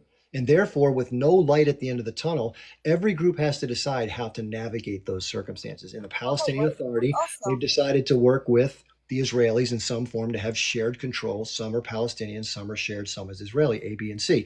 In the Gaza Strip, there was a political division that was also fostered by some Israeli money and support to divide the people and create a more radical group and radical administration based on more authoritarian and theocratic principles, as well as a more militant arm, which had a different idea how to deal with the circumstances of long-term occupation. Now, there's an additional... Do you understand that this is a loop? Because the more radical the Palestinians become, the more radical the Israelis become. Do you understand the loop? By the way, there's something in the chat that compared me to Goebbels from Germany. Let's not compare each other to that particular group. I think that's a little bit of an overreach. I'm hardly a minister that works for the Palestinian people. I'm not part of the H group, and I'm certainly not being paid to spread misinformation on their behalf. So, Luna, that's a little lunatic. So please keep that sort of feeling yourself. Can you agree? Can you agree that we are living in an endless loop? That the more radical the Palestinians become, the more radical we become? Well, I think it's an endless circle back and forth. The question has to be, and I've asked this to Steve when he was earlier, is there anything in this particular iteration of the long-term conflict that's dramatically changed as a result of what happened on 10/7? Are you aware of anything? Do you have any ideas? I think it's become worse for the Palestinian. I'm still here, living in Tel Aviv, you know? Yeah, you can make that argument. The question is, we mentioned about the effort to defend Israel. So we know that soldiers died, which is essentially a sacrifice towards a greater goal. So in that same logic of thinking, the H group members believe, maybe erroneously according to your view and maybe others who even live in Gaza, that the actions that they're taking in the long run will change the dynamics of their circumstances because inaction has only resulted in more territory being ceded and more oppressive conditions being imposed upon them by Israel. Yes, I would agree with you if the goal was 2 states. If age group say we want 2 states, I agree with you. But the goal is Palestine will be free from the river to the sea. They don't want 2 states. So, you know, this is the goal. The goal is the Jews to go back to Germany. This is the goal. Well, that's one thing you can say, and there probably are some people in both the West Bank and in Gaza who may indeed, in their heart, embrace those ideas and those endeavors. Here's what I would say, though, and this is in writing. You can go read this. This is not me making this stuff up. And people have said this is all politics, and it could be. But in the revised 2017 Hamas charter, you can look it up. It's on 15 different websites. It's very clear. They specifically removed language involving removing Jews from the territory in its entirety. That's gone. And they also acknowledge that while they were not going to recognize the Zionist regime, they don't even mention the name Israel. They're not going to recognize the state. But what they are willing to do as a compromise is to accept a two-state solution that's based on the pre-1967 border. That's Okay, what so can you ask the chat how much people support 2 states? Sure, just one sec. So when you make the statement that they don't want a two-state solution, meaning probably the entirety of Palestinians, I'm guessing, that's not factually correct. And not every Palestinian thinks the same way. Some people support the Abbas way, some people support H, some people don't support either. It's just like any other country. But they want self-determination. That is a common goal. Okay, so can you ask the chat how many people support 2 states? I don't know the exact I'm a number. Palestinian. I support the two. Go ahead. Okay, I support. I want to mention something about the Quran. First of all, the Quran mentioned Beni Israel, which is not you. Let's make this clear. And also, if you want to use the Quran as a reference, you have to use all the references, not just one reference. And also called that Israel is the only creation God He created that they like destruction, they like blood shed. That's what it said, the Quran too. Don't just use Beni Israel and don't use the rest of the other things that the Quran talk about. Now a two-state solution. As a Palestinian, I'm all for it, as Chip said. But are you willing for us to have our own army, our own economic, our own money, our own airports, our own hospitals? You have absolutely nothing to do with it. We want to have an army as big as yours. We want to have arms as much as you do. We want to have our own deals. If you will ever agree to that, which you will never agree to that, because you want to always have the upper hand. You always want to have the upper hand. This will never be two-state. Wait, I didn't finish. Wait. You didn't give us nothing. Listen, you didn't give us nothing. Listen. You listen to me. You've been talking, so listen. You never gave us anything. Now, if you talk it, listen. Let me finish, please. Jerry, let me finish. Let the other person talk. You've talked a bunch. Let me finish. All what I'm saying, until you agree that we have the same equal right, Real quick, Mike, instead of saying you, which may be directed to Shiri, can you just say the state of Israel or whomever you want to refer to? Thank you. Sorry about that. When I mean you, I mean the state of Israel. I don't mean a person, because she's not going to be able to do anything. I can't do anything. You know what I mean?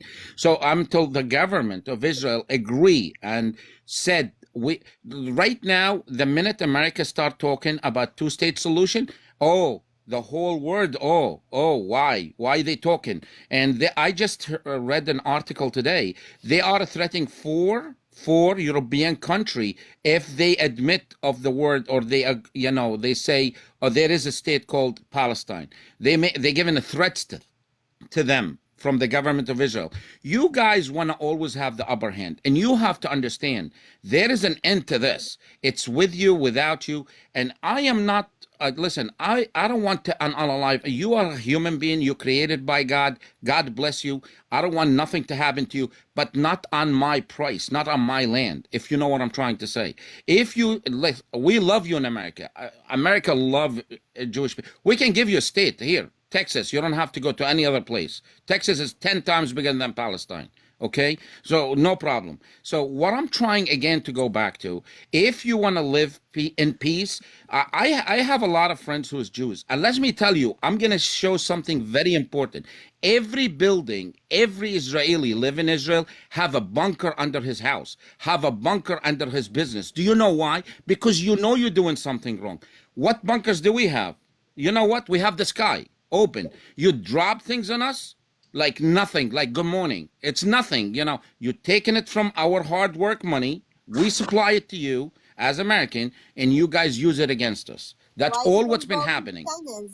Why you don't go to the tunnels? Listen, don't worry about the tunnels. You know, if it wasn't for the tunnels, we will not be able to resist. So thank God for the tunnels, okay? So why Thank you God. don't let the civilians get inside the tunnels to Okay, hide from the bomb? I'm gonna answer you, no problem. I'm an engineer. That's what I do for a living. And every person required 3 square feet. If you take $2 million, 2.5 million a human being, you multiply this by 3.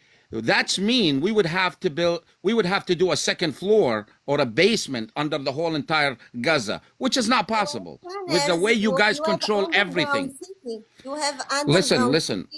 Why Listen. interrupting him? He didn't interrupt her. She just does this. Why stop her? Why is she interrupting? Stop interrupting. Yeah, sure. Let these guys share their views. Okay, we'll let you get a chance to respond. What I'm trying to say, our people, you know, God bless them. They are a freedom fighter. That's what I call them and nothing else. And you know what? And the world is getting to know them right now. They're not after you. They don't want to harm you. We want our freedom. And if you can't see this, they want to free the people from what's happening to them. They want them to have a real life. You just destroyed the university. You know what? You went back to the Shifa hospital and you emptied the Shifa hospital. You raped people and you're going to tell me, oh, you have evidence? Immediately, this is what comes out of people's mouth. Let me tell you, it's a mind baffling how you guys act like you are innocent. It's man, I don't understand it. I really don't sometimes I wonder, is that person for real who's talking to me? Is that person really, honestly speaking? I mean, Mike, we know Arabic. May You I know, say we something? know to speak Arabic, and we know your language. And when you say good. peace, you don't say peace. You say hudna. You know what is the meaning of hudna? Of course I know what hudna means. Of course, So I tell speak Chip fluently what is Arabic. it. Yeah, Live in Rafe, and I reality. speak Hebrew, and I know I what speak the meaning of fluently genociding Arabic. Palestinian is too. I know what it means. I speak Hebrew, and I know how to speak to So the they Israelis don't in want Israel. peace. I know They that. just want hudna. It means that they want to be. They want to take a time to arm again and fight again. This is the problem. And listen, we have the right to What's wrong fight with again. that? Who told you we're not going to fight? Let me tell you, I'm Why going to you ask you a think you have question. the right to fight again? Why? I'm going to tell you why. I'm going to tell you. Until you give me my right to live like you, then Well, I just want to make the audience aware. What we're going to do is we're going to take turns. I'm trying to keep it reasonable and fair. I don't want people to hog the time.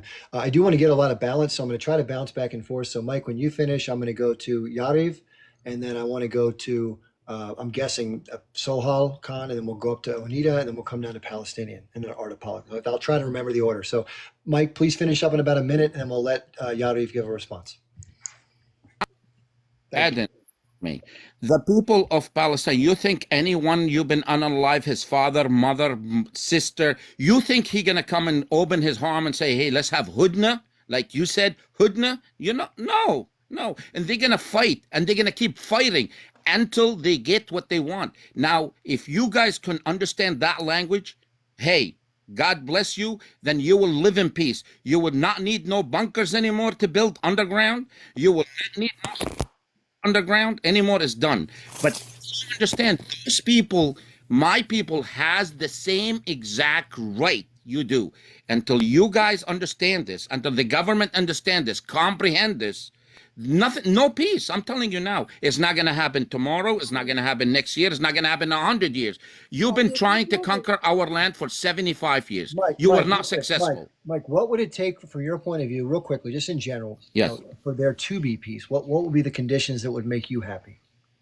Go back to border, like you said, 76, and we have our own governments, our own airports, our own money, our own hospitals, our own, equal to them, no different. We have the same weapons. We have F-16, we have F-35s, we have an army, so we can stand for them if they try to come to our peace.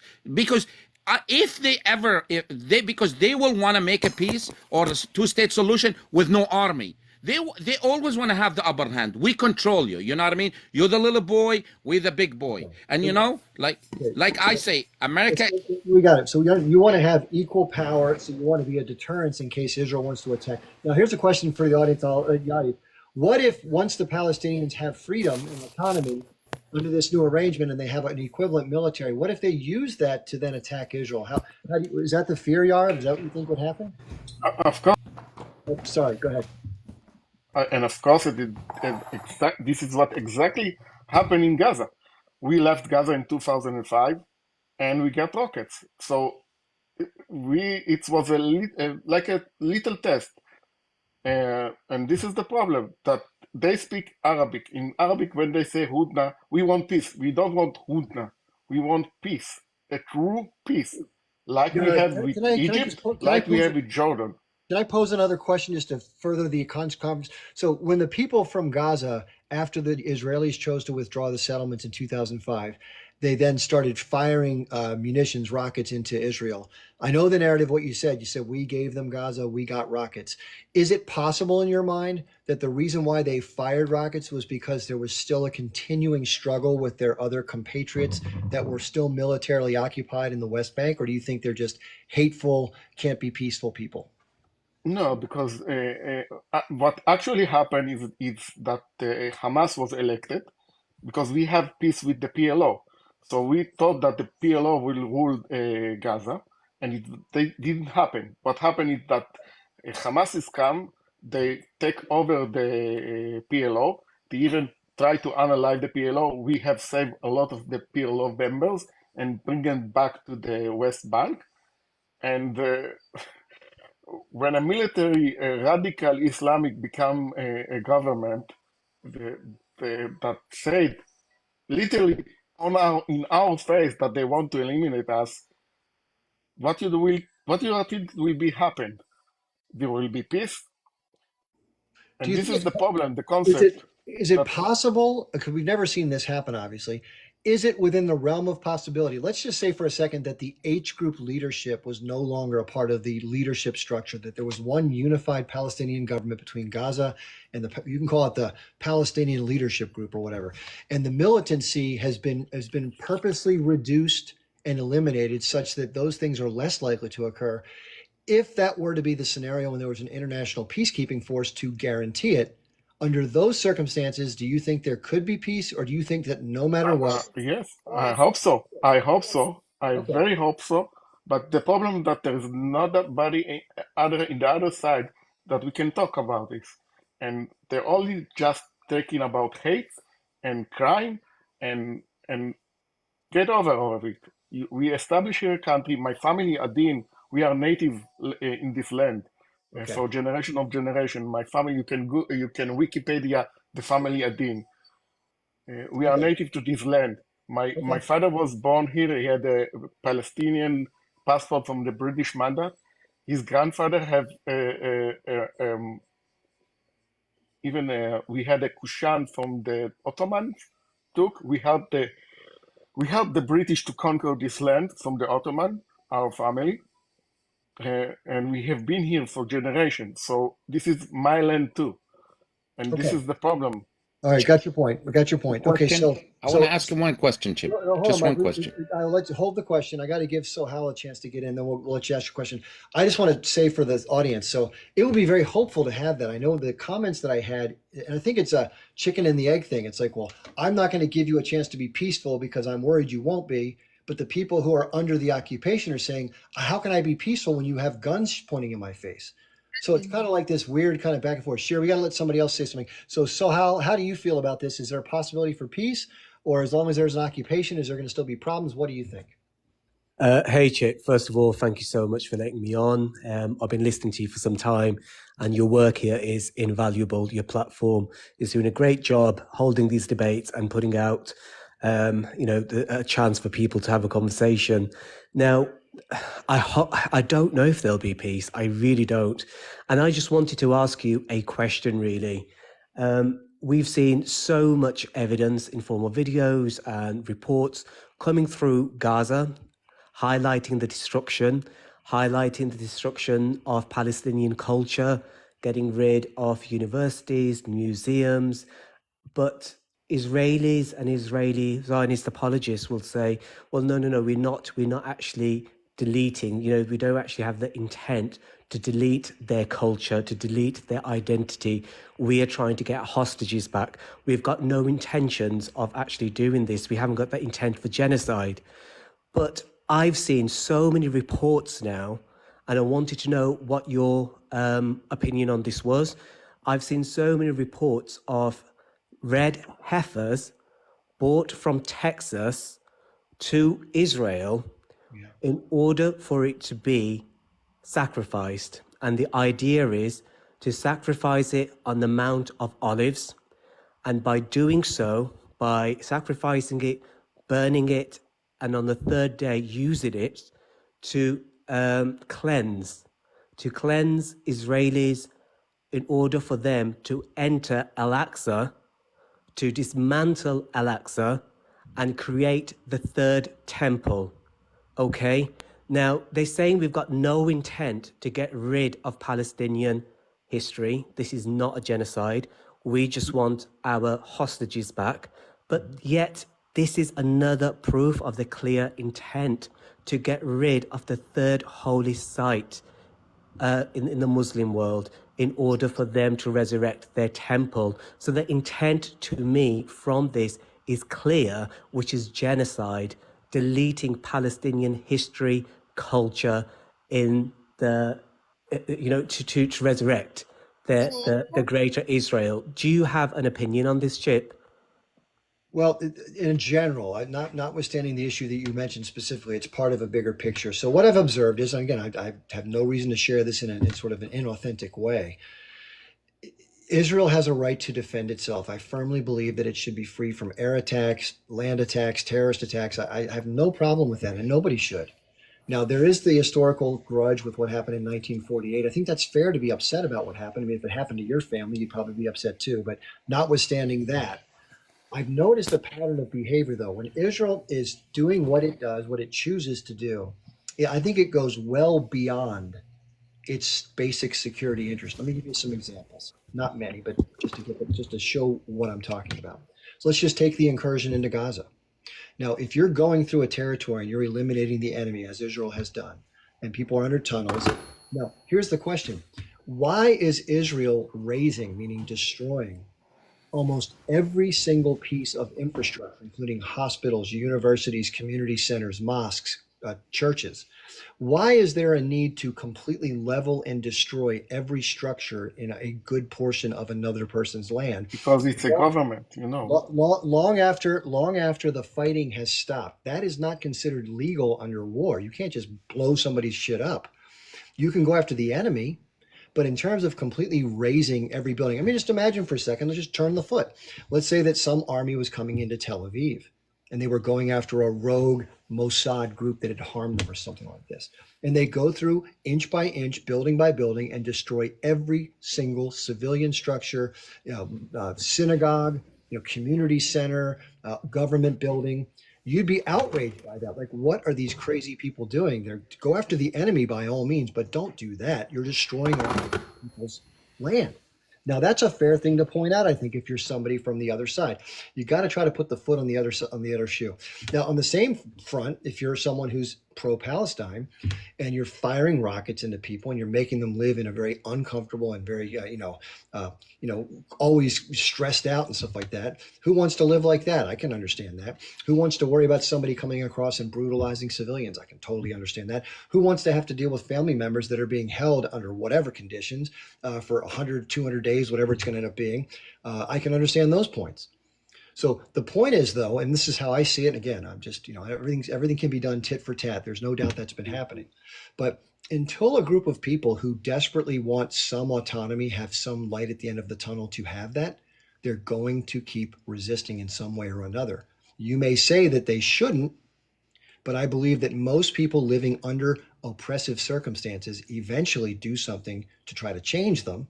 And if they can't change them through peaceful political ways and through nonviolent civil disobedience or protest, they then move to another level if the desire in their heart is great enough to stand and fight and make those sacrifices, which in this case, in the Gaza Strip, it is.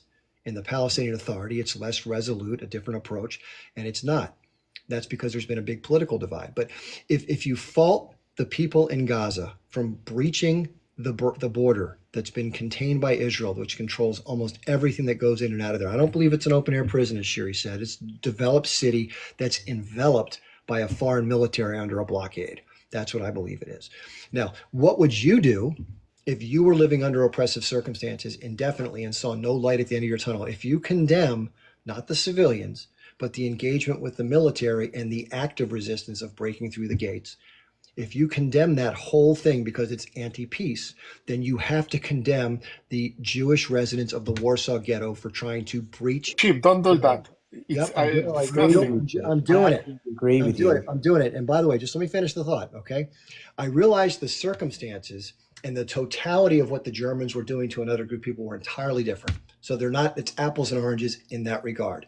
But in terms of what goes through the head of a human being, if you're in an oppressive set of circumstances, regardless of the broader circumstance, you are thinking over to yourself, should I or shouldn't I?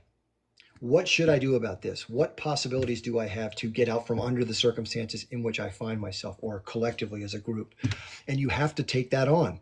And I'm not one to say that they should or shouldn't. It's their decision. I'm not one to say to the Palestinians who should or should not resist the oppressive circumstances. Now, other people might argue that because they were doing fine on October 6th, because they liked the position they were vis-a-vis the other side, and they were living comfortably, even though they didn't like the rocket fire, and they had the Iron Dome, but everything was relatively peaceful, and then the other people, quote, breached the peace and started a war. No, they didn't. They've long since lived on the short end of a very bad stick for decades, and the frustration that mounts living that way and the desperation and anguish that accompanies that is unconscionable. I can't even imagine what that must feel like. And so that builds and builds and builds and builds. And then people end up like, boy, it's like a bad marriage where you don't work things out. And then one day you leave a dish on the table and boom, the wife goes crazy. You're like, what? That's what happens. That's how people behave. To look at those same circumstances, even though they're drastically different, I don't mean to compare the Holocaust to Israel, Gaza. They're not the same circumstances, much harsher, much worse. I get it. But the mental process of resistance is embedded in the human spirit and always will be.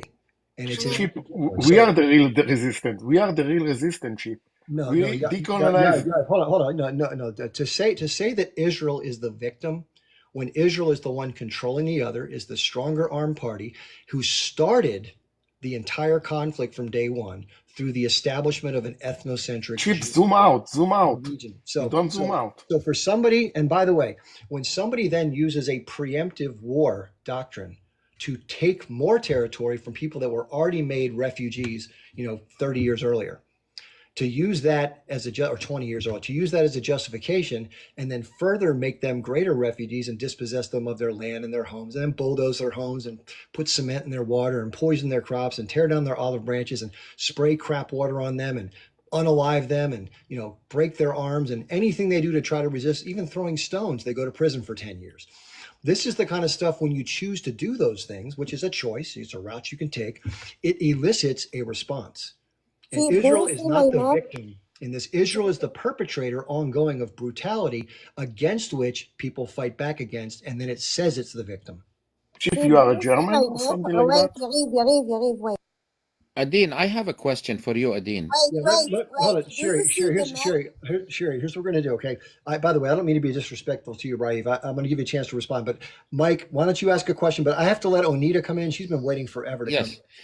Adin, I have a question. You say you guys left Gaza free, and this is a piece of information as well. I don't know if you know it, Chip, or not. Let me ask you, any Gazan person was born since 2015 and until today, what is the future? Can you just tell me what a future of a Gazan person who was born in Gaza? You know, before the 7th of October, there are a lot of Gazans that go and work in Israel, then they go and to work in Egypt. They have My a future. question, what is the Singapore future? there. What is it? They can build a Singapore in Gaza. You know that they can thrive Let me in tell Gaza. you, okay, They have a beautiful place in Gaza, you know. okay, as a Gazan Beautiful person, villa. let me wait, Adam. Beautiful As a Gazan person, my future to born in Gaza and die in Gaza. Do you know because why? of your regime. Because I'm Because in a of your prison. regime. No. Because I'm in prison. You know You are what? in a prison. You as a Jew, you as Jewish, you have the right to get a passport and get on an airplane and travel anywhere you want. I do not have that right. I do not have. I am in an open prison. I have a sky above me only, but no airport. You can go to Egypt, and from Egypt you No. go to The Qatar border's and closed. every place. Rafah border's closed. You So know. You can pass it with a passport. You know. Listen. If you have a passport, you can pass the Rafah border. Listen. Not Anyone today, born in Gaza. but Oh my God. Listen, you cannot change the truth. You cannot change the fact. A lot of Gazan, Chip, they Real quick, just to be clear for the audience, just I don't want to this is a lot of common talking. The Egyptian border is not open like an open door. It just isn't. And a lot of Israeli officials will say, hey, we don't control the Egyptian border. Why don't you all just do what you want down there? Because the Egyptians don't allow the unlimited flow of people and goods and trucks through the border. And right now, if you don't know this, the Israeli soldiers have a presence on the interior of the Rafah border where it claims it. not in Rafah. Hold on. Yes, it does. Listen, it has a presence at the Rafah border. And the reason why the aid trucks that are stacked we don't have that. Yes, you do. But I know people that are on the ground at the Rafah border. They go from Rafah. Last chance, Yarv. I don't want to take you down.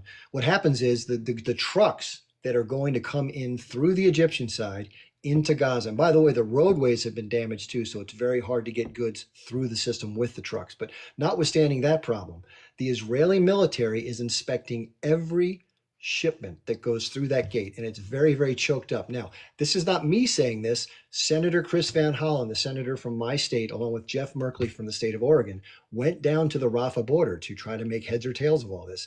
And they came back and said in the U.S. Senate that what the Israeli military, the IDF, is doing is so restrictive that most of the aid that needs to get in is not getting in anywhere near at the pace it should.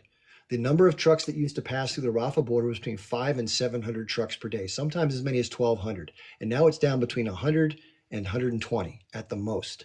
So it's way less than what these people need to survive. And that's because now we have a different problem. That's on purpose. That's on purpose. And by the way, the just to let you know, the common practice of using security as an overarching justification for more difficult behavior. Oh, we have to do this because of this reason. I had to shoot this person. I had to break this kid's arm. I had to put this kid in jail for 90 days because he looked at me wrong. This is the same cover story that's used to increase the extent of brutality and unnecessary suffering for a people with the seeming intent to try to make them so miserable that they will want to leave voluntarily and not stay around and get in the way of the longer term goal of maintaining the dominant position of Israel and eventual acquisition of land. Chip, do you see my map? Chip, can I just say one thing and then I'll drop? Well, here's what I'm going to do. I'm going to let Onita come up because she's waited very patiently. She had a hard time getting in, and then Shiri will look at your map and talk about that. Hi, Anita. Hi, thanks for having me, and thank you for acknowledging that. I want to apologize for yesterday. Simultaneously, phone died when I left the last chat with you yesterday, so want to apologize for that. But I'm going to go ahead and let the gentleman that was talking before you gave me a point, because I really want to hear what he has to say. Talk about Yarif? Yeah, and then And Got it. then, okay. Am I saying your name right, Yarav? I don't want to say Yes, it. you said it correctly. Ariv, or you can family name Adin, because we Okay. are native to this land. Go ahead. Go ahead. What would you like to share?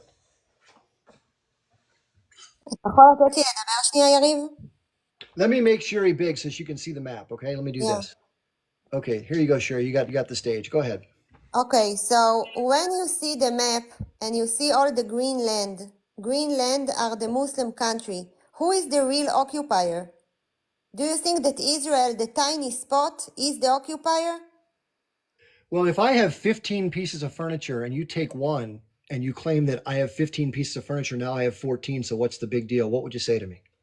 Yes, but the furniture is mine. The one piece is mine. I have only one, you have 50, and you still want mine too. Well, in other words, your great grandfather may have left that piece of furniture while somebody else came in and did what he did. So I found No, I have stay here, you know. So My the point family was I'm here. trying to make sure is what just because one has a 3,000-year-old supposed claim to a land because their biblical or their belief system tells them so, why does somebody else have to be subject to that belief? No, but look how much land they have. What's Do the you difference? think that there is a problem of land here in the map? So if you're living in a small segment of Israel and another group comes by and says, I tell you what, Sherry, you have all this other land from here to there in the country. I'm going to take this from you because somebody wants me to be able to live here. What would you say to them? But it's mine from the beginning. But the point is, nobody would want to be forcibly moved off of land on which they've been living for generations, where there was the typical way of life and culture and harmony, and all of a sudden a group comes in and says, bam, you got to go. So, Chip, why you don't bring back Texas to Mexico? You know, you conquer Texas from Mexico. Well, listen, I totally agree that the historical injustices that have occurred in North America, both with regard to the Native Americans as well as the other sovereign nations from which the U.S. has obtained territory, including Hawaii, is completely illegal, immoral, and should be remedied. So I am the Native American for Israel. But my family is the native. But the point, Yarav, is, and I would even argue for 1948, it's the same circumstance. So, in other words, what has happened in the past, I cannot go back as far as, I don't have a time machine. I can't go back and tell. So send the Palestinians. Let me finish. I think you're going to like what I have to say. I can't go back in a time machine and tell my forefathers, hey, cut it out. Don't go do these things. They did what they did. I'm a descendant. I didn't choose to be born here. I was. Just like people living in Israel since 1948 were born there. It's not their fault. They were just born of their parents who moved in there. So that's why the H group has said, acknowledging that reality and being pragmatic, that they're willing to accept a two-state solution based on the pre-1967. No, you delusion. In reality, they say that they want to annihilate us. This is reality. That is not the pervasive. You know the meaning of the word hudna? You know what is hudna? That is not the political pervasive view. No, it isn't. They want hudna. They want, say, peace agreement, even a ceasefire. They want hudna. And if you understand Arabic, you will understand what is the meaning of hudna. So, Chip, do you know the meaning of hudna? What is? Just a second. Just let me jump in, guys, for a second. Give me 1 sec. So, what has been very tiresome to hear is this repeated statement that I don't believe to be accurate. And I've talked to hundreds of people by different places I've visited and met people who are Palestinian, these different events that I've gone to or just here on the app. And even said today during the live, there may be some people in the most radical factions of some groups, both on the Jewish side as well as on Arab side, not only from people who live in Palestine, but people who may live elsewhere, who don't like Jewish people. There are people on the Israeli side who don't like Arabs and would rather see them gone because they look at them as less than and a nuisance, okay? But I don't believe that to be the vast majority of people. I don't think most Israelis think that. I don't think most Jews around the world think that way. And I don't think most people of Arab descent believe that way. What they do believe... We can make peace as a people. Hold on. To paint that brush on everybody and then make the broad sweeping claim that, well, because they, meaning this entire other group of people who we feel are inexorably radicalized and all they want to do is kill us no matter what, that then justifies anything and everything you might do subsequent to that, even if it's not true and it isn't true. And therein lies the government said, the H group government said we want hudna. Why? Yeah, I can't. I can't listen. Nobody can. Iran and Egypt and Jordan and everybody wants to attack. Hold on, sure, 1 second. Hudna means ceasefire. I'm sorry to jump in, but Hudna means ceasefire. It's not ceasefire. Speak Arabic. Hudna means Real quick, hold on, real quick. So here's the point. You made the point for us. You said members of the H group have said, or the government or the leadership of the government has said. Yeah, I agree. I think it's repugnant what some of the leaders have said. You know what the leaders have also said? Probably didn't hear this part. If my Arabic cousin had taken my grandparents home and had subjected me to mistreatment subsequently like the Israelis had, I would fight my Arab cousin. It's not about the ethnicity or religion of the perpetrator of the behavior. It's about the perpetration of the behavior. of the analyze Muslim. Yariv, tell לי שנייה. Chip, why Yemen and Egypt and Jordan and Lebanon and Iran, everybody wants to attack us? Why? All because of the Palestinian? Because of the choice for Israel to indiscriminately slaughter tens of thousands of innocent civilians. So why they didn't do it when the Assad unalived the Syrian? They didn't care about anyone. They just want to eliminate Israel. We know it, Chip. We know Iran. We know Iran has some radical government. We know It's easy to levy those allegations to make it seem as if the only way through this is to do what Israel's doing, but it's not true. That's the problem, is Israel leans on things that just aren't true to justify the things that are unjustifiable. That's the problem. People don't care that you're Jewish. People don't care that you're Jews. People care what you're doing. So Iran wants to attack us only to protect the Palestinian? This is your point? So the idea that Benjamin Netanyahu keeps putting forth, he wants the U.S. to preemptively start a war with Iran, which has shown no indication of offensively attacking Israel. None. Zero. Zilch. But you know Iran is funding H group. No, Iran funds primarily Hezbollah and the Houthis down in Yemen, primarily. Why? Why? What's the problem? Because they're fighting the Saudis, who's a historical enemy against them, and they fund Hezbollah because Israel is a perpetrator of violence in the region, is suppressing another group of Arab people who they feel solidarity with, who also practice Islam. And Israel invaded and occupied Lebanon, where these exact relationships were in 1982, brutally and unprovoked. So why they did 9/11? Listen, how about for the same? Listen, how come we fund you? We fund you. Why will America fund you? Why? Because we don't need your fund. You know that? Democracy. Do you hear that? They don't need it. You guys will not Yeah, exist for a week if it wasn't This for is us. the problem. Please. In 48, the United States didn't help us in 48. In 67, Did you hear what I they just said? didn't If help it us. wasn't for America, you will not exist for a week. I'm telling you, you So would you have to are carry now, your luggage and you're move. now a privileged American, and now you want to fund me. I don't want your money. It's okay. I don't think, You know Mike, what? I don't cannot think survive that for 5 minutes contributes without to his a money. healthy conversation. Let's do Wait, this. but why 9/11 occurred? Why 9/11 occurred? Why we have T-Tex in London, in France? Hold on a second. There's a lot of conjecture about what actually prompts some of these actions. You mentioned Syria. Great point. Okay, there are a numerous group of very fundamentalist Islam groups that are operating inside the borders of Syria against the Assad government, many of whom are funded by guess who? The good old US of A, because they want to destabilize the Assad government to have more control over the Middle East and the resources in the region and the power projection. This is what the U.S. does. Now, you mentioned 9/11. You mentioned other T attacks across the world. We know that the Israeli government and its military and its agitators went into Iraq and other places throughout the Muslim world and purposely damaged or destroyed villages or synagogues elsewhere to scare and drive the population from these regions back to Israel when they needed more people for their country. And the people didn't want to leave because they were happy with where they were. They were not being oppressed, as the lore goes. They didn't leave because of a pogrom.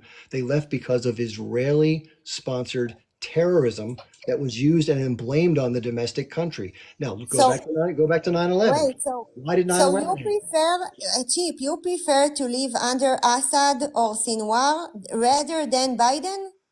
I didn't say anything about preference of living arrangements. I'm giving you the political and military dynamics that have evolved what's happened with these conflicts. That's counter to what the things are you're saying. So you take the Assad and the fundamental Islamic regime. You prefer their side, not the West side. You live in the West. Shiri, I'm not taking sides. I'm pointing out what's. But you live in the West. You understand the paradox? You're wondering. You've asked questions as to why people do what they do. Why don't they do things in Syria? The reason why they don't do what they do there is because, first of all, they can't really influence it because of the complexity, and number two, what Israel's doing is so incredibly really egregious that it is easy for everyone to identify it But I as, think that's your opinion, Chip. well, it's not my opinion, it's the opinion of It tens of is millions your of people. personal opinion, Well, and when you say it, you you say believe it in a sense where you make the generalization. We talked about this yesterday. You say as a whole. And I mean, if you're going to speak from that point of view, I think it's really important to identify, hey, this is my personal opinion, and these specific Sure.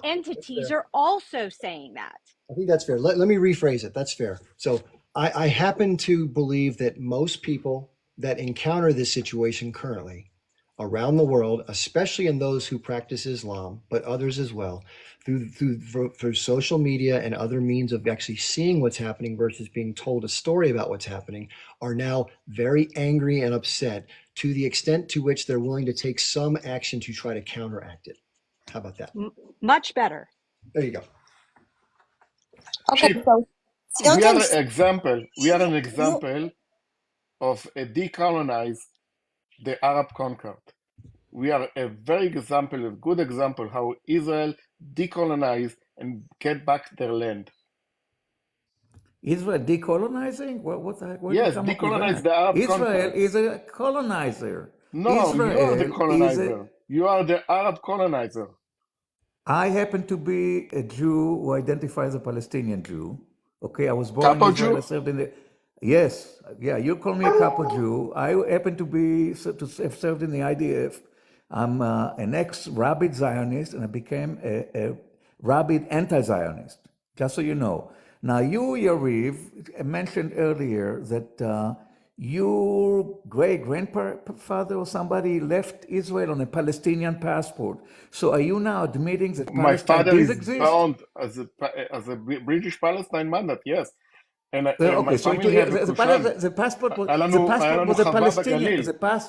The passport was a Palestinian passport, right? British Palestinians. We are all here speaking Okay. It English was a British because But it mandate was Palestine. It was not because of okay. the just So not the just British. one. Palestine. It Chip was is British So speaking mandate English Palestine. because of the chip. So Palestine did exist before Israel British. existed, It right? was. Yes, It was Jewish Palestine. Okay, British. When you Palestine call are very good because Palestina a lot of people, a lot of Zionists are saying that Palestine never existed, a Jewish right? Palestine, yes. So Palestine existed before Israel, number one. Okay. Now, did your great And before grandfather, that, was British whoever you mandate talk to, Palestine. I think whoever, it's really hold on, important that they let me use the speak to right words. Yariv. Let's use the Let me right speak. words. Let's use the Okay. right words in משמר context. Right השורה, word, אתה יודע British משמר Mandate השורה? Palestine. Okay, Palestine. British Palestine. Fine, no Okay, problem. there you British go. It Palestine. changes the context. Thank you. It changes the context. I don't know necessarily it changes the context, but if it makes you feel better, you go right ahead and make it. I'm all about making people מאיפה feel better, אתה? but my idea is to expose the truth. So whatever you want to call it. אתה expose the truth? Expose the truth, but please get your context correct.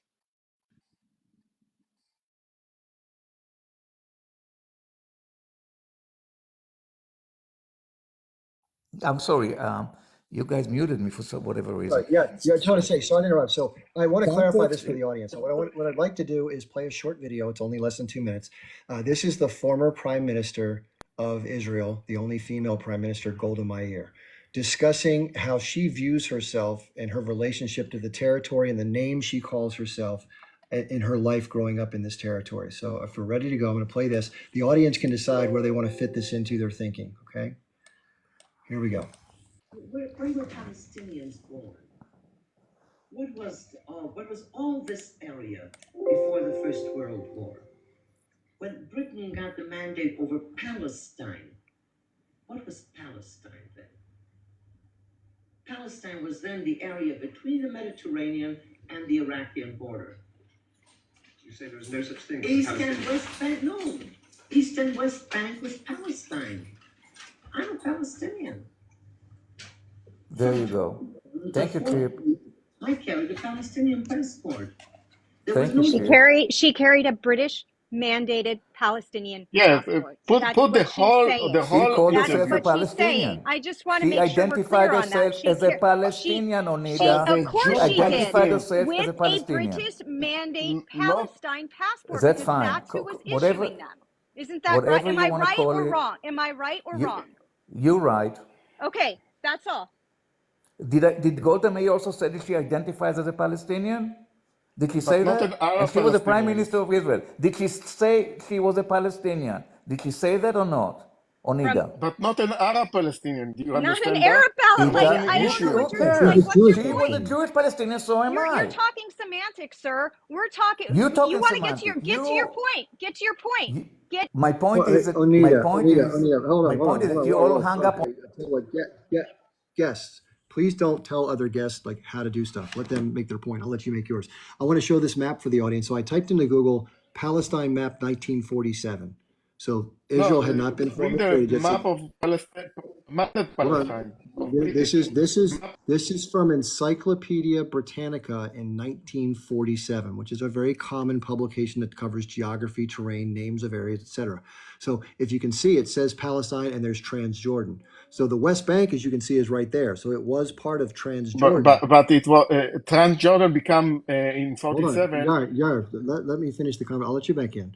So what I'm trying to say here is that the world, since the Romans, when they conquered this territory, referred to this territory subsequently, and all the maps reflected that it was called Palestine. Okay, the Transjordan territory. Hold, Yair, please let me finish. There was no nation state called Jordan at this point. Now, some people will argue because there wasn't a nation state called Palestine, it has no validity and therefore it can't be used because it wasn't sovereign. There were cultures and villages and infrastructure and economics and people and administrators. When the British won the territory or was given a mandate over the territory after the Ottoman Empire fell, the British made the decision, along with working with the Balfour Declaration and the people who helped fund it and the land purchases, to delineate 55% of this territory for 33% of the population, which was Jewish, and the 62% of the population, which was Arab, got 45% of the territory.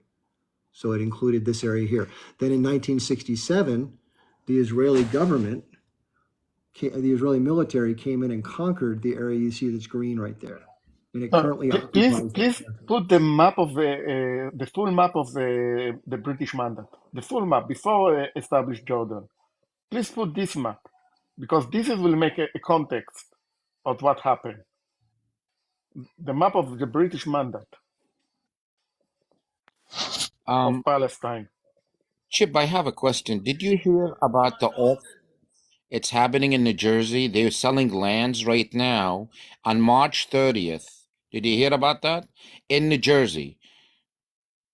Yeah, Chip, we all I heard can't about hear it. you. Listen, it's not secret that Yeah, the I Zionists did hear. want By the to. way, just to let you know, in the United States, it is illegal to restrict a sale of property to an ethnic or religious group. Oh, wait. I'm going to tell you what happened. There's a Pakistani guy or an Indian guy. He, he went to that auction, okay, to see the map or whatever they're showing. He went to I think they were selling it in a synagogue, and he went there, and they wouldn't let him in. And he said, why? He said, I want to buy a land. And he showed them the check, actually, physically, a check of $1 million, basically. And they told him, no, you can't go in. You cannot buy the land. It's basically, listen, it's basically very clear. It's how to steal the land from the people. It's how to put your hands on It's it. really hard to follow. There are lots of conversations happening. I only hear one. So, yes. And that's number one. And number two, what I want to say, they want to basically somehow, some way, somewhere.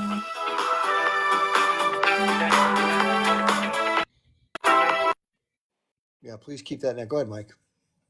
Take over the land in any way and shape as possible. Any way they can, even an inch. I did ask a lot of the Jewish in a different panel. I ask a question. Do you believe this is your land? Let me ask you this smart question. Do you believe this is your land? Ask me. I'm asking you. Yes, and if we even get a Kushan, you know what is the Kushan? I know what it's called Kushan. Yes. Let me ask you a question. If you believe that is your land, why? And I need you to give me an answer while everybody is listening. We have 522 people. Why do you go and kill or demolish 3,000 and 2,000 olive trees in the land when you saying this is your land? Did you ever see anybody goes to his own land and destroy it? Do you go to your own house and destroy it? Why you If you send claim this rockets is your on? land, Why You you know, send my rockets on your land? my great grandfather, yeah, Michael Adin, was yeah. unalive when he walked on his land. When he walked in This his is land, not he my was question. unalive. Listen, this is not my This is question. my Mike, I find personal you very problem. antagonistic, and I think you can get your message across with. Hold on. Hey, Onita, we don't need people to rate each other, okay? You'll get your turn to talk if you like, and let Mike just do it his way. And if he's being ridiculously rude to somebody, I'll point it out, okay? Mike. Appreciate it. So what I'm saying, if you believe this is your land, you will not go to your front yard or, and take all these trees. Listen, I don't know if you guys see this or not. You try to put your thumbprint in there somehow, some way, somewhere, as hard as possible. And this is what you're trying to do. And you may say the Palestinian wants to do things bad. They want to harm the Israeli. Listen, they just want to live. They want to have a life like you do. I'm Alam a Salam. Palestinian. I'm a Alam Palestinian. Salam. Listen, wait. And you talk about Inshallah. Adin, you talk about generation. Listen, you will never, you and your entire family, have a generation in that land as much as me. I have a tree, for God's sake. Do you know what a tree is? A tree that can go 100 years back then, 1,200 years. What are you talking about? You say my grandfather and my great-grandfather. I have a Wikipedia, tree. my family name. Wikipedia, my family name. Adin. We are indigenous to this land. We never Listen, left this I'm land. indigenous more than you do. You know why? Because I have lands, I have homes, I I have think farms you there's, guys you know took what, over. the Zionists have a habit. Hey, real quick. You know what, these Zionists are. This is going to help give some context as well. I apologize for jumping in. I'm going to turn the screen again so you can see this. So I like to go with what people say that are in positions of power from different sides. So this is David Ben-Gurion, the first prime minister of Israel. Now, if you don't know who David Ben-Gurion was and what he did, he was involved actively in gangs that used terror tactics to get more land for Jewish people in anticipation of establishing a Jewish homeland. So in his own words, in his own diaries, this is one quote that he said. This is about the land they were trying to acquire through settlements in the 20s and 30s as people immigrated to the territory. Quote, "We were not just working, we were conquering land. We were a company of conquistadores," which are Spanish settlers. Second quote. We decolonized this land, yes, Hold from on, the hold Arab on. No, conquerors. listen, Yariv, let the language of the individual speak for himself, okay? Second quote, "If I were an Arab leader, I would never make terms with Israel. That is natural. We have taken their country. Sure, God promised it to us, but what does that matter to them? They only see one thing. We have come here and stolen their country. Why should they accept that?" Now, that's pretty clear. And now you want what? What is your point of that? My point That is that your argument that you're decolonizing the land is bullshit. That's my point. No, my father. What did he just? Let me repeat that. Let me repeat that for the audience in case you didn't hear the first time. And audience, listen to this, okay? If I were an Arab leader, I would never make terms with Israel. That is natural. We have taken their country. Sure, God promised it to us, but what does that matter to them? They only see one thing. We have come here and stolen. That doesn't say decolonize.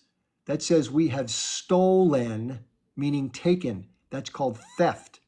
Their country. Why should they accept that? That's a reasonable statement by a human being who did just that. Now, why are you going to try to restructure that to something my else? family is here. You can see my family. You know, you cannot reject my family name. It's stolen land. That's the point. No, What it's does the not family supposed have to to do with stolen it, land. Yaniv? Because my family was here for generation by generation. So what? My So family, their family. So why can't it be one state with equal rights for everybody? And we Why help can't it be? Why cannot it be an equal state, one state with So I will equal tell you. rights for I will tell everybody? you. I will tell you. Tell me. My Yeah. family helped the British to conquer this land from the Ottoman. The British promised the Jews that will help them, that they can establish a country. Same as they said for the Jordan, that they will get a land in their name. So Okay, the I have a end, question we I have for you. understand Regardless that of the history, British was mislead us. But this is my history, my family history. no, I understand So about your why family you history. denying? I understand about your family history, and I respect your family history and all that. The fundamental question right now, this land at minimum is in dispute as to the true ownership of it, No, right? it's not in So we got dispute two because people. it's The two people. Hold on. They got two people. Why do you think they say we are welcoming the Jews as long as they give us our full rights, full civil and human rights as they enjoy? Why can't you you know agree the to Arab share in the 48. land? Hold on. You brought on what you said, you brought on terms that is completely meaningless terms, that all it meant was a ceasefire. I don't know, what did you call it? I looked it up. Hudna. Hudna. You know Arabic? Hudna is ceasefire. Hudna has nothing to do No, with oh my God. unaliving Jews. Hudna is There is ceasefire. That's what someone it is. here in Look it Arabic up. speak Arabic. Mike, you Look speak it Arabic? up. Yeah, I don't Mike, you speak can Arabic, speak Arabic? but I No, don't speak Arabic. Mike speak Arabic. I Suddenly You nobody speak. speak Arabic here. I speak Arabic. Fluently So Arabic, yes. tell him what is meaning of Hudna. Tell him. Tell him, Hudna, Mike. Hudna is Hudna temporary means ceasefire. Hudna Hudna is means a temporary ceasefire. ceasefire. Yeah. Yes, No, temporarily no, in ceasefire. Arabic. That's No, Hudna is mean. okay. You know what it means. It means the rest of the warrior. Mr. Chip, can we also Islam. speak? This guy is bringing the same subject for the third time, sir, if you don't mind, Yeah. please. Yeah, why We've don't you been go ahead? waiting for You 1 hour. can take a turn. Go ahead. Assalamu alaikum, everyone. All the Palestinian, I'm from Kashmir. I'm under colonism and under oppression too. I'm here just to say my saying as a pro-Palestinian. Guys, my language, English is the third language. I'm trying to express myself. But there was a lady who was trying to say that we respect Kaaba. The first thing is that as a Muslim, our first Kaaba is Al-Aqsa. Al-Aqsa is our first Kaaba for all the Ummah. This is why Lebanon or the Muslim countries are with Palestine, because we have great respect for Al-Aqsa Mosque. So that's why we stand with Palestine as a Muslim Ummah, and we are here to say our words. You tell me, guys, what makes the Zionism a better God's chosen people after we are seeing all the atrocities, the chaos, the genocide?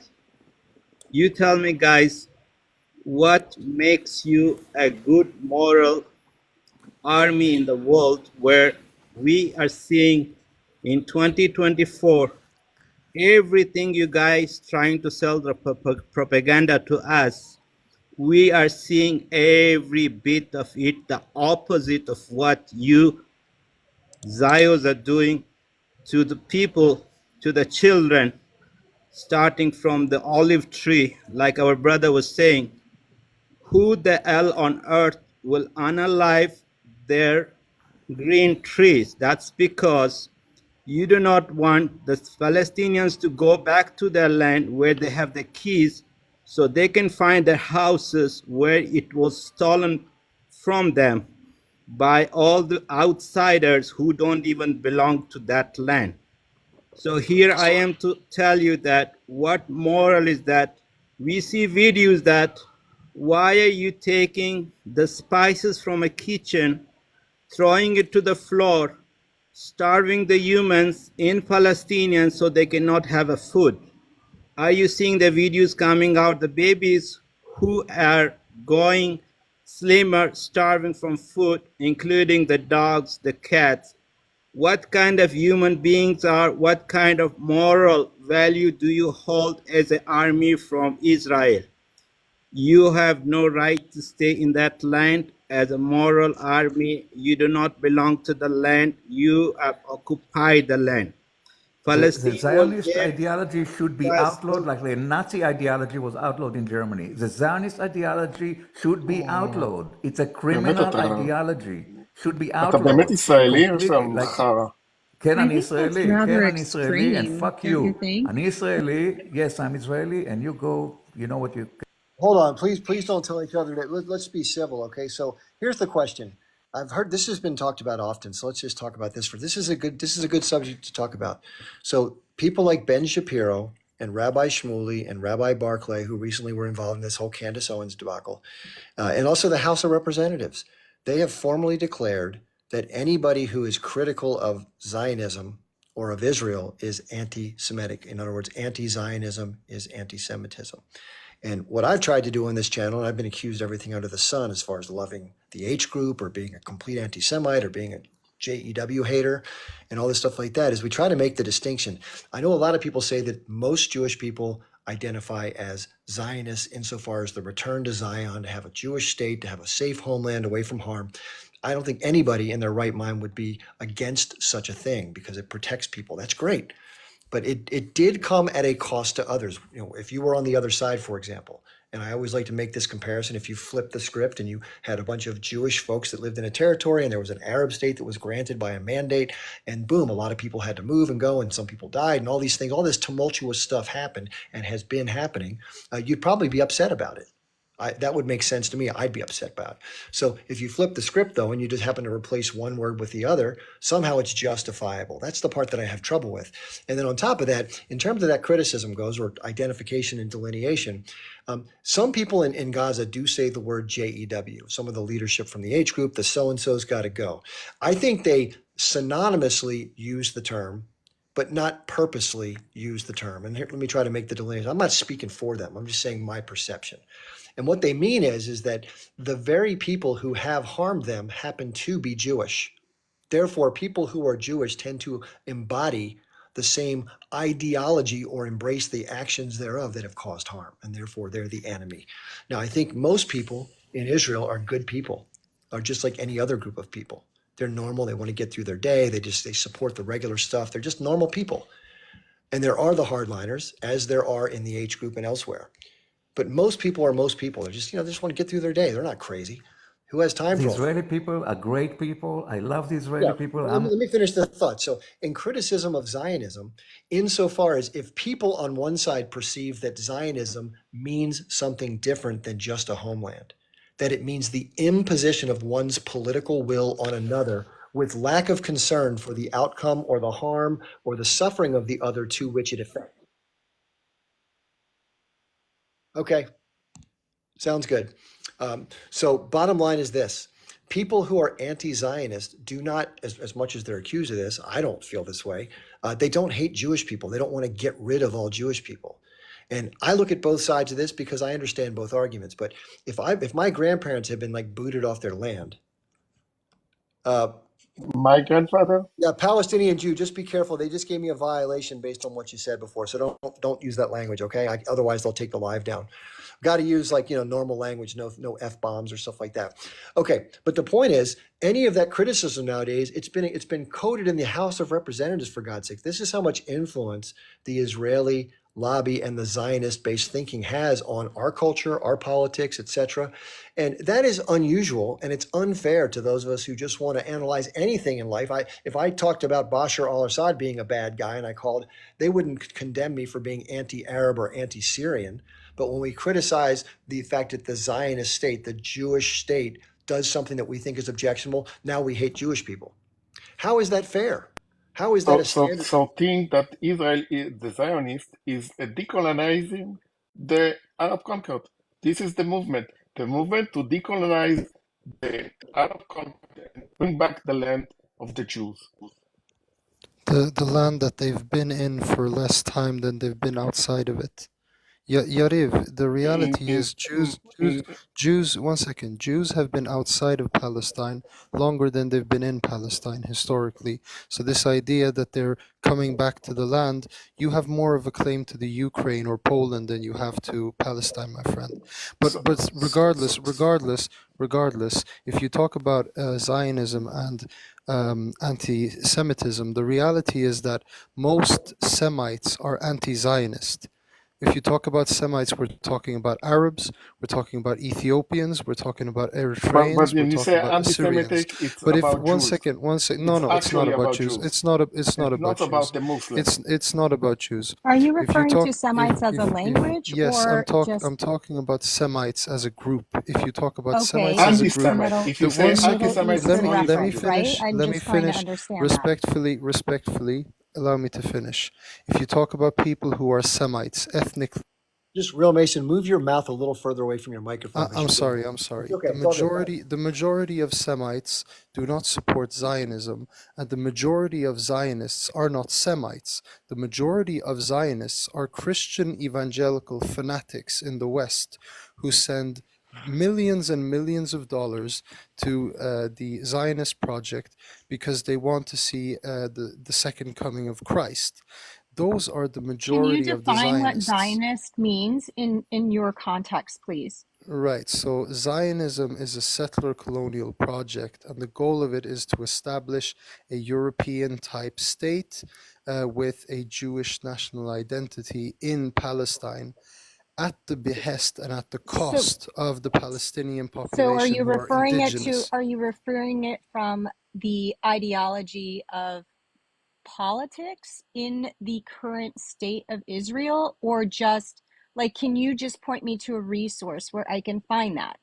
Yep, got one for you right here. So here's a quote. I'll turn the screen around. One of the founders of Zionism, Vladimir Jabotinsky, said, quote, Zionism is a colonization adventure.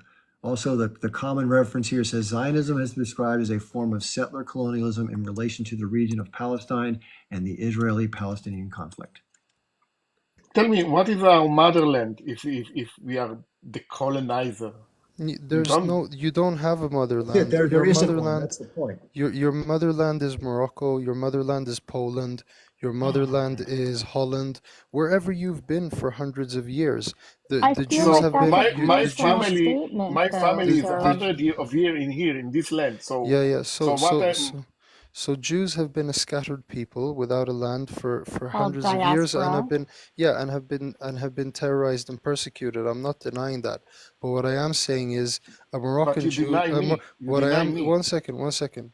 What I am saying is a Moroccan Jew does not look like a Congolese Jew, and a Congolese Jew does not look like a Polish Jew. What that means is whether you like it or not, you intermarried and intermingled with the people in the places you were, which has basically this idea of a Jewish people in that sense is null and void today. Because the only thing that makes you Jewish is the fact that you follow the Jewish religion, and most people, like a huge portion Or of Jews, ethnicity. but the ethnicity is different depending on which Jew I'm speaking to, and this is the point. The majority of Jews If you're today talking from a are Jew that's Jewish. from the Middle The East, ma- the how majority is that different? the majority of Jews today are Jewish because of their religion. That's the only reason why they define themselves as Jewish. No, And we have those a and lot of those diversity. and those I A and lot of those appreciate diversity. your opinion. I disagree with no it. no no look, it's not my opinion. The reality is the only difference between a Jew and a non-Jew today is religious, because like I said, a Congolese Jew does not look like a Moroccan Jew. A Moroccan Jew does not look like a Polish Jew. A Polish Jew does not look like a Yemeni Jew, etc., etc. And the reality is, we know that there have been peoples throughout history, like the, Yemeni tribes and also Khazar tribes, who converted to Judaism historically. So this Yeah, but idea of a even if Jewish you ran a people DNA it's a test, they would it's a be made up concept. ethnically. It's not made up. It's proven through DNA. Yeah, Yeah, so and DNA from Zionism a is DNA perspective, respectfully, the overwhelming majority of Jews have no claim to Palestine whatsoever. If you want to go by genetics, no claim whatsoever. I can go by my genetics, and I go by six But generations Rem, out to that again, my area. family, I born here, I'm 50 years old. I born here in Israel. My father is Hmm 77 years old. His grandfather, my grandfather, if he was alive, he was in 98 years old. His father, oh, so we are at least I can have a grave of my grandfather that I can point you. So it's more than 150 years. So Yeah, let me you, Yes, explain yes, what is and I'm not Zionism denying for that. you. One second, Corsi. but you I'm not deny us. You say Yariv, that we Yariv. are No, not no, part no, of this no. land. One second, Yariv. Go ahead Look, and I finish your understand. point. I'm sorry for I interrupting you. understand. No, no, it's fine. Yariv, I understand that your family has been in Palestine for some time now, and they've been in the region for some time now. I'm not denying that, and I would say, like, look, I'm a Muslim, and as a Muslim, I don't believe that there shouldn't be a Jewish presence in Palestine. I believe that the Jewish people have a right to be in Palestine, but they are not allowed to be in Palestine at the cost of Christians and Muslims, right? Which is the reality on the ground today. The No, reality on the it's not. ground In the today, reality, the in reality on the sovereignty ground Israel, today. there is Christian and You're cutting Muslim me and off, sir. Druze. You're cutting me off. The reality is that the state of Israel today is an ethno state. It gives preferential treatment to Jews over non-Jews in a number of different ways, and I can cite you laws. I was actually having a debate today about it. So the point is this. The point is that I don't have an issue with Jews living in the Holy Land. What I do have an issue with is them doing that at the cost of other people. And the reality is Palestine has and always will be a pluralistic society, and this artificial attempt to create something which is not native to the land, meaning an ethno-state, where only one group of people are allowed to live in the land. This is not going to work. It's simply not going to work in the We long run. always try to walk in peace. You know that. No, you don't want peace. If you wanted peace, you would give the Palestinians citizenship, and you would have a pluralistic state where No, Palestinians. we want two Allow me to states. We finish, don't. sir. We Allow don't me to want you finish. in Allow our me to state. finish, sir. Allow me to finish, sir. You don't want them in your state, and that is proof that you don't want peace. Because if you gave them the same rights that you have as Israelis, there would be no fighting, sir. There would be no resistance to occupation. But the problem is that Palestinians have not been given those basic rights that Israelis have, and that even Jews around the world have. Like if you're Jewish, you can return to Israel tomorrow, and you will be preferentially treated and given citizenship. But that doesn't go for the millions of Palestinians who've been displaced. So if you had a state where Palestinians and Israelis were given the same rights, you would have a Palestinian majority population, but you would still have a state, right? It wouldn't be a Jewish majority state, but it would still be a state. But you're talking And you would about have, one and you, state. one second, You're yeah, talking and you would about have, one state. We yes, don't want yes, one yes, state. We yeah, want you, two yeah, states. exactly. You don't want one state, exactly. You want two states based on, yeah, exactly. You want a two-state solution based on Israeli conditions, not based on what's best for both sides. Realm, let me cut you off, sir. How This they is gonna why you give don't want the, peace. how are they going to So give the how will rights you to take the peace? Palestinian when Israel constitution? There is no constitution for Israel, and Israel itself is an occupied state on the land where it does not even have a boundary, and it's not even a sovereign state. How are they going to give the rights to the Palestinian where they themselves are bullies brought away from Europeans, South Africa, to you name it?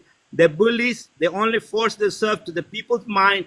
They force themselves to all those TikToks. They force themselves to the land, to the houses. They unalive the trees. They unalive all the animals, the babies, the children. How can Where you are you from? justify this, man? These are not human beings. They are cruel people. These are all psychopaths. They're standing in the apartheid land trying to dismantle, eliminate every single human being, hospitals, schools, children, trees. What are you talking about? These are not the people to even talk to. They're not human. They don't have a heart. They don't have a feeling. They don't even have dehumanize me, anything yeah. belonging to that land. These are all occupational force forcing themselves into the lands of We Palestine. are They need to decolonize get them. out of this land, man. Why? Okay. No. By the way, just real quick, no need to scream your points. If you're passionate, that's fine. But I think it does come across, as Onita said, as a little bit over the top. So obviously there's strong feelings here. Let's take a break for a second. Let's do this. Just a quick break. We've talked for a lot of time here, and I appreciate everybody's input. Do me a favor, the audience, if you're enjoying this, just tap on the screen where my face is. It'll add some likes. I'll do it with us real quick. Try to get us up to like 150 if we can.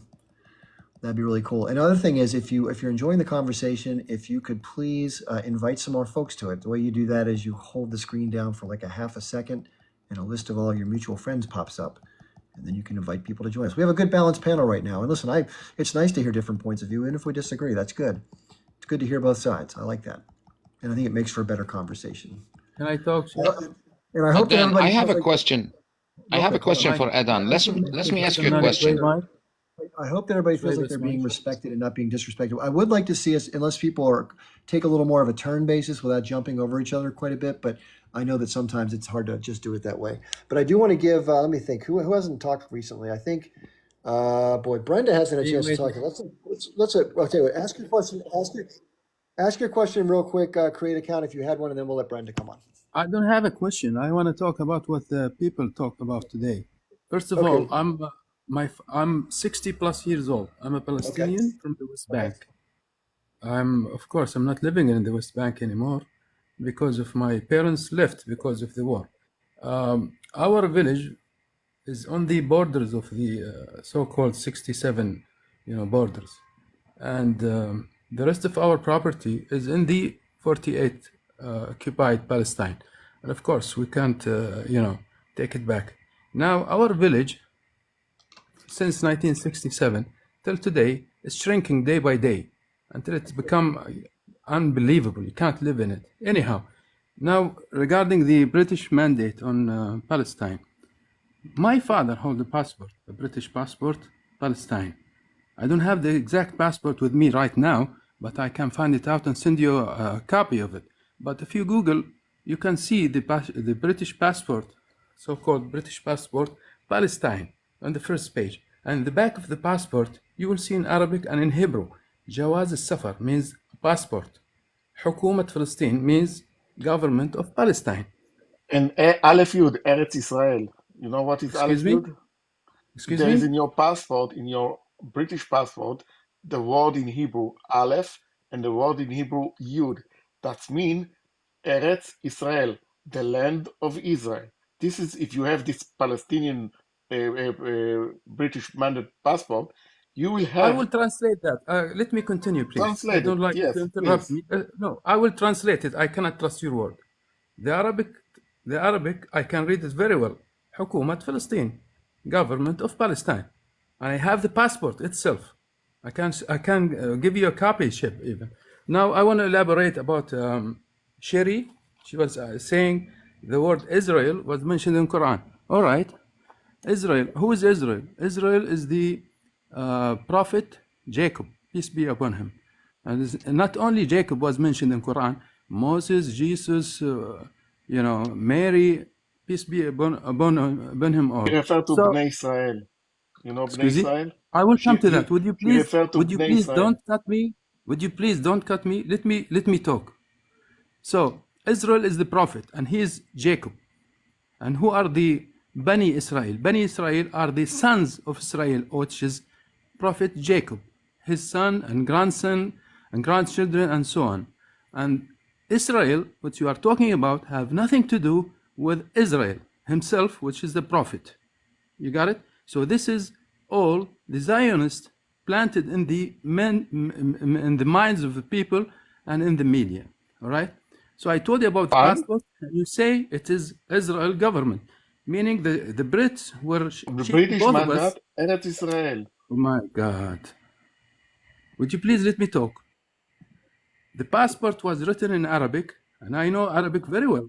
Hukumat Palestine. If you're saying something else about the Hebrew translation, I will find out what's that. This meaning the Brits were cheating both of us. Hukumat Palestine to the Of course, Palestinians, this is the and problem. then Of course. Israeli government for the Israelis. We will find out. So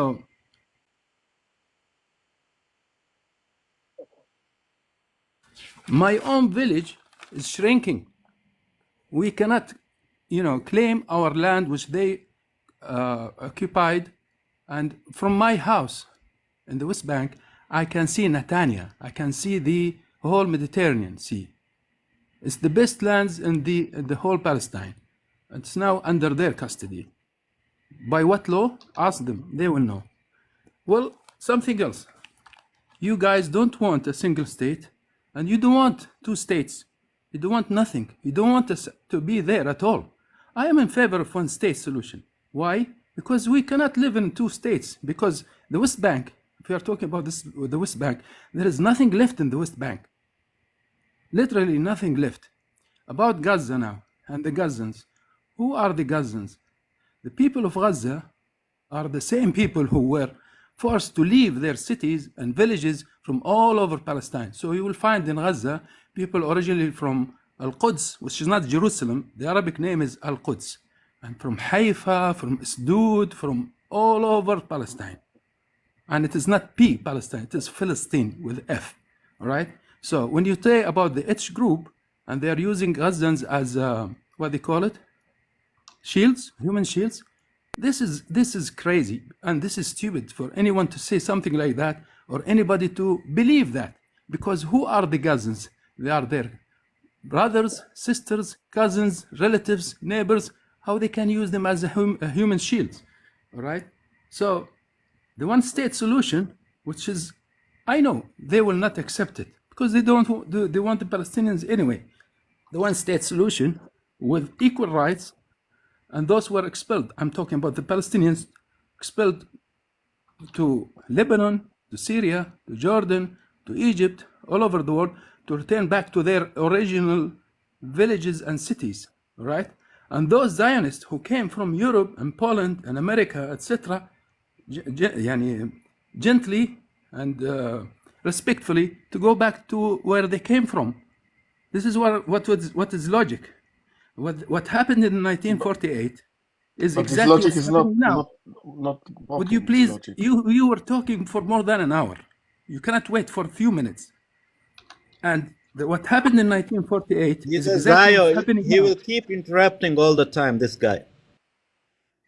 What happened in 1948 and before 1948, none of you were there alive to witness what happened, and there was no multimedia at that time to document what happened.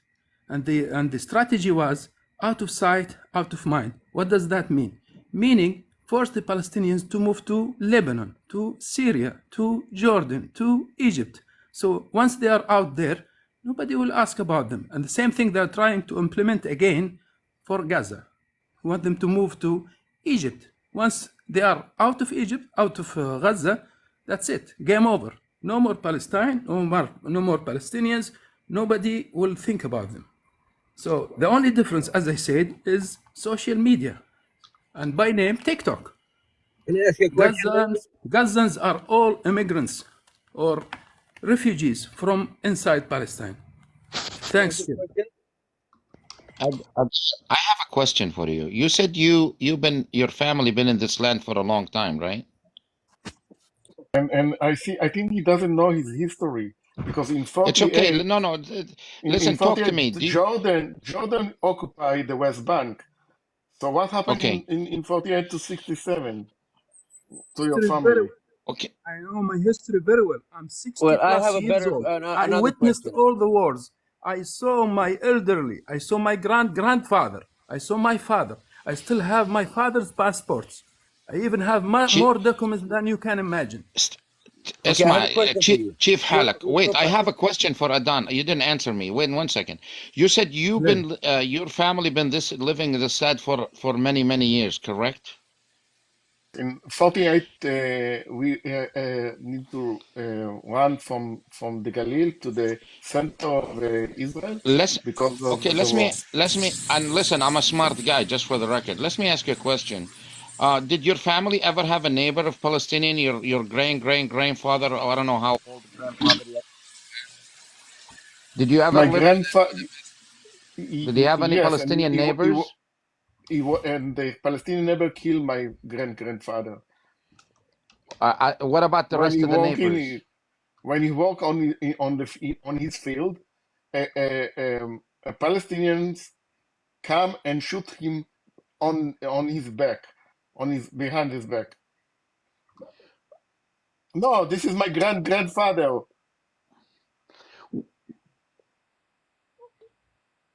What I'm trying to tell you, Adan, what I'm trying to tell you, listen. Can I take a question first? I'm gonna just give him Okay, Okay, what I want to tell my you, question Adnan. is very easy. Who gave the age group the right to put the whole, all of their own people in jeopardy? One second. Before we go, Wait, let me I finish don't. my point with Adnan, and let's I'll go back finish. to you. Exactly. Yeah, hold on. One second, bro. Don't let him deflect. Don't let him deflect. Don't let him deflect. It's okay. Okay, Adan, listen my question to you. I'm going to tell you about history because you just claimed that creator count doesn't know his history. Listen, I'm a history person because my family been in the land for, and like I said, I can put it in the computer right now, my family tree. And as per my parents, Jews and Christian used to live in peace as neighbors everywhere. And if you guys do not agree with a two-state solution, there is a one-state solution. And you know what it is? You go back to your old ways, which means you live under our law, our safety. Can We pay will you make sure you're demi. safe. We will Let pay me you finish. demi. Let me finish. No, I'm not there to unalive you. Why? I want you to have peace. I want your Not kids like to... pay demi. Like Bay what? you know what is a demi? Demi? What's a demi? Yeah, it's No. the fee. It's the fee. It's the fee. Oh, listen, no. We will not. Listen. We will not want your fee. We don't want your fee. No, we want you to live. We want you to be safe. Because you see, when he asked you their mass, why wouldn't you give the Palestinian a passport? Say we won't give them a passport. You know, but I'm willing to give you a Palestinian passport. I'm willing to give you a Palestinian passport, which Tell you're me not what willing to happened give to all me. the Jews in the Arab place. What happened to them? The Where is what? all the Jew in Lebanon? What happened to the Jew in Syria, in Lebanon, in Jordan? Why there's we're no Jew going in all over the Jordan? place. One second. Yeah, No, because we're going all over the place. I think we it's already better. have been that. We have been that. We have been I under the think it's Arab better if we conquer, speak to and it is what it is. probably I is not. think We it don't. is We it is decolonize this place. yeah, it is what it is. You wanted to say something. Maybe it's better if we continue the conversation with you. People have been speaking for some time. Chip, is that okay with you? I wanted to give It Is What It Is a chance to share whatever you Yeah. wanted to share. Yes. My question is like this. I'm so sick or tired of all these unaliving people from both sides. And what really bothers me, that who gave the age group the right to put their own people in this kind of jeopardy and almost destroying everything they had. Because I mean, there is no physical way that the age group or the Palestinians is going to win this. They're going to lose it so bad, and there's not going to be anybody left. So what is the Great. wait? I want to So my answer. question is, I want to answer. what? Wait, yes, but what is the gain? What is the Yes. end game? You're Yes. gonna fight until there's nobody left. Yes. So, I I'm mean, gonna answer you. I'm so tired. It is. I'll explain to you. Have you ممكن heard of تسمح لي the? Have ثانية you واحدة؟ heard? معلش Have you اسمح لي heard? حبيبي، One معلش second. اسمح لي بس لحظة، الله يرضى عليك. Brothers, please. ترجمت له اياها الكذاب، ترجمت له اياها، ما هياش اللي قال عنها بالعبري. معلش كلمة بدي اوريها. اسمح لي ثواني بس. One second. It is. I just want you to do a thought experiment with me. Have you heard of the Warsaw Ghetto? Of course, my grandfather was there. Don't compare. Don't compare that. What do you mean? Don't compare, Yariv? It's You're not my disgusting. boss. You're not my boss. Hold on. Let him go there. Let him go there. Don't worry. My grandfather was sitting. Oh, real quick. This gets back to the same cancel culture, like the Ben Shapiro's of the world, who say that people just can't talk about certain things because it upsets their sensibilities. Try to put that aside for a second and let somebody express their point of view. If it offends you, it offends you. I mean, No, it won't offend me. It won't offend me whatsoever. But it's very interesting that because my mother, my grandmother, wait. My grandma wasn't, so you know what you're going to, because I know a lot of this. My grandma was walking into Treblinka, and my grandfather was in Auschwitz. So before you start playing that game, be careful, because I know more about this than you do. Look. Listen to me, my friend. Don't use the Holocaust as a weapon to try to censor me or censor my freedom of speech, right? First of all, I've been to Auschwitz myself. I've studied the Holocaust during my childhood and during my teenage years, and it's actually one of the reasons why I oppose racist violence, no matter who's the perpetrator and no matter who's the victim, right? So if I was in the Warsaw Ghetto, I would definitely have been fighting with the Zob and the other groups that were trying to resist German occupation and G-side, right? But the question would be asked back to you: what was the gain of fighting against an asymmetrical power in the German occupation when they knew that they were going to lose anyway and be sent to death camps? What was the gain of resisting Never again. occupation there? Yariv, please, It was your two things. feelings are hurting my thoughts. This is the game. Never Your again. feelings, This is your the game. feelings are hurting my Let him thoughts, finish the Yariv. thought, and you guys can respond. So my point is, you can do the same logic. You can apply the same logic to the Warsaw Ghetto, and you can say that those people should just have laid down their weapons, and they should just walked into the trains, going to the camps willingly, and they should just have allowed the Germans to exterminate them. You can use the exact same logic in that instance. The exact same logic. Yes and no. I will tell you no, because if the age group lay down their arms and if they release the hostages, the fight will end immediately. So I mean, even if the Jewish in Germany or in Poland will left down their arms, they will get slaughtered. If they took up their arms, they will get slaughtered. So it doesn't matter what they did, they will get slaughtered. If the age group lay down the weapons, lay down and give up, and stop fighting and stop trying to build a country together. Everything is, I mean, there is, I can't tell you, it's 35,000 that's been unalived. Isn't it enough? Isn't it enough? No, it's not enough. Do you I know why have it's one not enough? question. How do you Let me talk to him, please. use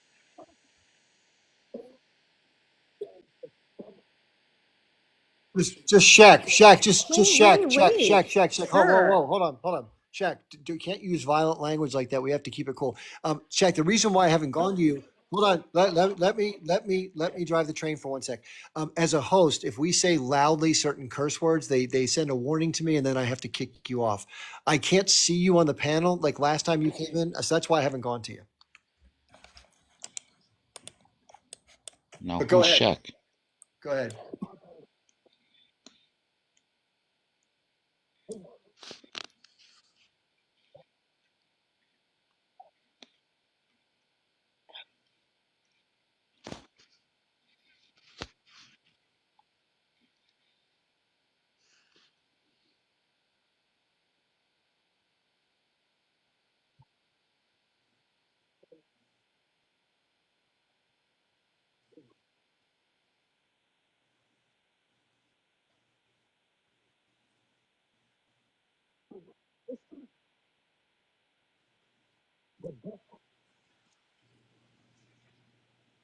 So the H group is a resistance? Is that what you're saying?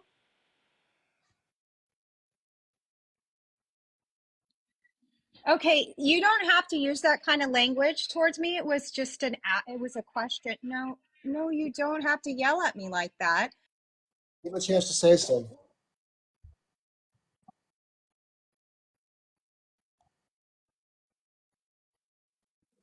We decolonize you.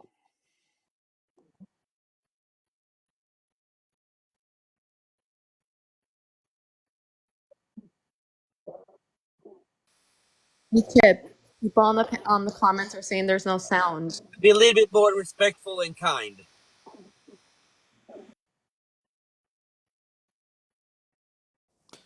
Can you all hear me? Hold on. Shaq.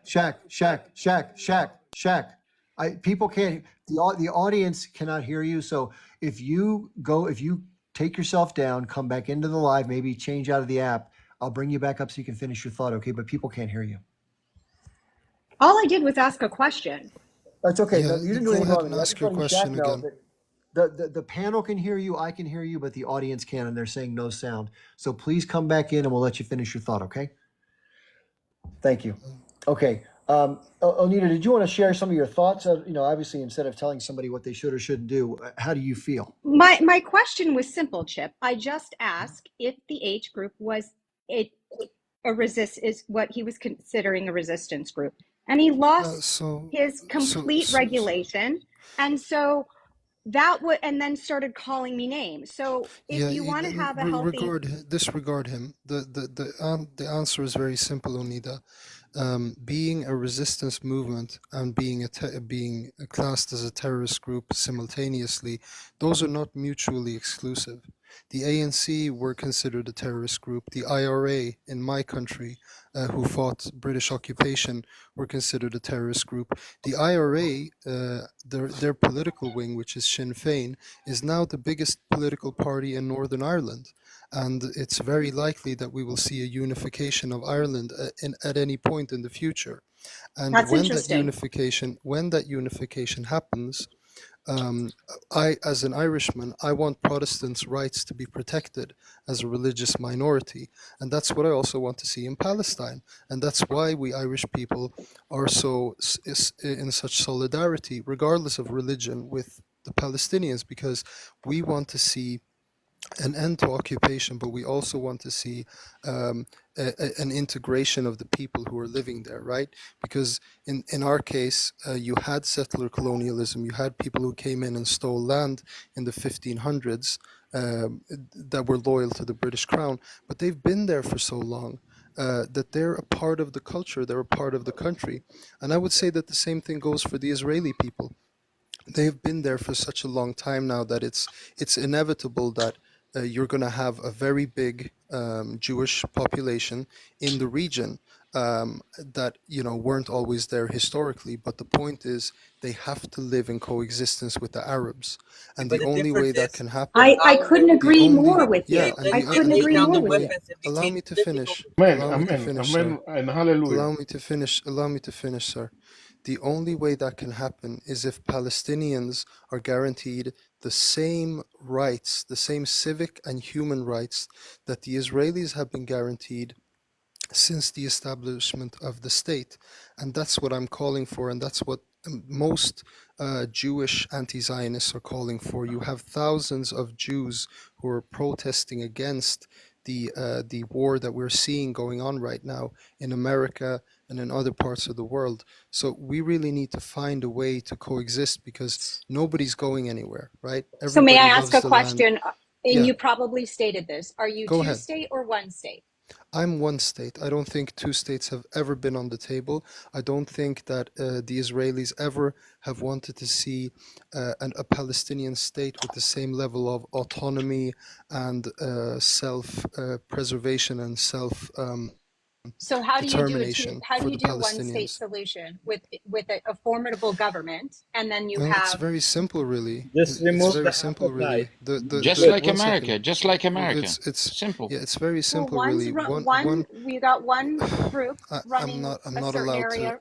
So you I'm asked, not Anita, allowed you to asked the respond. question, how does it get done? He has Yeah. to give a chance to answer. So in practice, the entire judicial system, the entire structure of the Israeli society would have to be reorganized, because Israel is today a state just based on judicial laws, like the basic state law. I can give you many different laws that clearly discriminate against non-Jews. Those laws need to be dismantled and rearranged and reformulated in a way where all citizens, regardless of ethnic or religious background, are given the same rights. That is an excellent segue. I just want to share this with the audience. I'll bring you right back up to finish your thought, Freemason. I apologize, but I've been doing this the whole time while you all have been speaking. So I've been researching the various aspects of apartheid in Israel, just so people can be clear. These are from groups like Human Rights Watch, B'Tselem, which is an Israeli human rights group, and others. So this is what B'Tselem says. I think they summarize it pretty well. I'll quickly read it. The key tool Israel uses to implement the principle of Jewish supremacy is engineering space geographically, demographically, and politically. Jews go about their lives in a single, contiguous space where they enjoy full rights and self-determination. In contrast, Palestinians live in a space that is fragmented into multiple units, each with different set of rights given or denied by Israel, but always inferior to the rights that are accorded to Jews. The Israeli regime pursues this organizing principle in four major ways. Land. Israel works to Judaize the entire area treating land as a resource chiefly meant to benefit the Jewish population. Since 1948, Israel has taken over 90% of the land within the Green Line and built hundreds of communities for the Jewish population. Since 1967, Israel has also enacted this policy in the West Bank, building more than 280 settlements for some 600,000 plus. Jewish is now 700,000. Israel has not built a single community for the Palestinian population in the entire area stretching from the Mediterranean Sea to the Jordan River, with the exception of several communities built to concentrate the Bedouin population after dispossessing them of most of their property rights. Citizenship. Jews living anywhere in the world, their children and grandchildren and their spouses are entitled to Israeli citizenship. In contrast, Palestinians cannot immigrate to Israeli-controlled areas, even if they, their parents, or their grandparents were born there and live there. Israel makes it difficult for Palestinians who live on one of the units it controls to obtain status in another, and has enacted legislation that prohibits granting Palestinians who marry Israelis status.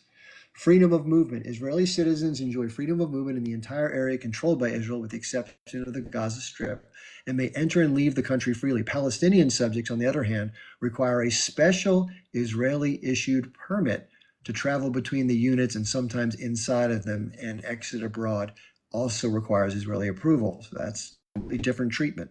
Political participation. Palestinian citizens of Israel may vote and run for office, but leading politicians consistently undermine the legitimacy of Palestinian political representatives. The roughly 5 million Palestinians who live in the occupied territories, including East Jerusalem, cannot participate in the political system that governs their lives and determines their future. They are denied other political rights as well, including freedom of speech and association. I have multiple examples of that I could share. In the entire area, control over these aspects of life lies entirely in Israel's hands.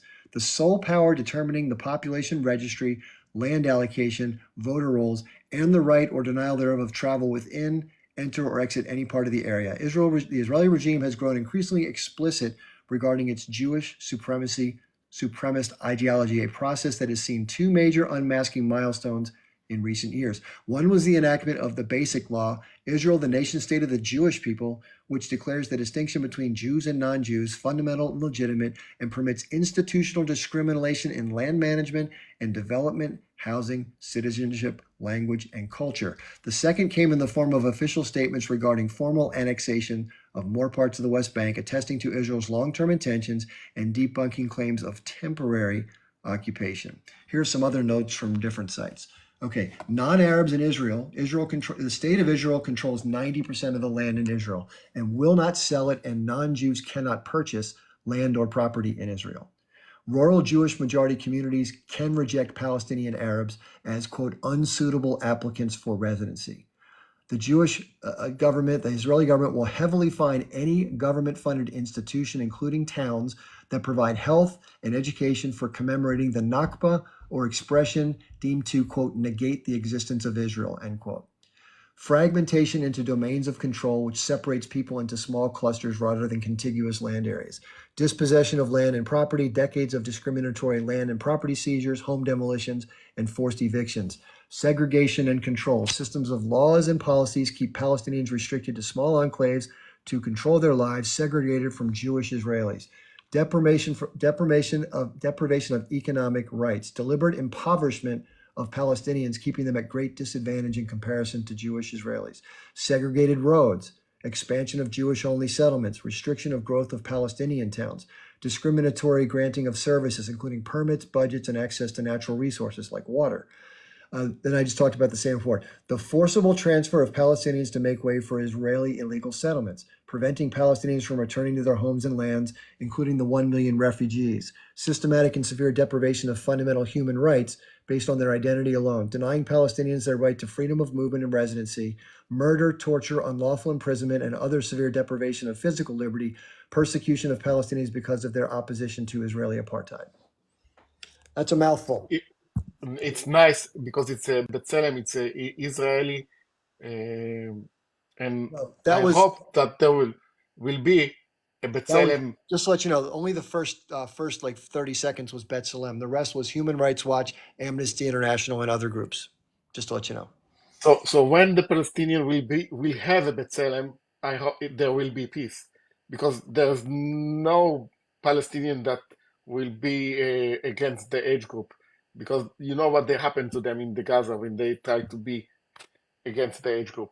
Listen, nothing happened to them. I have family live in Gaza. This is all lies. Nothing. And they can protect the age group. Let me tell you, everybody in Gaza, they agreed on this government. They stand behind them, like you stand behind your Netanyahu, right? You stand behind him, right? They will be eliminated. This is right. This is the whole idea. The mask is off now. I don't think you guys see this. Well, I swear to God, I don't think you guys see this. If they support the age group, they will be eliminated. No. They support their own governments. Let's not call them age group. You call them age group. After the 7th of October, hold on. What happened in 7 October? What happened? What did happen in October 7? We saw the true face of the age group. So what happened in October 7? What happened? Because can you tell me? Before we think that if we give them money and give them work in Israel and give prosperity, they will be quiet. But we understand that this is not what the age group want. They want to unalive us. No. They want freedom. They want freedom, not unalive. Sorry. Yariv, let's say now that the war ends. Yariv, please, Let's say the war ends real quick. How do you think that the Palestinian Israel will be able today to become friends? Who will trust each other? Who the hell will trust each other? Will the Israeli trust the Palestinian, or will the Palestinian trust the Israeli? Where is the end? This needs to stop. I mean, I'm Jewish, but I'm totally for peace and freedom. Today, I have my friend right now in my apartment beside me, in a house beside me. I broke bread with him today when he broke his fast. I'm so tired. I am so tired of the hatred because you believe in another God and I believe in a left God, and because we have blood from the king of whatever, another one has the blood of the prince of whatever. I don't give a rat's ass. Let's stop this somehow. Let's live together. Who gives a freaking thing what flag is it's on the country and what name the country is? The people make the country, not the country make the country. It's the people together. We have a common goal, a common future. We believe and trust each other, and we can go to bed without being afraid that somebody's going to go in and do the. So okay, real quick. I think you made your point. Let me just follow up with one. I wanted to jump. I haven't said much. What I want to say to that point is, it is what it is. I don't know where you live. Let's assume you live in the USA and I don't know, Delaware. So let's say I come to visit you, and in the process of visiting you, I grab you and I cram you and your family down in the basement. And I come down and I take a figurative large combat boot and I stick it on your neck. And then I stick 4 or 5 knives in your side and brutalize your children and your wife. And then I say, okay, now I want you to behave, and I'm going to pull one of the knives out. And I want you to be happy with that.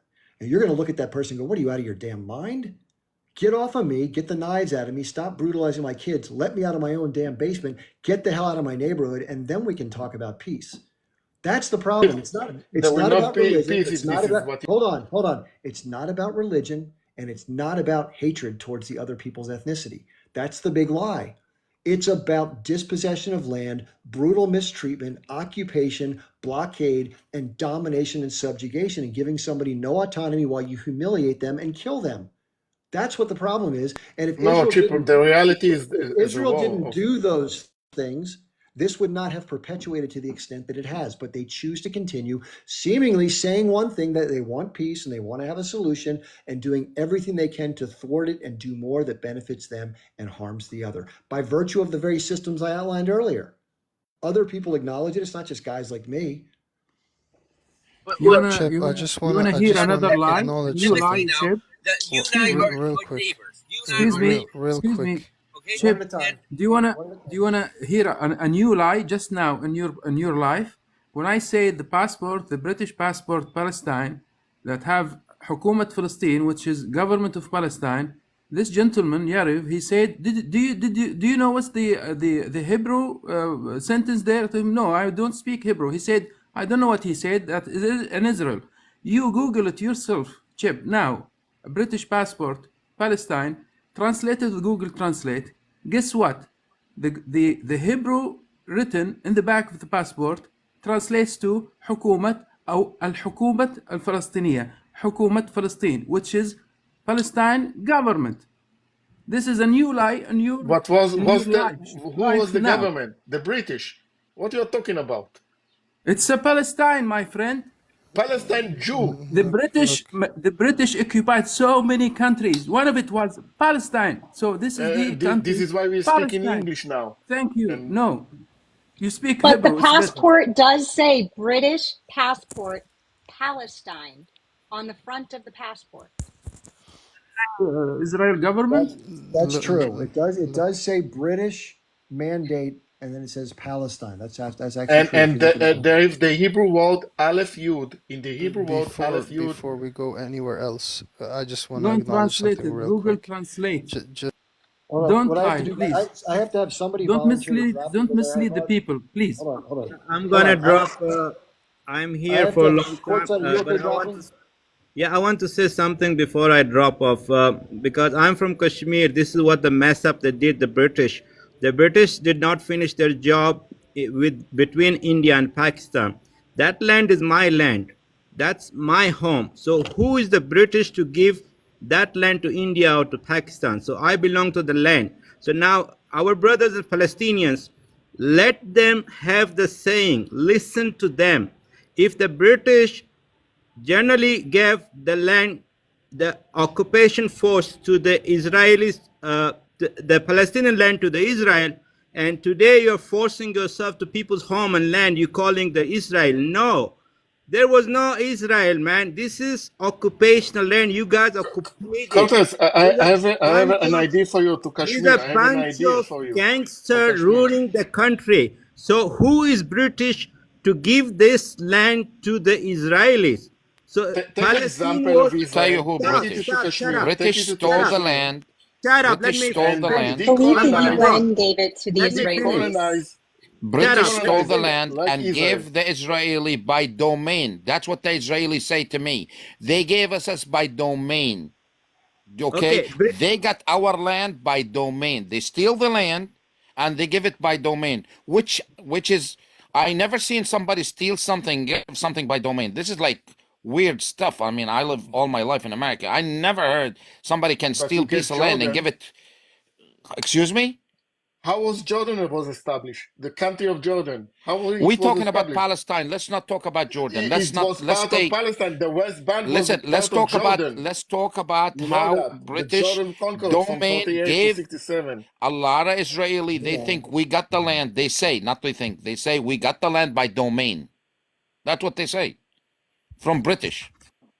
It's like amazing. I mean, they actually agree. They got the So why land, not cancel stolen land Jordan? by domain. So I'm sorry? cancel Jordan. Cancel Jordan, cancel Iraq, cancel No, how Syria, about listen, cancel Lebanon. listen. I want to cancel you, not Jordan. This is the What Jordan problem. got This to is do the with problem. this? Because they get it from the Cancel. British. They There get is it not from the one British. single country in this world, basically, that hasn't been occupied, violated in the history. Yes, Even but cheap the difference, get Texas. real Occupy quick, Texas now.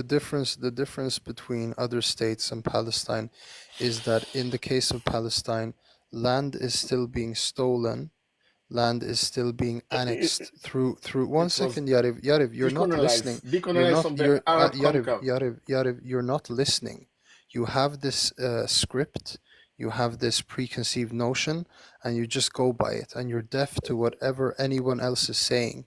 So let me explain the difference between Palestine and other places and why there's such Wallahi al-Azim, I agree with you. why there's such support across the global south and across the entire world, in fact, for Palestine. The difference is that Palestine is still being there's still land that's being stolen in contradiction of international law. In the case of Palestine, you still have land being annexed through military conquest.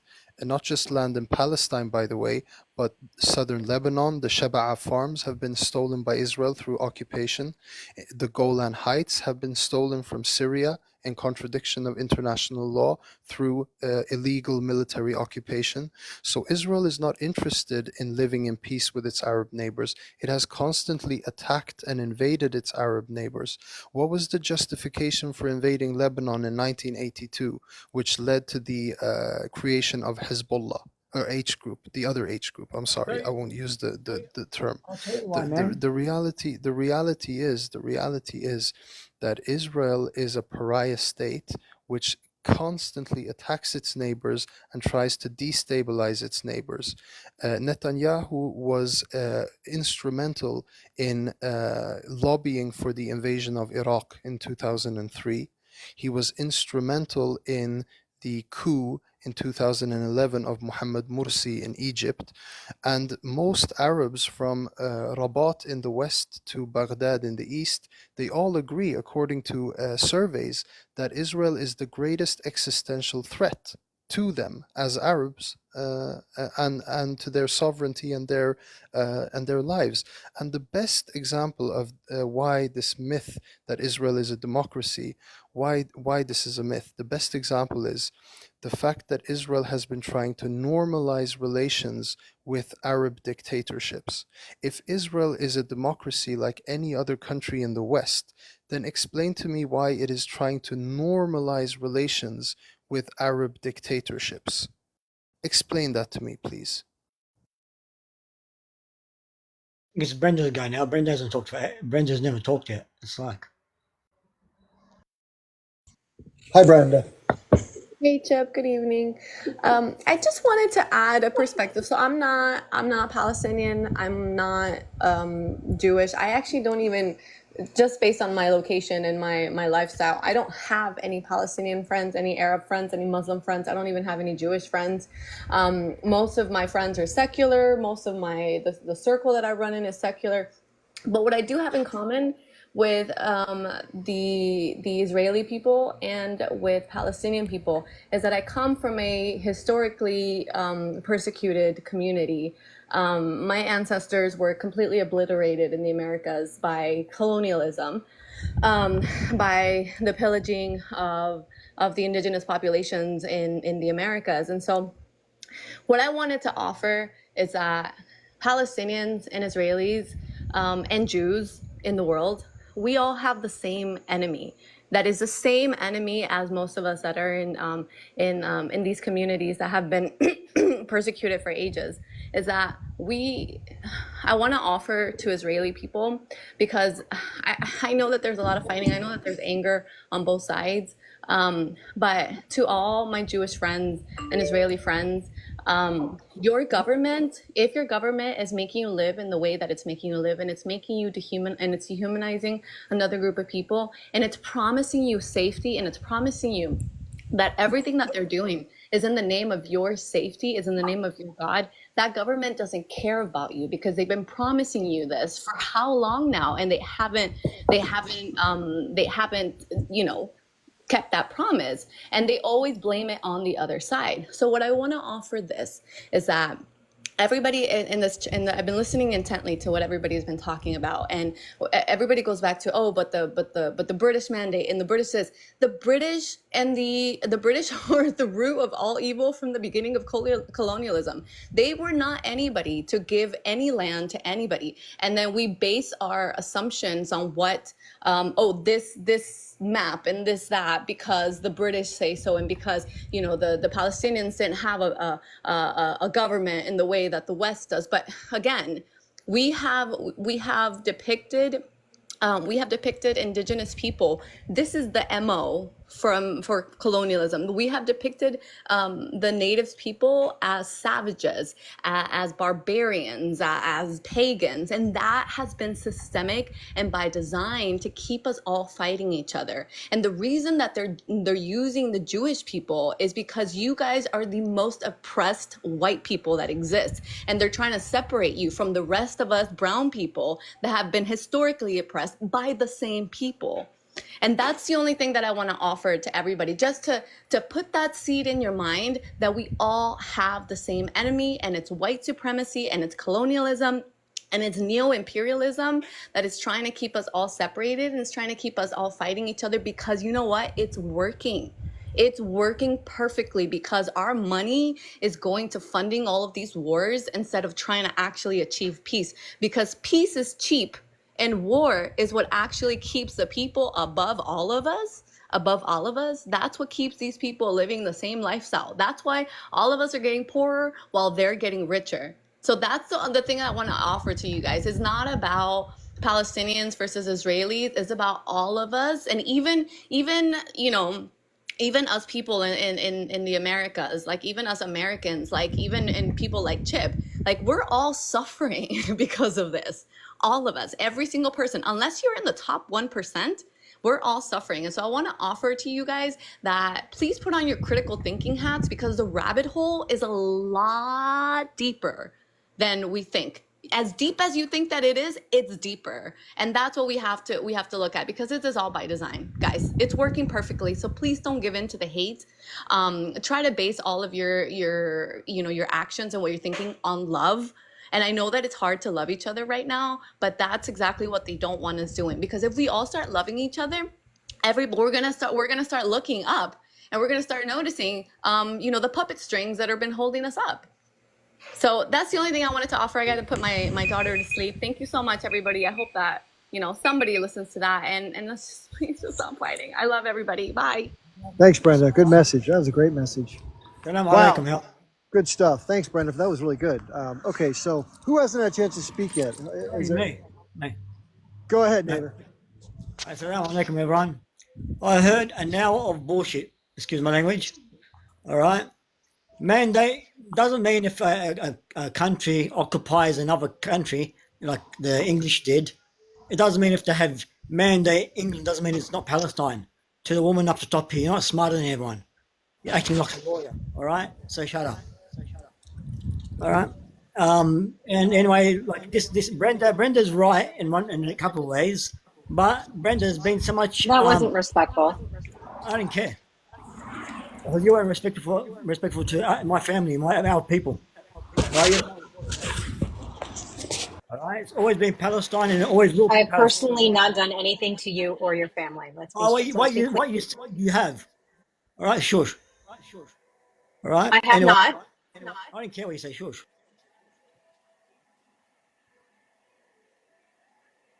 Hey, let's listen. People, hold on. Let's let people share their views without directing stuff directly to others. So, my understanding is that Onita has not done anything personally to you and your family. So, if you're going to say this, you would say the people who you support or you feel you're a part of have caused the harm to you. That's a fair way to put it. But that's the thing I've been saying. All right, everyone. Like people. That's not what you said. Yeah, she felt personally attacked. We don't want to personally attack each other. I'm not going to attack her. Don't worry. I'm not going to talk to her anymore. Just put yourself on whatever. All right. Listen. All right. This is going to happen whether we like it or not. All right. Whether we like it or not, it's going to happen. Palestine is going to get its country back. One state called Palestine. We're going to come back and live there. We're going to be the majority. The government is going to be Palestinian, whether they like it or not. All right. It's going to happen. Algeria or some country was under occupation for 130 years or something, and they lost. And they got their country back. So we're going to get hallelujah, Nader.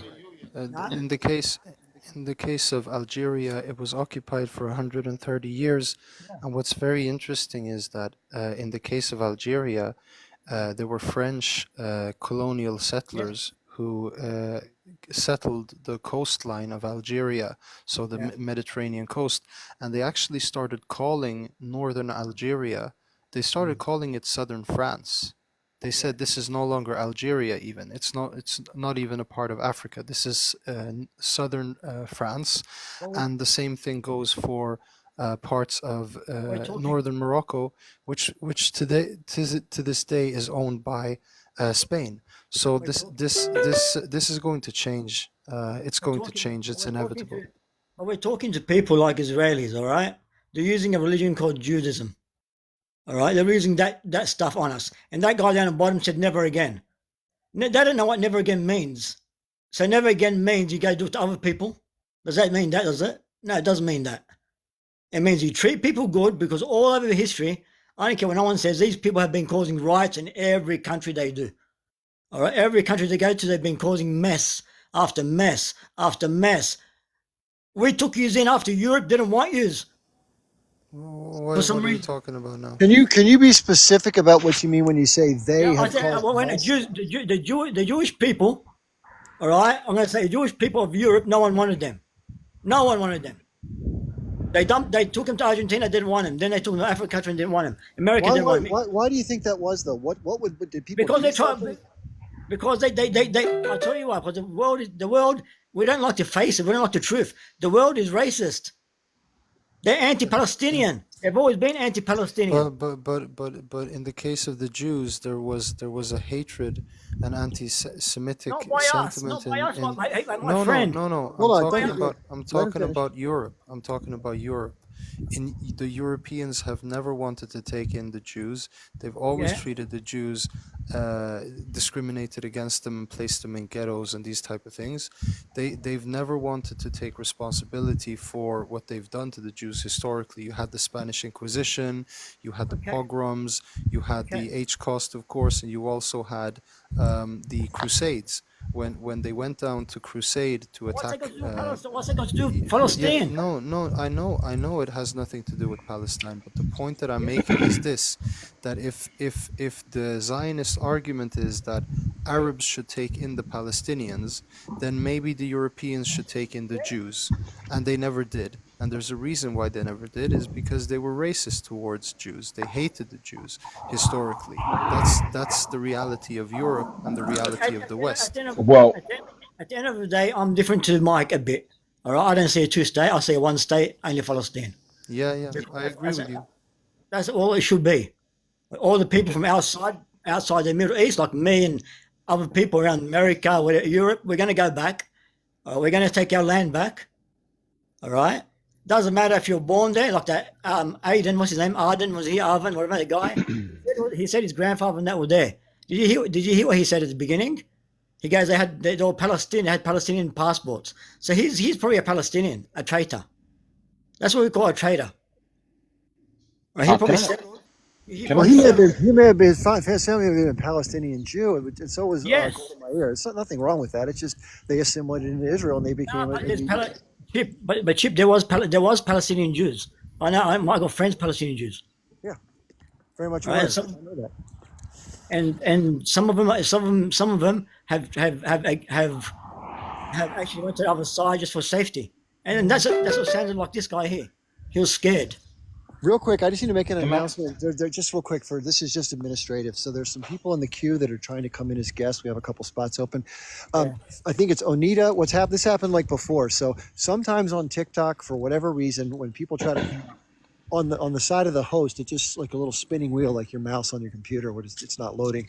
So what you need to do usually is to exit TikTok, unfortunately, close the app, come back in and re-request. Sometimes that doesn't work. Then you have to restart your cell service or your Wi-Fi or whatever, or even turn your phone on and off. So hopefully you can come in. I'd love to have you up. It's not me keeping you. Okay, please continue. I wanted to say something. People got this fantasy. Let's let Ali. I can't read your name. I apologize, but Ali, please go ahead. Yeah, Ali Abdullahi, which means elevated slave of God. Okay, great. I'm from. Thank you for having me. I really appreciate you. I've been in the chat for about 2 hours now, and I've really been appreciating it. I really have been. I wanted to speak on a few things, right? As an African American revert to Islam, I've been learning a lot in the last 5 years, me being Muslim, but I've been, immersed in Islamic culture my whole life. To see the conflict overseas, I won't say that I have this grand understanding of it. Like I heard you mention things in '88, you were aware of it and monitoring it ever since then, right? And I truly appreciate that prowess on the knowledge, right? But I want to say two things. One thing, and I mean this to my brother, and first and foremost, assalamu alaikum to all the Muslims and or good people, right? Because not just Muslims, but assalamu alaikum to everybody, right?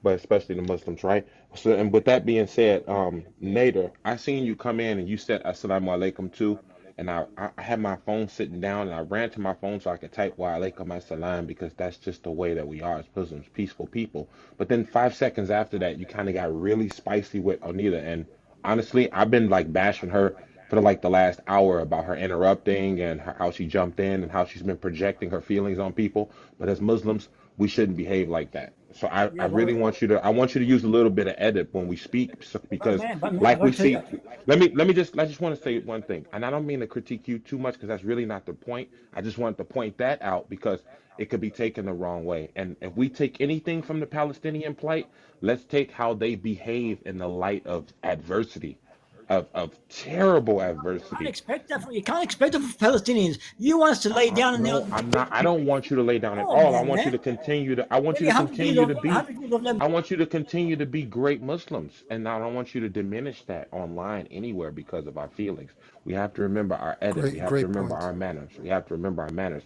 Even MashaAllah. even in adversity, we still have to remember that, right? So I know you're fired up, and I know you're passionate, but being who you are alone is showing the world what we expect to see, what the world expects to see Have to in be order to weak. defeat Be an weak, enemy my like friend. this. We get justice. We get justice first. And so the reason why I said what I said, because as an African American, my people were enslaved for over 400 years in the Americas. Okay, so I know for a fact, being an African American, that the a people that gained our freedom by appealing to the heart of our captors, we have seen, African Americans have seen what happens when you stay vigilant and respectful and be who you are as a person. You don't have to jump down to their level to be who you are. You can still be amazing, and the world will see that, and then times will change. And this 80-year curse is about to unroll. It's already unfurling in front of our eyes. When I see the Palestinian plight, I see the plight of my people too, even though the Palestinians are my people as a Muslim. But I Can mean, I as answer I you, please? I mean as a people, I see the Palestinian plight, the adversity, the enemy that they're fighting. It's almost an uphill battle. So to appeal to the world the way we've been appealing to the world, let's not backslide on that. Wait, It's an can I answer you, amazing please? movement. Can I just say thank you for saying that? Can I answer you, please? Can I Yeah. answer you, mate? I'm going to talk Great to my. point. Can I answer you, mate? This is I predicted this about 6, 7 months, 20 years ago. I predicted this. Now people are going to hate on us, A large all right, cap. hate on Palestinians when we get our country back by blood. Well, it's going to happen only by blood. That's the only way Palestine will get back. We've tried the And peaceful you way. came in. Only by blood, my friend. We're not going to get it back by saying, "Can we have our land back, please?" It's not going to happen that way. See, I think the broader point was in terms of how we. The broader point was in terms of how we choose to comport ourselves in these forums, to at least get Yeah. points across to sway hearts and minds, which is really the ultimate goal of this. Not to make ourselves feel better by beating our chest or mistreating our people who disagree with us. For example, and this is not to disparage women, but not every woman is like Margaret Thatcher or Hillary Clinton. They don't have like this sort of hardened shell. And when we talk down to anybody, whether it's somebody who's male or female, it doesn't make them feel. It doesn't make us feel good. So we can make our points without making someone else feel badly for us having made them. I think Ali made a I very want good to point and how I want to say we something to talk to each Nader. other and how we speak to each other respectfully. Yeah, Nader. exactly. I'm a Palestinian. That's number one. I want you to know this, and I want you to know something. أنا فلسطيني كمان. أهلا وسهلا. I want you to know something, and I'm gonna compare this to October 7. Do you know the story of Pharaoh? Pharaoh. Pharaoh. Do you know when the end of Pharaoh started? When did it start? I mean, if you know, it's good. If you don't, I can answer. Can you answer, please? I don't know. Okay, Pharaoh end started the day Musa, peace on him, was born. The day he was born, that's when Pharaoh's kingdom went down, because the day he was born, it took 30-40 years for this to happen. And I believe deep inside that October 7, it's the beginning of the end of the Israel. It is the beginning, because people did not know nothing about, Gaza. People did not know nothing about Palestine. This is all, TikTok exposed everything. That's So what I've been trying to That's say what I that. want you to know. So Habibi, listen to me. I've been saying that October 7th was the start of the end of Israel, but we're not going to get what we want, and because no one's going to help us, obviously. All right? It's no. That's not what I'm saying. That's not what I'm saying. I'm saying what the brother Ali said. I do watch what people post, and you know, when I feel the post is not true, do you know what I do? The first thing I text that person and say, listen, if that's not a true post, take it down, because we have to represent the truth. They represent everything is a lie. We don't want to be like them. We don't want to be close to them. Habibi, listen to me. There's people like you who can talk that way, and there's people like me who want to go out and get a shot, a pew pew and pew pew people. That's the only way I believe. You know?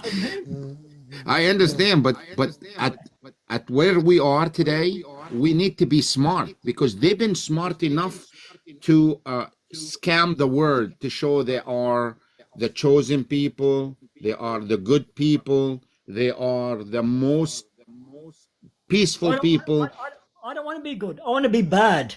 I want to get my country. I want to be bad. It doesn't work. Here's the thing, right? The thing is, people said there was no negotiation with the ANC. That's what they said, and they locked up ANC members like Mandela for 27 years. But in the end, they had to negotiate with ANC, and today ANC are the government in South Africa. They said there was no negotiation with the IRA. But today, the IRA represent the government in Northern Ireland, and unification of Ireland has never been more likely than it is today. You have a Catholic majority in Northern Ireland. People that say that there's no negotiation with the H group, these people are delusional. They will negotiate with them. That's my point. They will have to negotiate. They have no choice. They have no choice. They'll negotiate with them, and let me tell you, even though they don't have an army, even though they don't have weapons, but they have the upper hand. I'm telling you now, we do have the upper hand, only because the simple fact that everybody's watching. It's not the same anymore. The mask is off. And just to add to that as well, like, we have to remember when we talk about T groups, you have to remember that Israel was founded by T's. It was founded by the Stern Gang and Lehi and Haganah and these type of groups, and you can look them up. And these groups were assigned, prescribed T organizations by consensus in the world. And we know that groups like the Lehi and the Stern Gang actually cooperated with the Mustache Man's people in Germany in order to displace people and move them to Palestine. So the people that founded this state, they founded it on very shaky grounds. They had a very pragmatic view of how to establish it. And this created a very shaky foundation, which is going to crumble. It is going to crumble because you can't uphold apartheid for long periods of time. Apartheid is doomed to fail. You can't live in an area and have different laws and regulations for two different sets of people Anyway, guys, in a way I got that something to say. discriminates against them. My anniversary for me is my birthday is on October 7th. All right, I'll be back here on October 7th, my birthday anniversary. My mom told me yesterday. She goes, your birthday is October 7th now. I go, okay, no worries. Beautiful. I'd like to say something, but I don't want to interrupt the conversation. Go ahead, Eric. Let me know when I can go. Okay? Let's welcome Eric. That sounds good, Eric. How you doing? I am doing well. First and foremost, thank you for having me up. Secondly, I just have one thing to say, and somebody kind of touched on it earlier in the live. But prior to Israel being declared, official, there were people of the Jewish faith living peacefully among their brethren in Palestine. This is known, this is factual, there's documentation of it. And the reason why they were able to do that was because these people of the Jewish faith looked at the people of Palestine as brothers, as, the religions are so closely intertwined. There's commonality across all three: Christianity, Islam, and Judaism. But if you look at the rest of the people of the Jewish faith who subscribe to the belief that I am God's chosen people, it's okay to have that belief. You can believe that. By all means, you can believe it. It's when you apply that belief to your actions to others that people don't want to deal with you. They want to persecute you. They want to move you out. And if all throughout history these people have been forced out, math would say there's one common denominator. It's how you're treating people that cause the actions that happen to you.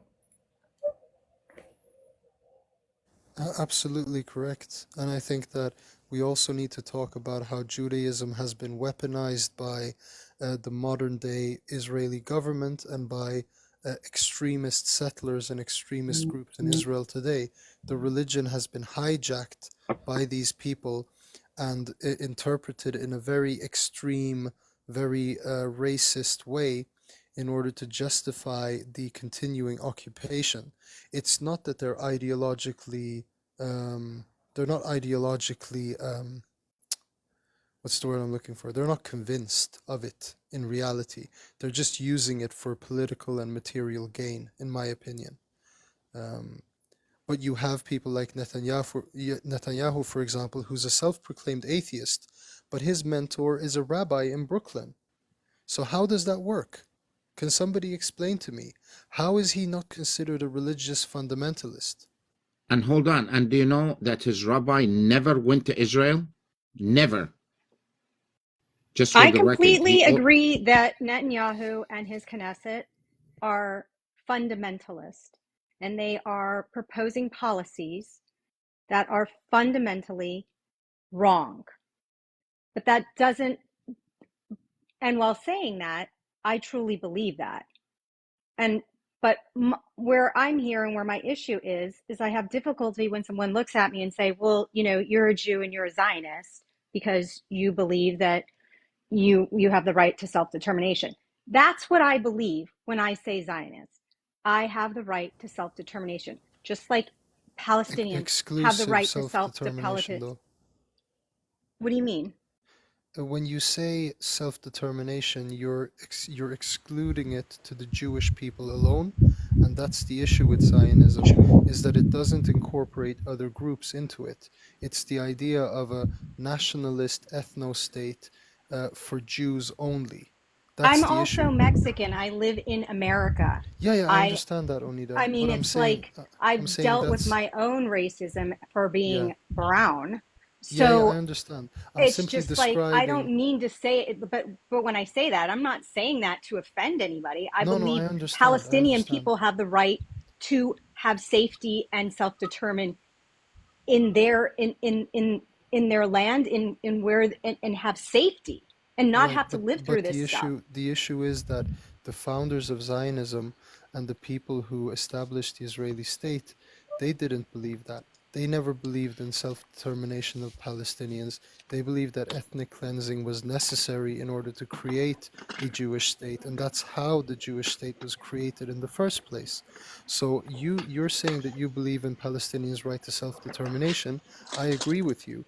But what I'm saying is you can never have a pragmatic solution for the Palestine issue without creating a one state where Palestinians and Israelis are both guaranteed self-determination and equal rights under the law.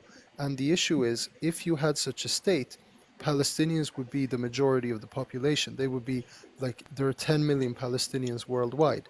And if you had a state with, say, 6 million Jews and 10 million Palestinians, because they would make up the majority of the population, they would have the democratic majority.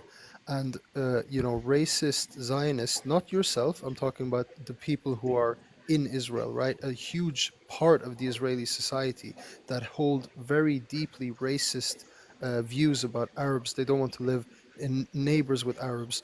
They have negative opinions of Arabs. They don't want Arabs to marry Jews, etc., etc. These are mainstream opinions in Israeli society, and these people will not want to live in coexistence and in one state with Arabs. And that's why you can never have a peaceful solution, because they don't want peace. They claim that they want peace openly, but in reality what they want is either a displaced Palestinian population without the right to self-determination, or they want to create some kind of Palestinian kind of lapdog like government that works for the Israeli interests, and that's basically Hello? what the Palestinian Hello? authority has become today. It's basically they work for the Israeli interests, not for the Palestinian people. So this is the issue: is that you can't have a solution with people who don't want peace, who don't want coexistence. And I understand that you don't share those opinions, but the How do majority of you Israeli create a society do. one-state solution the way you're You explaining it? can't because the majority of Israelis don't want to see that. The majority of Israelis want an exclusive apartheid ethno-state. That's the issue, and so I that's a I problem would of say ideology. I would say that's true in the context of, the fundamentalists or settlers that are doing what they're doing, Hello? and then the Knesset. But I don't agree with that. As a generalization, I think there are people within Israel that don't want all those things you just I used as a agree. generalization. I agree, but they're in the minority though. There are surveys that have been done on Israeli population, and it's very clear that the overwhelming majority don't want to live neighbors with Arabs. They have negative views of Arabs. They don't want their daughter or son marrying or dating Arabs, etc., etc. So it's an apartheid state. You have laws that discriminate against non-Jews. You have self-determination written into the basic law of Israel, which excludes non-Jews from self-determination. Here we So go. this is not a state where people can live and coexist with Jews. This is a state where Jews will be always treated preferentially. But that And was so policy passed by Netanyahu in his no, no, Knesset. it's not Netanyahu alone. It's not Netanyahu alone. This has been a pattern of behavior from the very start, the very inception of the state of Yeah, this Hello? Israel. is policy for 75 years. I've read the policy and I've seen policy that, states very clear what you're saying. And some of it as recent as 2018. And even the the Conservative and Reform Movement of America had blatantly written to the Israeli government and said, please don't do this, because this is not, it's the optics are terrible. Look, here's the thing, right? If you look at the But law just like from the policy in 1950, my country, mm, we have bad policy in this country as well that I don't agree with. What? But it's to demonize I'll people give you an example. within the government I just don't think that's okay. I'll give you an example, Onida. If you look at the basic law of return from 1950, it's one of the quasi-basic laws of Israel, right? The law of Aliyah, the law of return in the Israeli law, clearly states that the Aliyah, or return to the land, is allotted to Jews or people of Jewish heritage, right? If they have one or several father, mother, grandfather, grandmothers who are Jewish. And it clearly states, it stipulates thereafter in one of the following brackets, unless they change their religion. Unless they change their religion. So that's not a secular Western democratic state. Secular Western democratic states don't discriminate people based on what religion they choose to believe in. So this is the reality, is that there has been a systematic attempt to block Muslims and Christians and Arabs from having the same basic rights in Israeli society. And this is not something that you can blame on Netanyahu So what I alone. hear is you are concerned with the Aliyah. So you have some concern with that, and rightfully so. That's one example, yeah. Okay. I'm sorry, did you want to say something? No. I cut you off. I just wanted to reiterate, what I'm hearing from you is Yeah, some of yeah. the concern that you have is with people making, going over there and making Aliyah. Yeah, because Palestinians don't have the right to return to their land. The ones who are in Lebanon and in Jordan and other places in America, and the thing is as well that Onida, you're of Jewish heritage, correct? Yes. If you were to And convert a to, Jew of color. yeah. So if you were to convert to Islam tomorrow, and I pray you do, may Allah guide you. As a Muslim, I'm gonna be biased, but if you were to convert to Islam tomorrow, you would not be treated the same way according to this law, right? You would still probably be given citizenship, but it would be a much longer, arduous process for you simply because you chose to believe in a different religion. But if you were an atheist or a believing Jew, then you would be treated preferentially in the migratory system of Israel. So this is just one example of how this idea of being a democratic state of a Western model is simply it's a myth. It's not based on reality. I Western think when people states. say democratic, they look at it on the scope of whatever the organization that rates different countries and gives them a score. So I think preferably that might be the contents when we say democratic. We're looking at it from the score of democracy. And, they happen to have a bit more democracy in that particular area of the world than the surrounding countries behind you. I'm Correct. not saying that what you're not You're saying is, right. No, you're right. You're you're 100% right. right. I'm not saying what you're saying is wrong. I'm just trying to Yeah, give some other and context to it. the issue is as well, like I mentioned, is that the problem with framing yourself as the only democracy in the Middle East is that you're trying to normalize relations simultaneously. Not you, but I'm talking about the state of Israel. They're trying to normalize relations with non-democratic states who are neighbors of them. So we know for a fact that the majority of the Arab-speaking people around the world, whether they're Christian or Muslim, they all oppose the Israeli occupation. They all want to see Palestinian self-determination, and they feel solidarity with their Christian and Muslim Palestinian brothers and sisters. But unfortunately, you have dictatorships, sometimes propped up and created by the United States and Israel's other allies, such as Egypt, for example, who are normalizing relations with Israel. So, this is a clear example of how Israel is the only democracy in the Middle East because it has to be surrounded by dictatorships in order to preserve itself.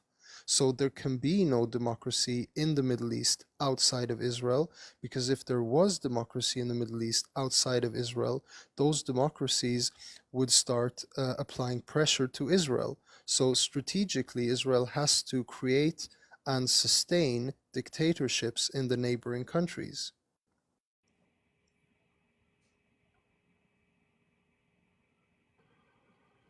I have a question on that.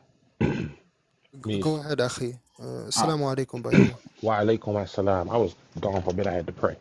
But I have a question. Based off of what you just said, maintaining these dictatorships and surrounding countries and their iron grip inside the country, would it not be possible? And this is coming from the mind of an American. Would it not be possible to, if not mimic it, but at least in some way imitate the Constitution or the way?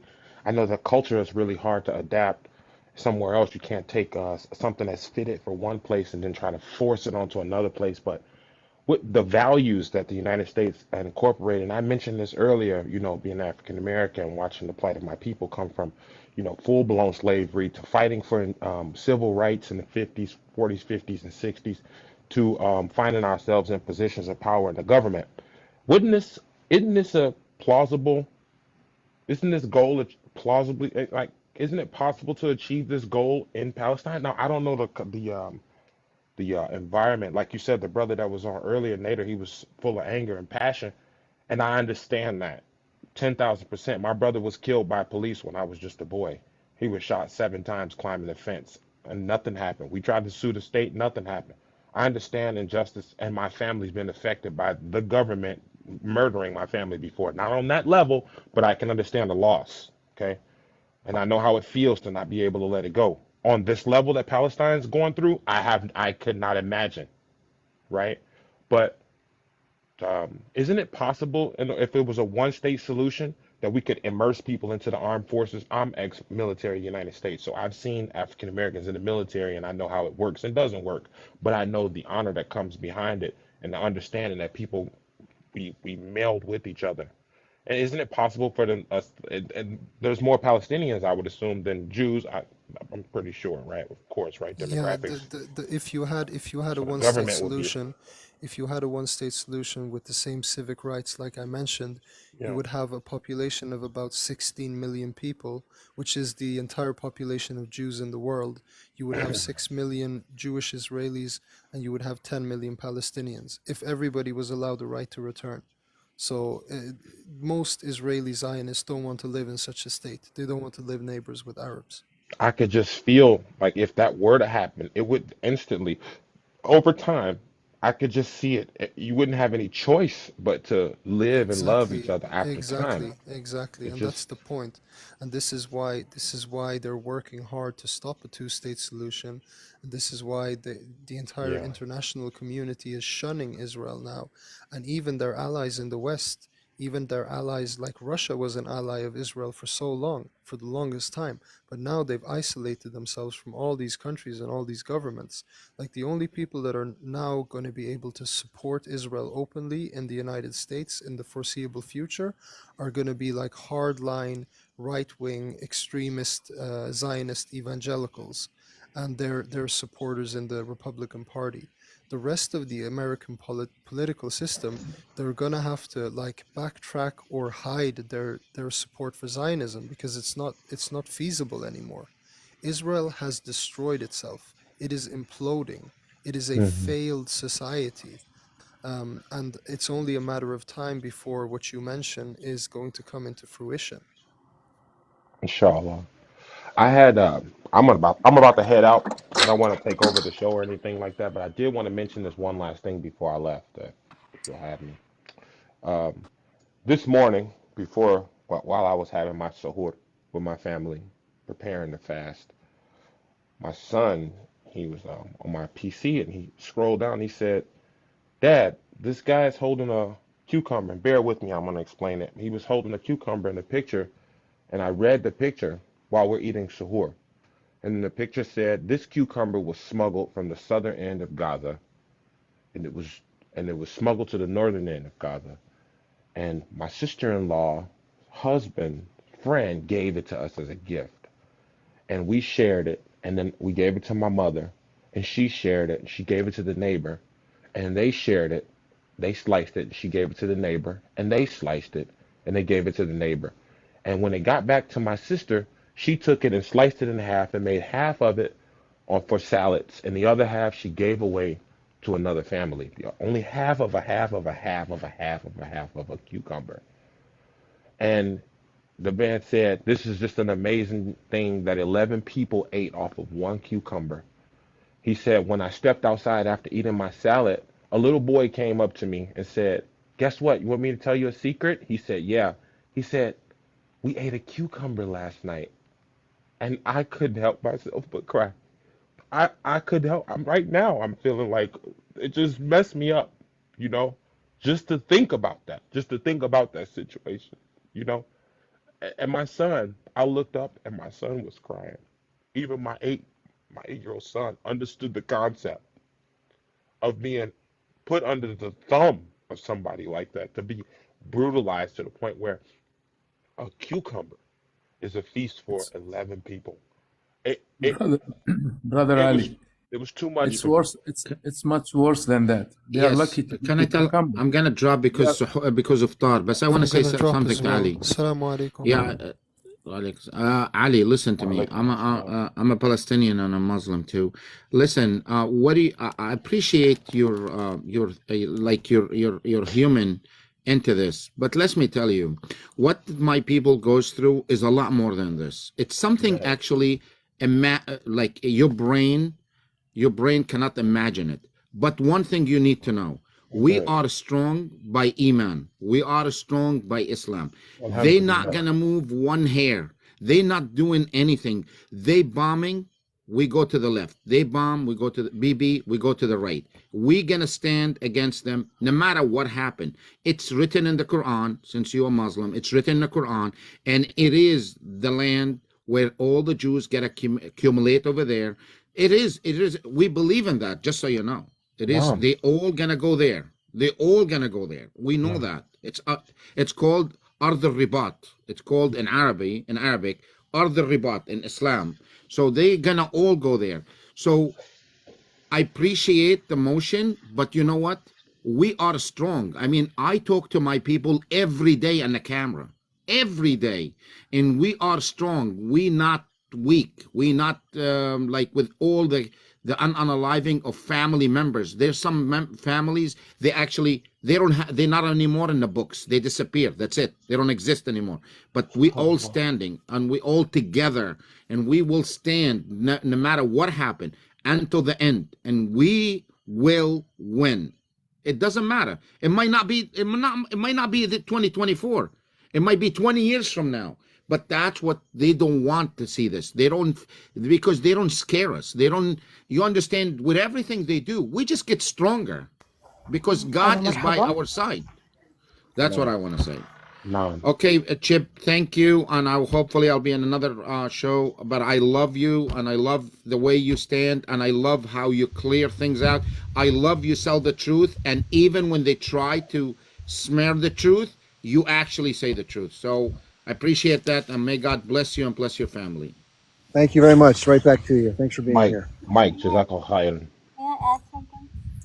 I think there's a new person here named Sar Bear. I can't. Sorry if I said it wrong. Chip, thanks for having me. I'm gonna head out too. Thank you. I appreciate you though. Okay, Ali. Thanks for sharing that brother. story. That was nice.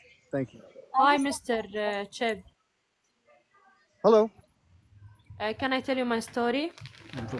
Yeah. Well, actually, I think Sar was here first. Then we'll let you go. Yes, please. Sar. I don't have Are a you there, lot to Sar? add. Yes, can you hear me? Yes, we can. Okay. I just Can you wanted hear to me? add. I just wanted to add something. I know how the Holocaust is very important. HCOST, I should say, very important to the Jewish people, and the fact that it's acknowledged and not denied. And I feel for the Palestinians, the Nakba has to be acknowledged. I know that people who've tried to research it, there are files that are sealed. No one can reach them, but I think that it would be a critical step, in acknowledging that hurt, that hardship, that pain. So I just wanted to add that, because until you acknowledge that level of someone's pain, that's basically kind of like HCOST denial. Just wanted to add that. Thank you so much, Chip. Okay. Thanks for being here. Appreciate you. Okay. I think that Palestine. I think that's the name. Wanted to say something. See if I can. There you go. Chip. Yes. My name is Minna. I'm from Gaza. Hi, Mina. Hi. At the date of 8 December, me and my family, we were eating, we were having lunch. So after that, they hit our neighbor house. My two brothers, Ahmed and Abdullah, they go to help our relatives. So after that, they hit them and they pass away. And they stayed for about 15 hours bleed. We called the ambulance, we called the Red Cross, but no one came because of the danger of our place. So I traveled to Egypt with my mother, because my mother has asthma, at the expense of the Palestinian embassy. And my brothers and my sister-in-law and my family, the rest of my family, stayed in Gaza. We evacuated to Rafah. and they stay in a tent.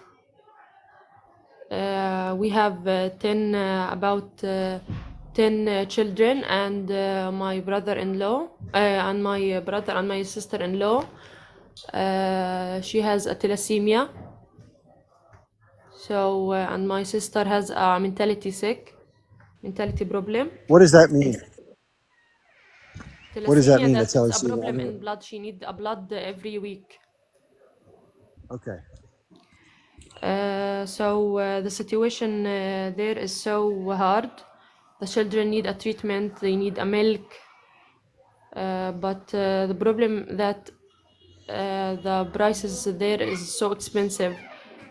My brother walk about 2 kilometers every day to get a little of water, to get a little of food. So the food, it costs every day maybe about $100.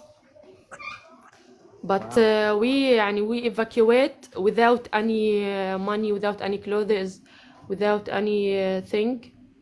We leave our house. So they destroyed our house. They destroyed the neighborhood where we live.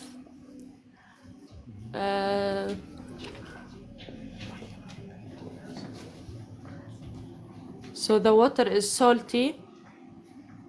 They suffering a problem in their kidney.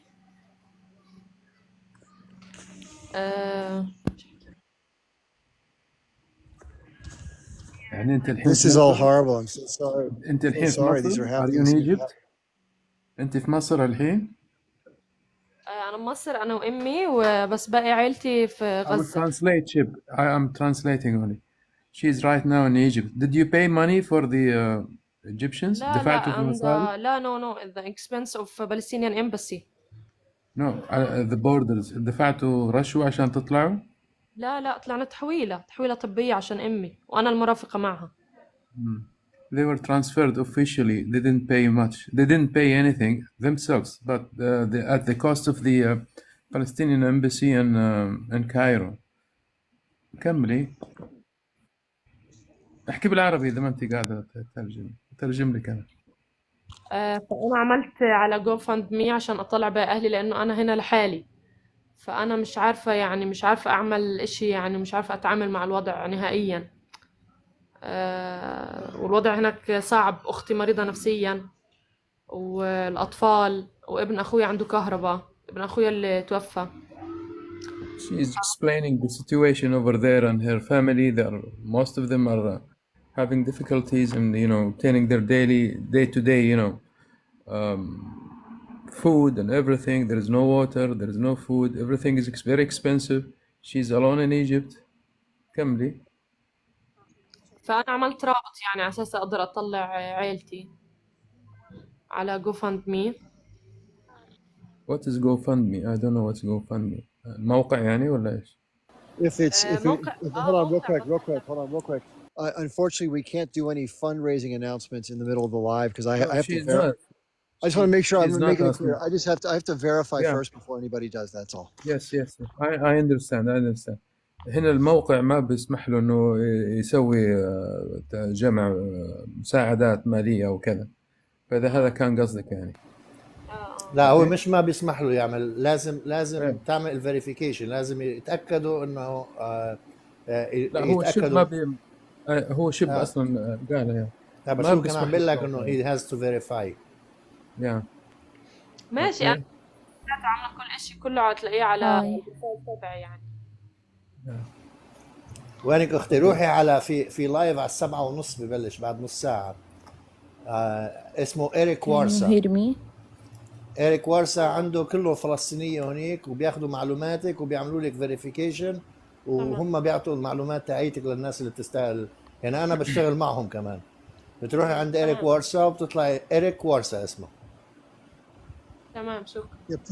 Please tell her I don't speak enough Arabic. But please tell her that unfortunately. I told her, But just tell her the reason is because we've had people unfortunately come on before who tried to scam us who weren't in Gaza or weren't. Well, I sent her to Eric Warsa's live. Eric Warsa has a lot of Palestinian pro that are doing the verification and all of that. So once she gets verified, verified over there, we all know that she's legit. Good. That sounds perfect.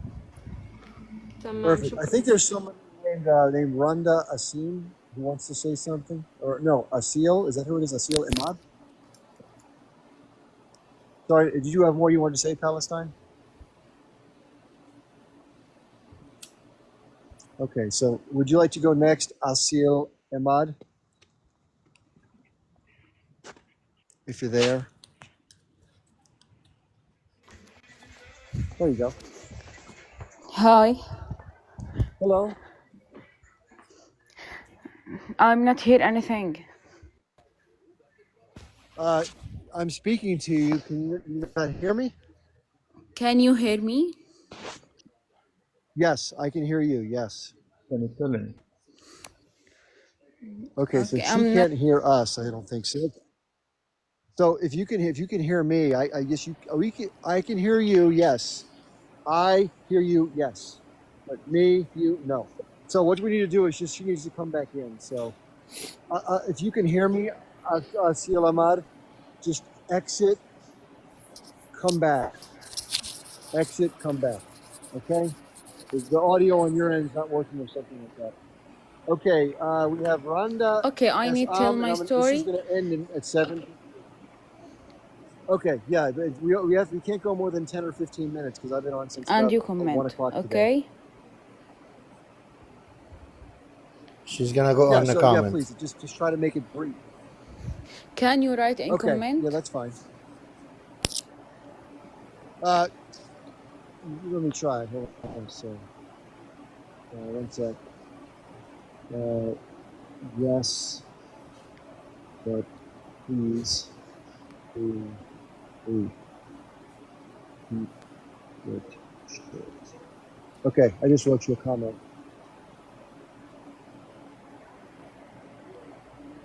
Okay.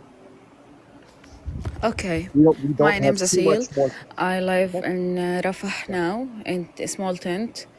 And my family in a small tent.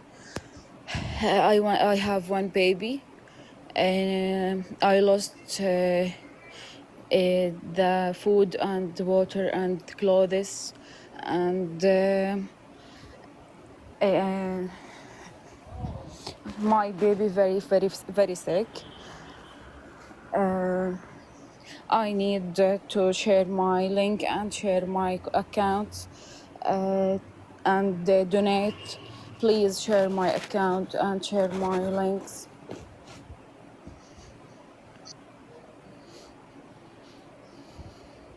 Share to your friend my account and my link.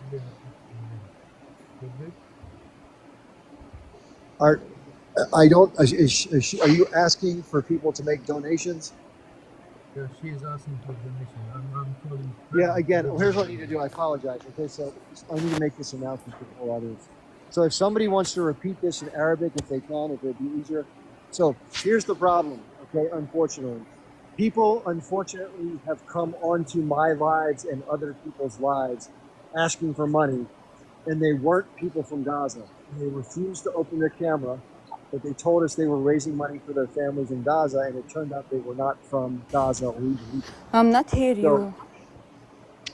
that's okay. I'm just telling somebody we can't announce donation requests without verifying somebody first. That's what I'm trying to say. I understand. I'll translate to her. I don't know if she can hear me. اسمعيني يا أصيل. She can't hear no one. She can't hear no one. Okay. Well, so let's write in the comments. Maybe poor internet. Let me send her a comment that tells her. So I'll just tell her we cannot promote fundraising. She's not there anymore. Okay, she left. Okay. Yeah, usually somebody who says that they can actually hear us and they're just trying to milk the thing for money. So that's what's happened in the past. People refuse to open their camera, then they ask the money, and unfortunately that's just how it works. I send them all to Eric Warsa and they get verified. And if I gotta donate, I donate through the people that works with Eric, because it's a lot of people coming up السلام And عليكم. وعليكم السلام رندا. رندا عصام. أنا طالعة من مصر، من غزة قبل الحرب بيومين. في حد يعني ترجم عربي؟ في حدا. Can you قبل الحرب translate, أخذ. please? Can you translate while she's? Yeah, she's asking. She's from Gaza. She left to Egypt. رندا طلعت. يا رندا عيوني. اكتبي هذا الاسم عندك في واحد على 7:30 يعني بعد 15 دقيقة بيطلع. اسمه إريك وورسا. وهذا إريك عنده جماعة فلسطينية بيشتغلوا معه، بياخدوا معلومات تاعولك وبيأكدوا عليك انه مين انت وين عايشه ومين بيتعاملوا معك، وكل المساعدات بتروح عن طريقهم. ايش اسمه؟ إريك وورسا. إريك وورسا. I'll write it in the comments. Hold on. تكتبوا فريدريكو في الكومنتس تحت، حتى انا ماني عارف السبيلينج. لا.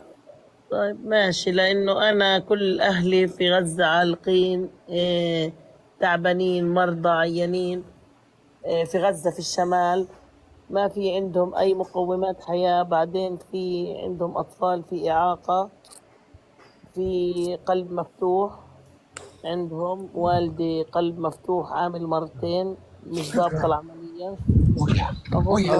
الله يكون بعونك يا رندا، وإن شاء عارفين الله يخرجوا منه.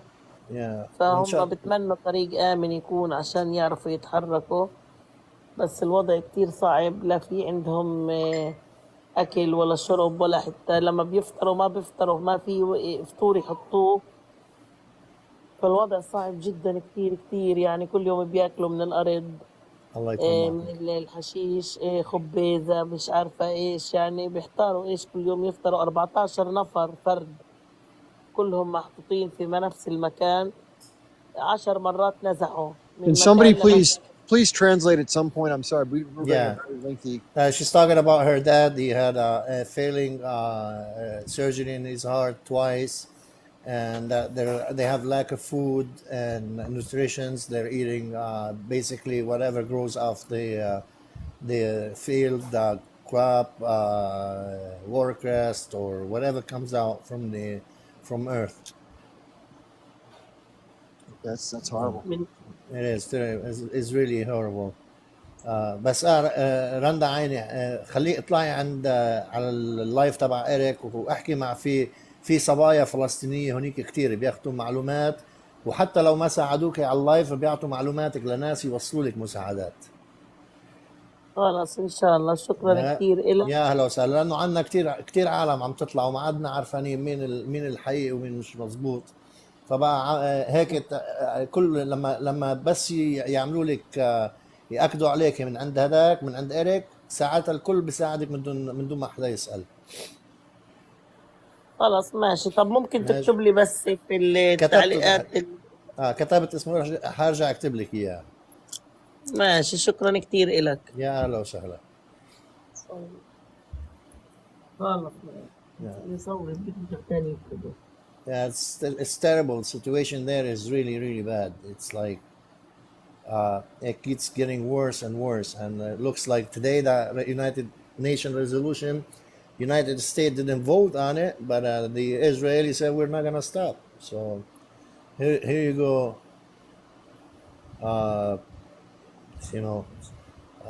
Again against the whatever international law. And I'll be honest with you, Chip. I've been on this live for like on TikTok for the past 5 months since the whole thing started, because before that I've never had TikTok. And you try reason with these people to show them that what they're doing is wrong and what's happening is wrong, and there is no hope. Probably in 5 months I was able to talk to 2 or 3 people maximum, and they were listening and they were willing to admit that something is not right for what's going on. But right now it's driving us all to the extreme side. Like, okay, if you're not gonna understand it that way, then probably you're gonna understand it the other way. And their problem is they think they're superior, they're stronger, which is not true. I mean, I don't know how long the people in the Middle East can compose themselves again, because eventually even Egypt, even Jordan people are gonna get up and they're gonna step under leadership, because it's getting really ridiculous. Like no international law, no human rights law, no humanitarian law, no human to human law.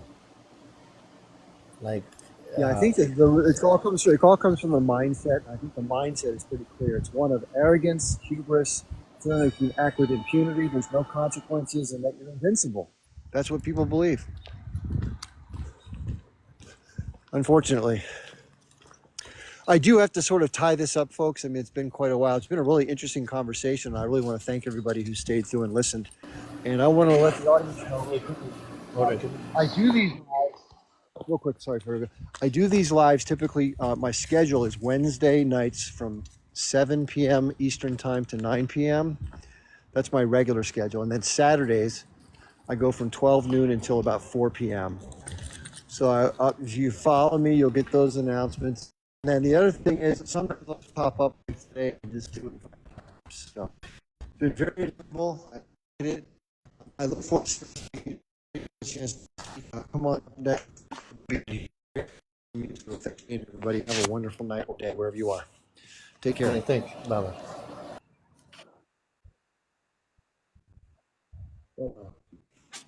bye.